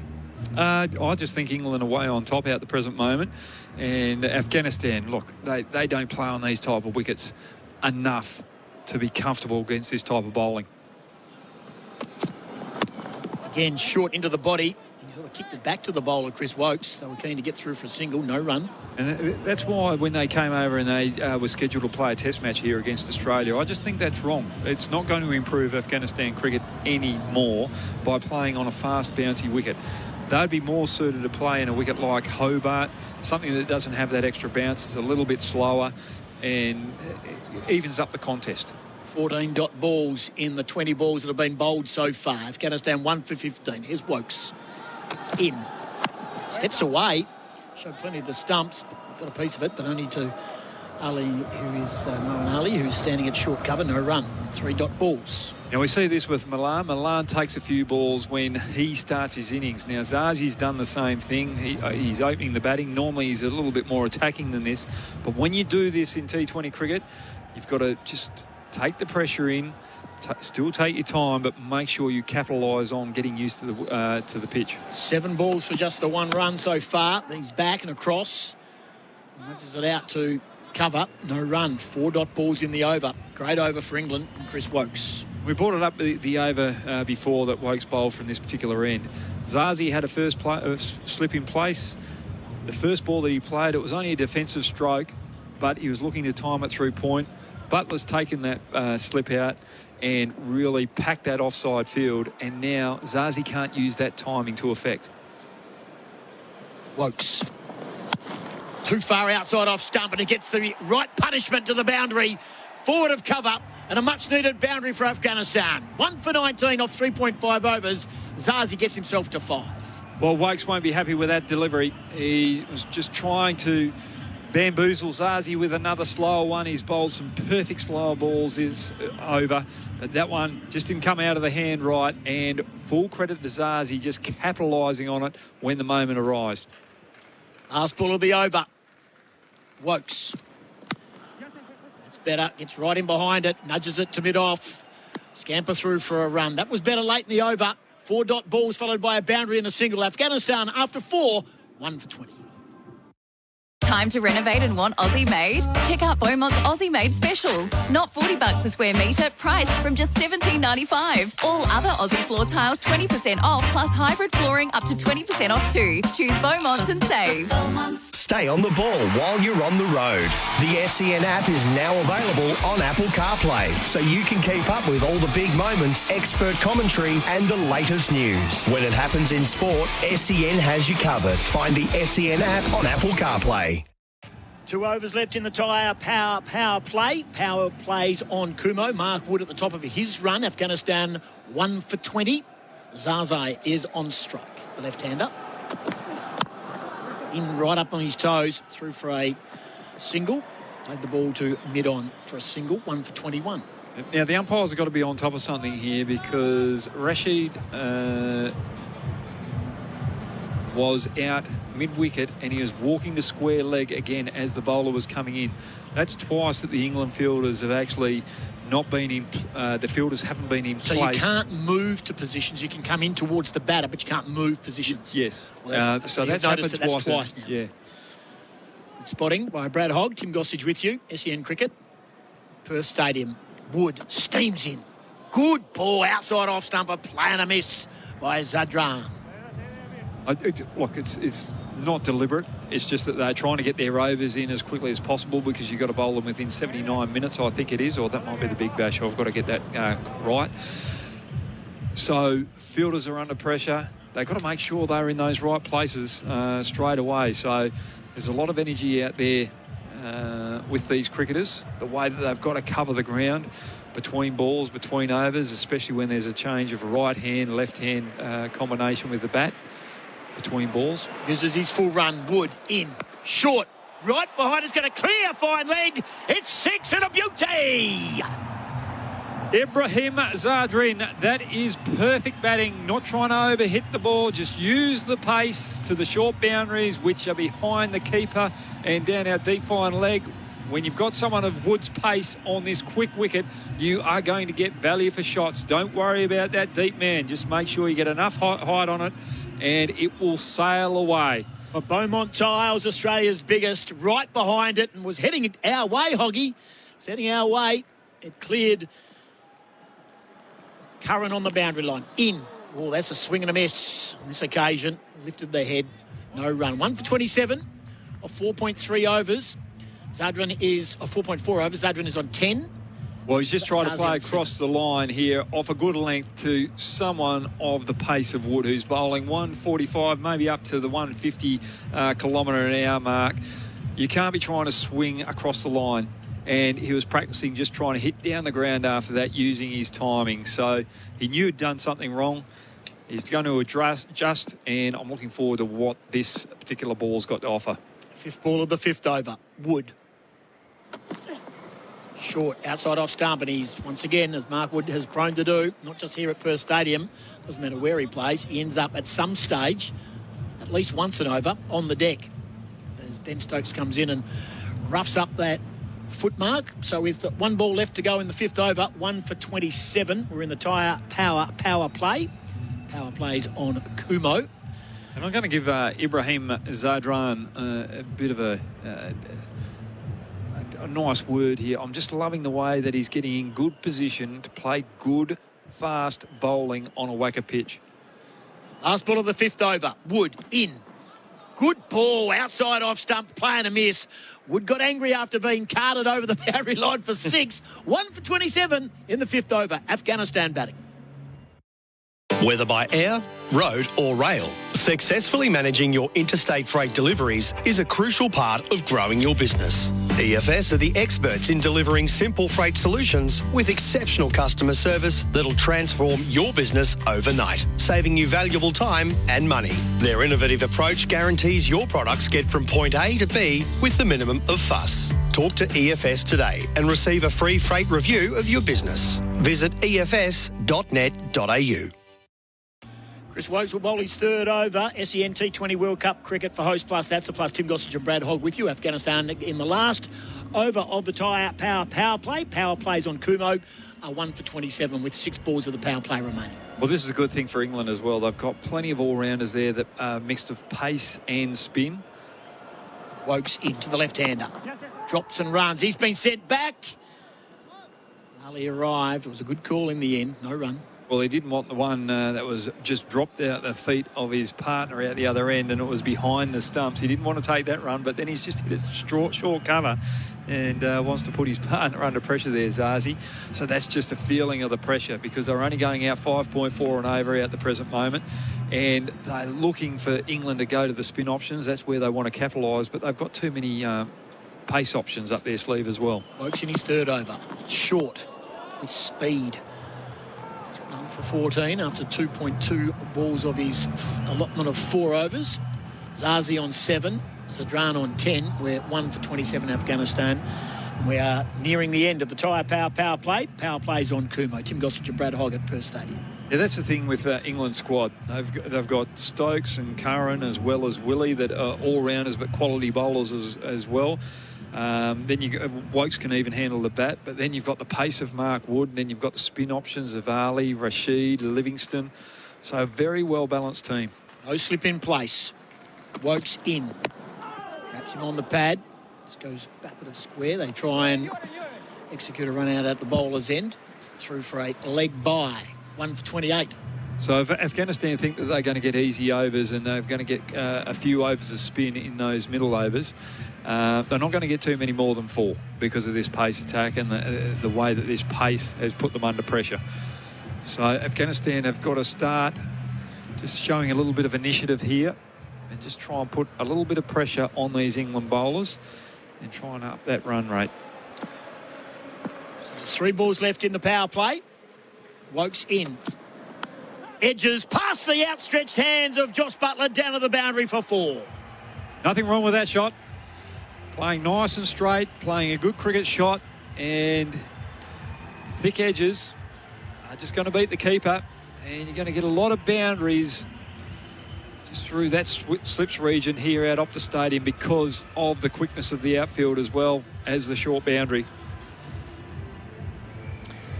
A good 2 feet away from the outstretched hands of the skipper, Josh Buttler, and they bring back that slip now. Moeen Ali comes out of short cover. 2 balls left in the power play. 1 for 32 Afghanistan. Wokes. Clips it nicely through mid-wicket. Do they want to come back for a second? They will on the arm. That's good running. Livingston in the outfield. 1 for 34 with 1 ball to play in the tyre power play. Power plays on Kumo. Well, that was good batting from Ibrahim Zadran. They've taken that short cover out. There is a big gap between mid-off and point. He could have tried to give himself room and try and absolutely blast it through that cover region. But instead, he just got in a good position and just tried to place it in the gap and not try and overhit the ball. It's Curran backward of square, not Livingston. Last ball of the power play. Outside off stump. It's been called a wide. But even that one shot that went through square leg, Butler straight away has bought the first slip that he just bought in for that one ball. Yeah. Yep. Which is a surprise. Is that a mental battle? Is that just sending a message maybe to the Afghanistan? Could be sending a message, but at the end of the day, you've backed your bowler to put the first slip in. He's overpitched. He's gone through the leg side. Leave him in there. Last ball again of the power play. Outside off stump. He poked at it. It was a nothing shot. So there it is. That's the power play done and dusted. 6 overs gone. Afghanistan 1 for 35. Time to renovate and want Aussie made? Check out Beaumont's Aussie made specials. Not $40 a square metre, priced from just $17.95. All other Aussie floor tiles 20% off, plus hybrid flooring up to 20% off too. Choose Beaumont's and save. Berwick BMW has over 80 vehicles across their new demonstrator and pre-owned range ready for immediate delivery. With availability on your side, the choice is yours. Visit Berwick BMW's online showroom at berwickbmw.com.au to book your appointment today. LMCT 8953. SEN T20 World Cup cricket for Host Plus, that's a plus. Ben Stokes back in the lineup. Afghanistan 1 for 35. The batsman out Gurbaz for 10 at the moment. Zazai on 7 off 14. And Zadran 16 off 13. Brad Hogg. Yeah, this is when Afghanistan would have thought that England would have turned to spin straight after the power play, but they haven't. They've gone to Ben Stokes. Ben Stokes has got 3 out on the deep on the leg side. 1 out deep on the off. Pitches up. Full pitch. Oh, trouble here. He'll be out if he hits. He misses. Ali at the bowler's end. He had to hit direct hit. He had plenty to look at. Stokes couldn't get back, and alongside the stumps quick enough, and Moeen Ali had the chance. Gone begging. 1 for 35 after 6.1. There's the replay, thanks to Beaumont Tiles, Australia's biggest. Well, another slower ball from Ben Stokes, and Zazi just under pressure, knowing that they've got scoreboard pressure right now, and they need to up the ante. Trying to take a run and putting his partner under pressure there that wasn't there. A long way short of his ground. Stokes again, in, short. Misses through to the keeper, Butler. Beat for speed. Zazi just has that body language where it looks as though he's not really worried about the situation, what's happened. He's just played and missed there, and he's just got a bit of a smile to himself, and there's no urgency in any movement. He's got that composed body language. You don't know whether... He's got a good poker face. 1 for 35. Stokes, third ball of the over. To Zazi. Outside off. Clips it. It's in the air. Goes to the outfield. What a catch! What a catch out there. Livingston. Centimetres above the Perth Stadium grass. That is a wonderful piece of cricket. Well, Liam Livingston... He has been absolutely sensational for the Perth Scorchers on this particular arena. That was a difficult catch. There's lights in the background, and it's a grey-seated area as well, so it's going to be very hard to view that white ball out in the deep, but he knew where it was going. He just kept his eyes on it, ran around, and he was 20 metres in from the boundary, knowing that it's a big boundary as well. Knowing these conditions, he's just taken a sensational catch, one of the best catches that you've seen here at Optus Stadium. And Zazi, he looked as though he was just going to start to find a little bit of momentum, but he's got 7 off 17. He's chewed up too many balls, and he really needed to show some more authority there and really capitalise on the time that he spent out in the middle. What he's done now is put extra pressure on the new batsman to come in to play more aggressively to try and catch up on this run rate. What a great catch by Liam Livingston, Beaumont Tiles, Australian biggest. It was a beauty above the Perth Stadium surface of Ben Stokes, and just polite applause from the bowler. 2 for 35. Zazi's on his way, 7 off 17, and 6.3 overs gone, going at a run rate of 5.3. 2 for 35, and the new batsman is at the crease, and it is Usman Ghani.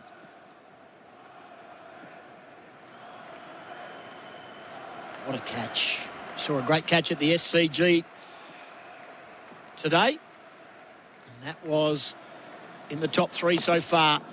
There's the ball. A little push and prod. And they get off the mark.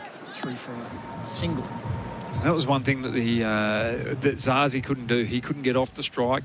He wasn't looking to get off the strike. There was no urgency in his batting. And when you've chewed up 17 balls as an opening batter and you've only got 7 on the board, it's just... I won't say what I wanted to say because that would be more in a team meeting. But he's just put too much pressure on the batsman coming in now. 5th ball of the 7th over. Zadran, 2 for 36, Afghanistan. There is that short cover coming into play. Moeen Ali, no run. That's a good fielder, good field placement there. Short cover on this particular wicket where there's extra bounce on that good length. So what you're trying to do, you're asking the batsman, if you want to get value for shots, you've got to hit over that short cover because when he's in short, he's creating tougher angles and the gaps aren't as big as if he would be sitting on the that 30-yard circle. Fine leg, deep backward square, deep mid-wicket, deep point and third man. Just helped around the corner, 1 bounce. To Wood. Single. Into the over, 7 gone. 2 for 37. 2 juicy chicken patties with a fiery coating. The Double McSpicy is back at Macca's. Lucky there's creamy mayo, or it'd be too McSpicy. Can you handle the heat? Ba-da-ba-ba-ba. Available after 10:30 a.m. for a limited time only. Hi, I'm Lenny. Without Coinly, I had NF idea how to do my NFT, DeFi, or crypto tax. So I use Coinly with a K. Great crypto, less taxes.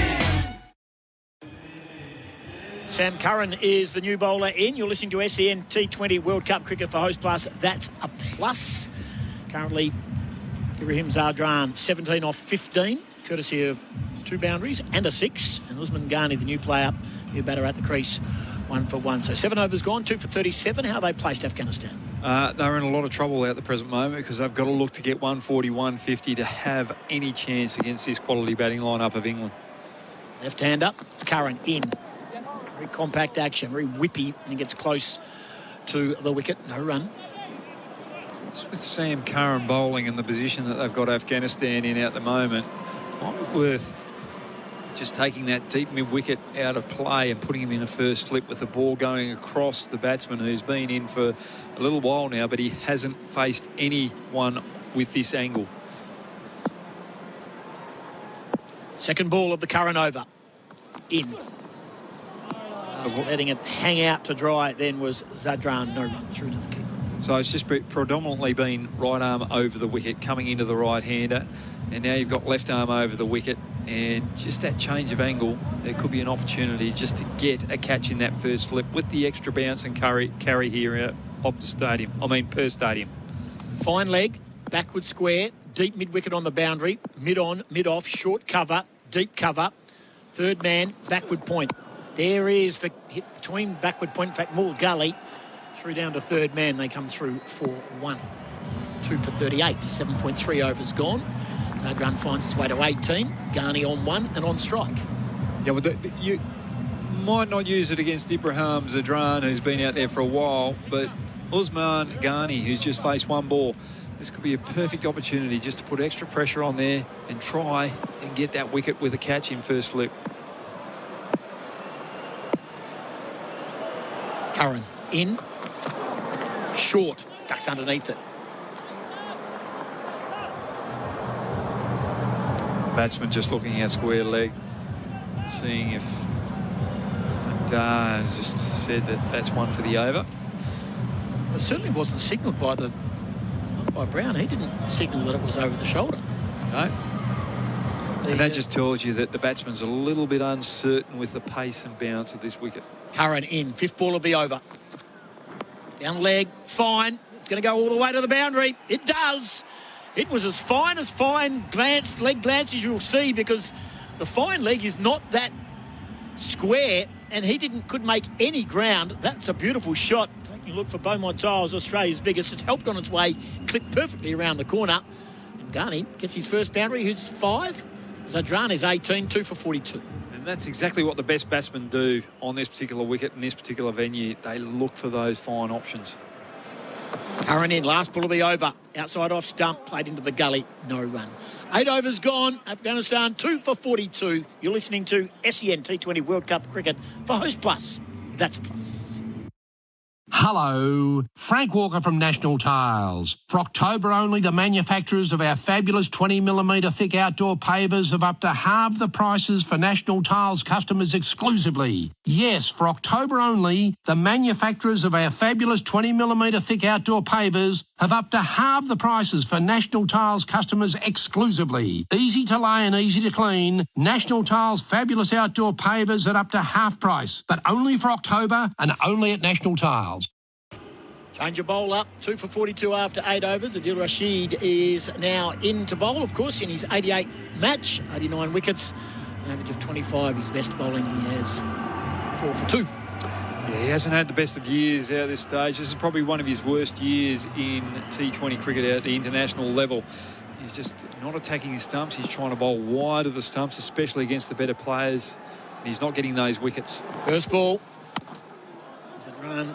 Easy, just drops it down. And I think about a second to come in because the boundary fielders or the leg side fielders are deep.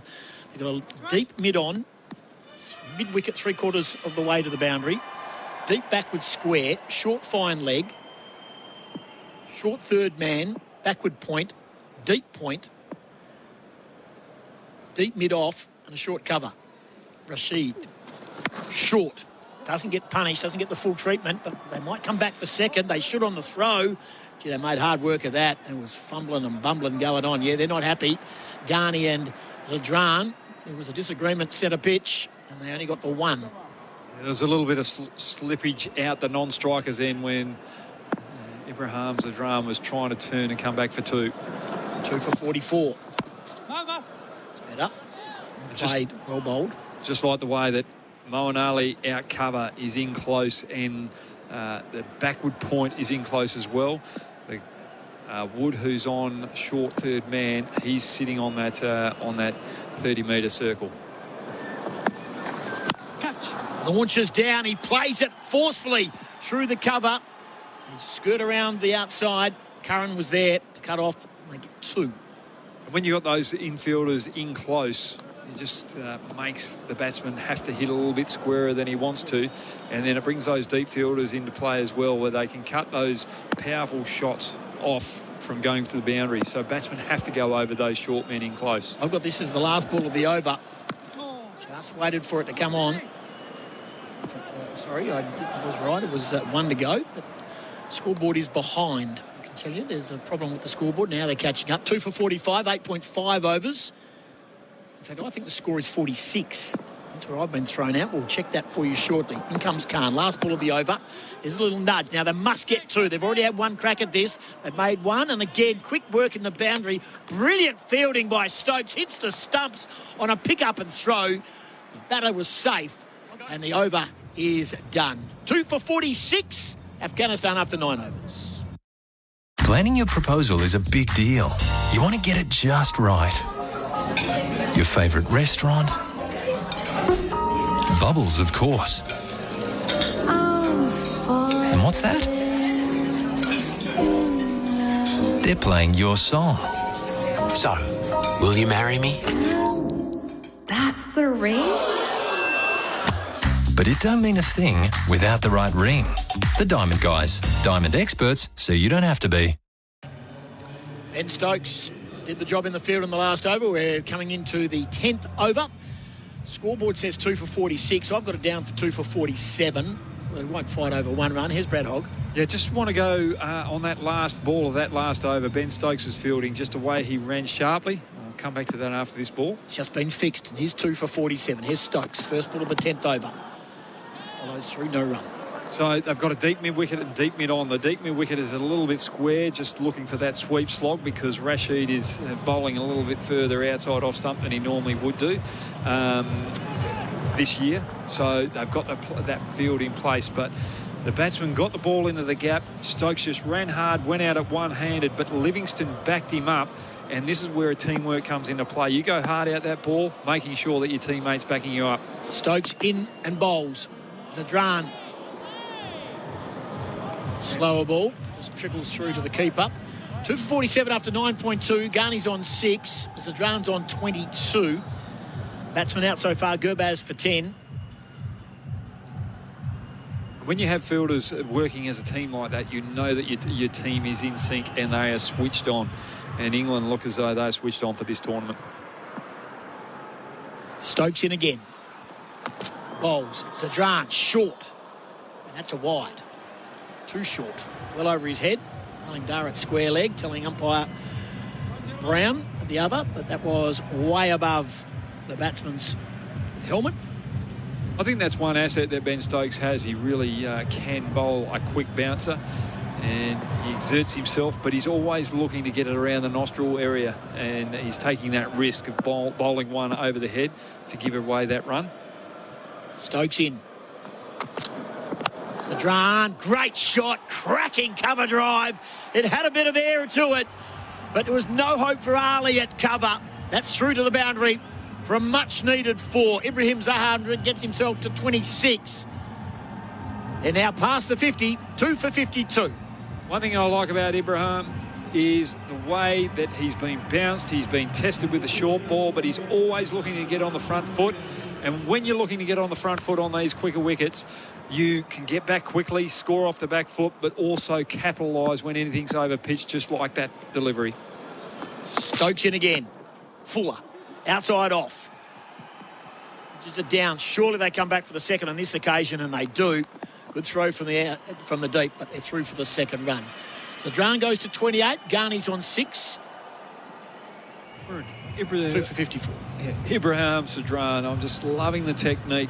Quality technique for fast, bouncy wickets. Just wish he had more time to adjust. I wish the Afghanistan batsmen had more time to adjust to these types of wickets, because they do have a little bit of talent. 2 balls left in the 10th. Drops it down past Gully. Good early call through for a single. 2 for 55. Zadran gets himself to 29. Garney on strike for the last ball of the 10th over. SEN T20 World Cup cricket. For Host Plus, that's a plus. Don't forget, we have a player of the match thanks to BizCover. No dramas, business insurance.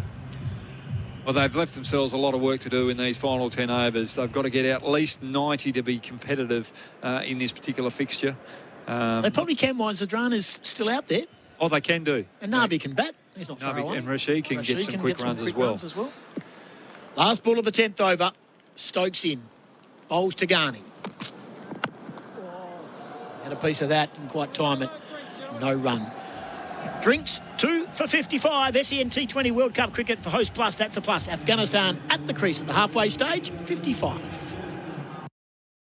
Looking for innovative appliances designed with the environment in mind? Then look no further. For over 110 years, Whirlpool has been a leader in kitchen and laundry appliances. Using patented 6th Sense technology, Whirlpool guarantees outstanding results while saving precious time and energy. Forgot to wash the kids' cricket whites in time for the weekend? With a Whirlpool washer and dryer, they're perfectly washed and dried, no worries. So, have you got a Whirlpool? Visit whirlpool.com.au. There's a great shot. Skipped it off over the top. And there's 6. Quick. Very quick. And there's a big appeal. And the arm goes up. The fingers up. And there's a wicket. Wood in. Short. Right behind. It's got a clear fine leg. It's 6 and a beauty. Outside off. Clips it. It's in the air. Goes to the outfield. What a catch. What a catch out there. Livingston. That is a wonderful piece of cricket.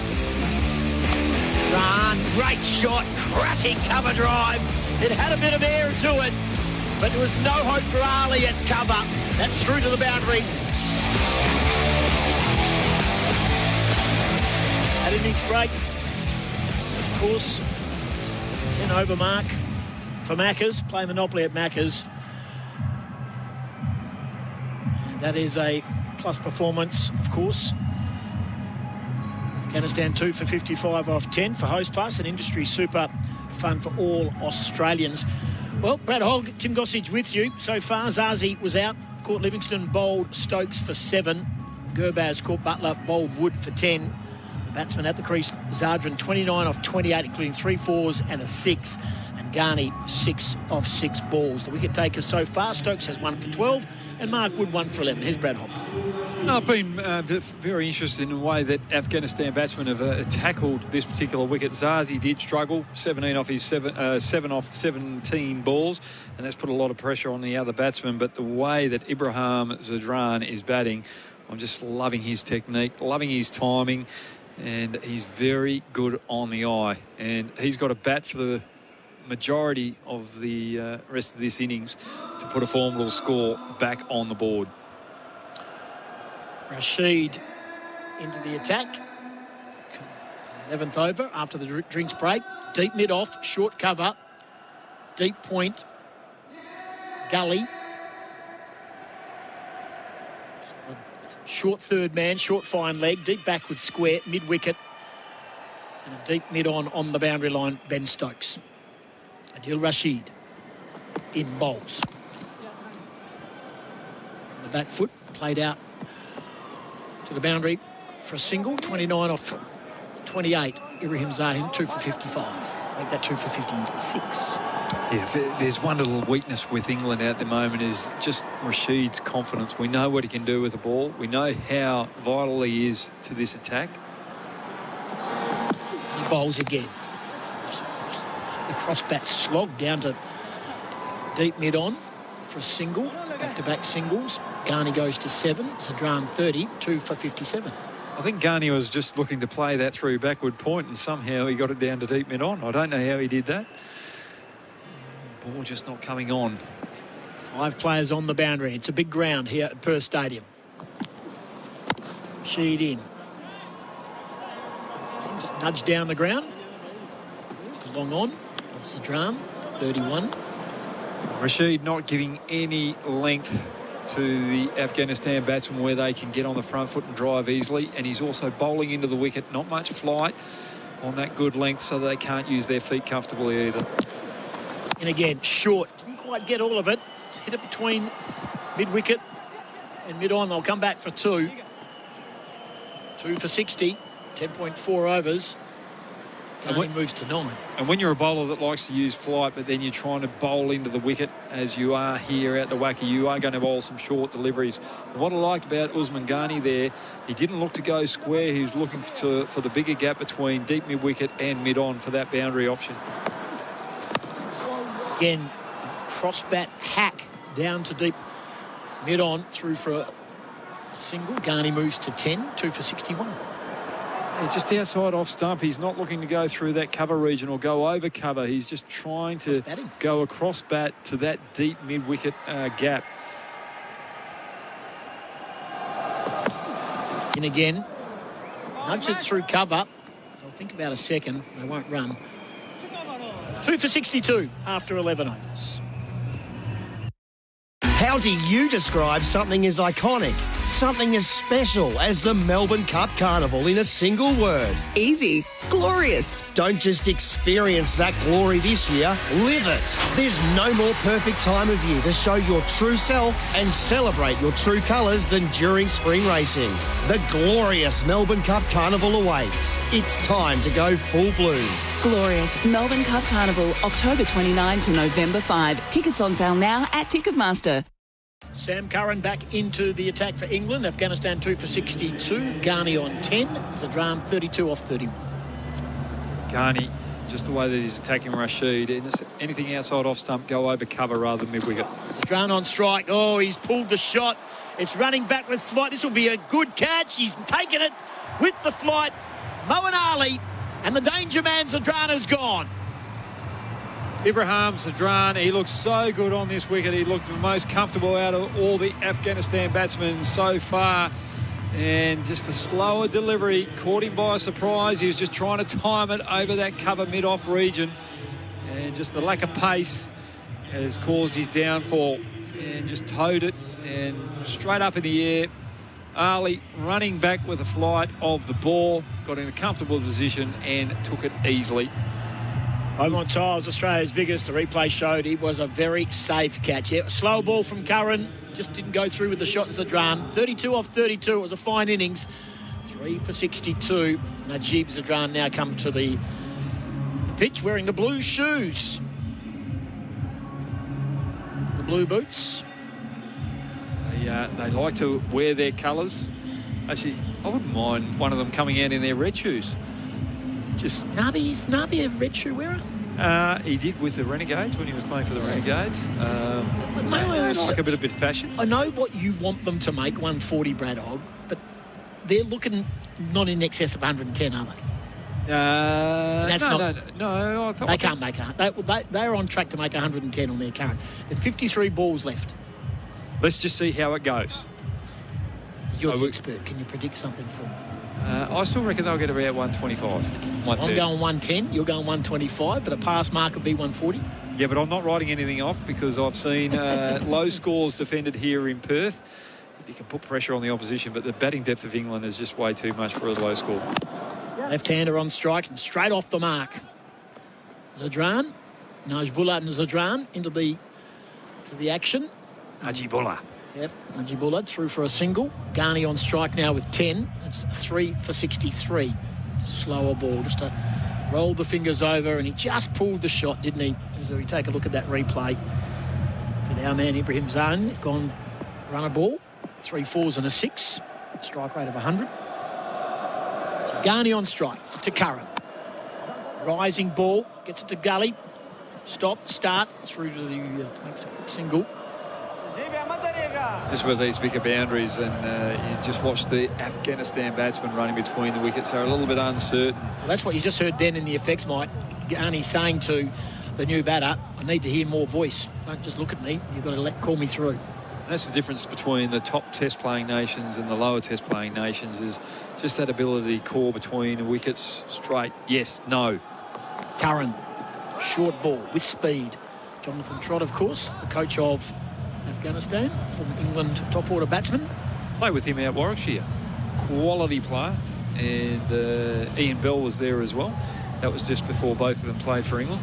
Rocked up to Warwickshire for a warm-up game. Johnny Verarity was the coach. And walked in the room. Right, if you're not taking the mickey out of me by within the hour, I know that you don't want me here. And I ended up batting and facing Jonathan Trott with his little medium paces. Najibullah. Oh, it was a half appeal. They've appealed. I think it was more to cover up for it was a wide ball.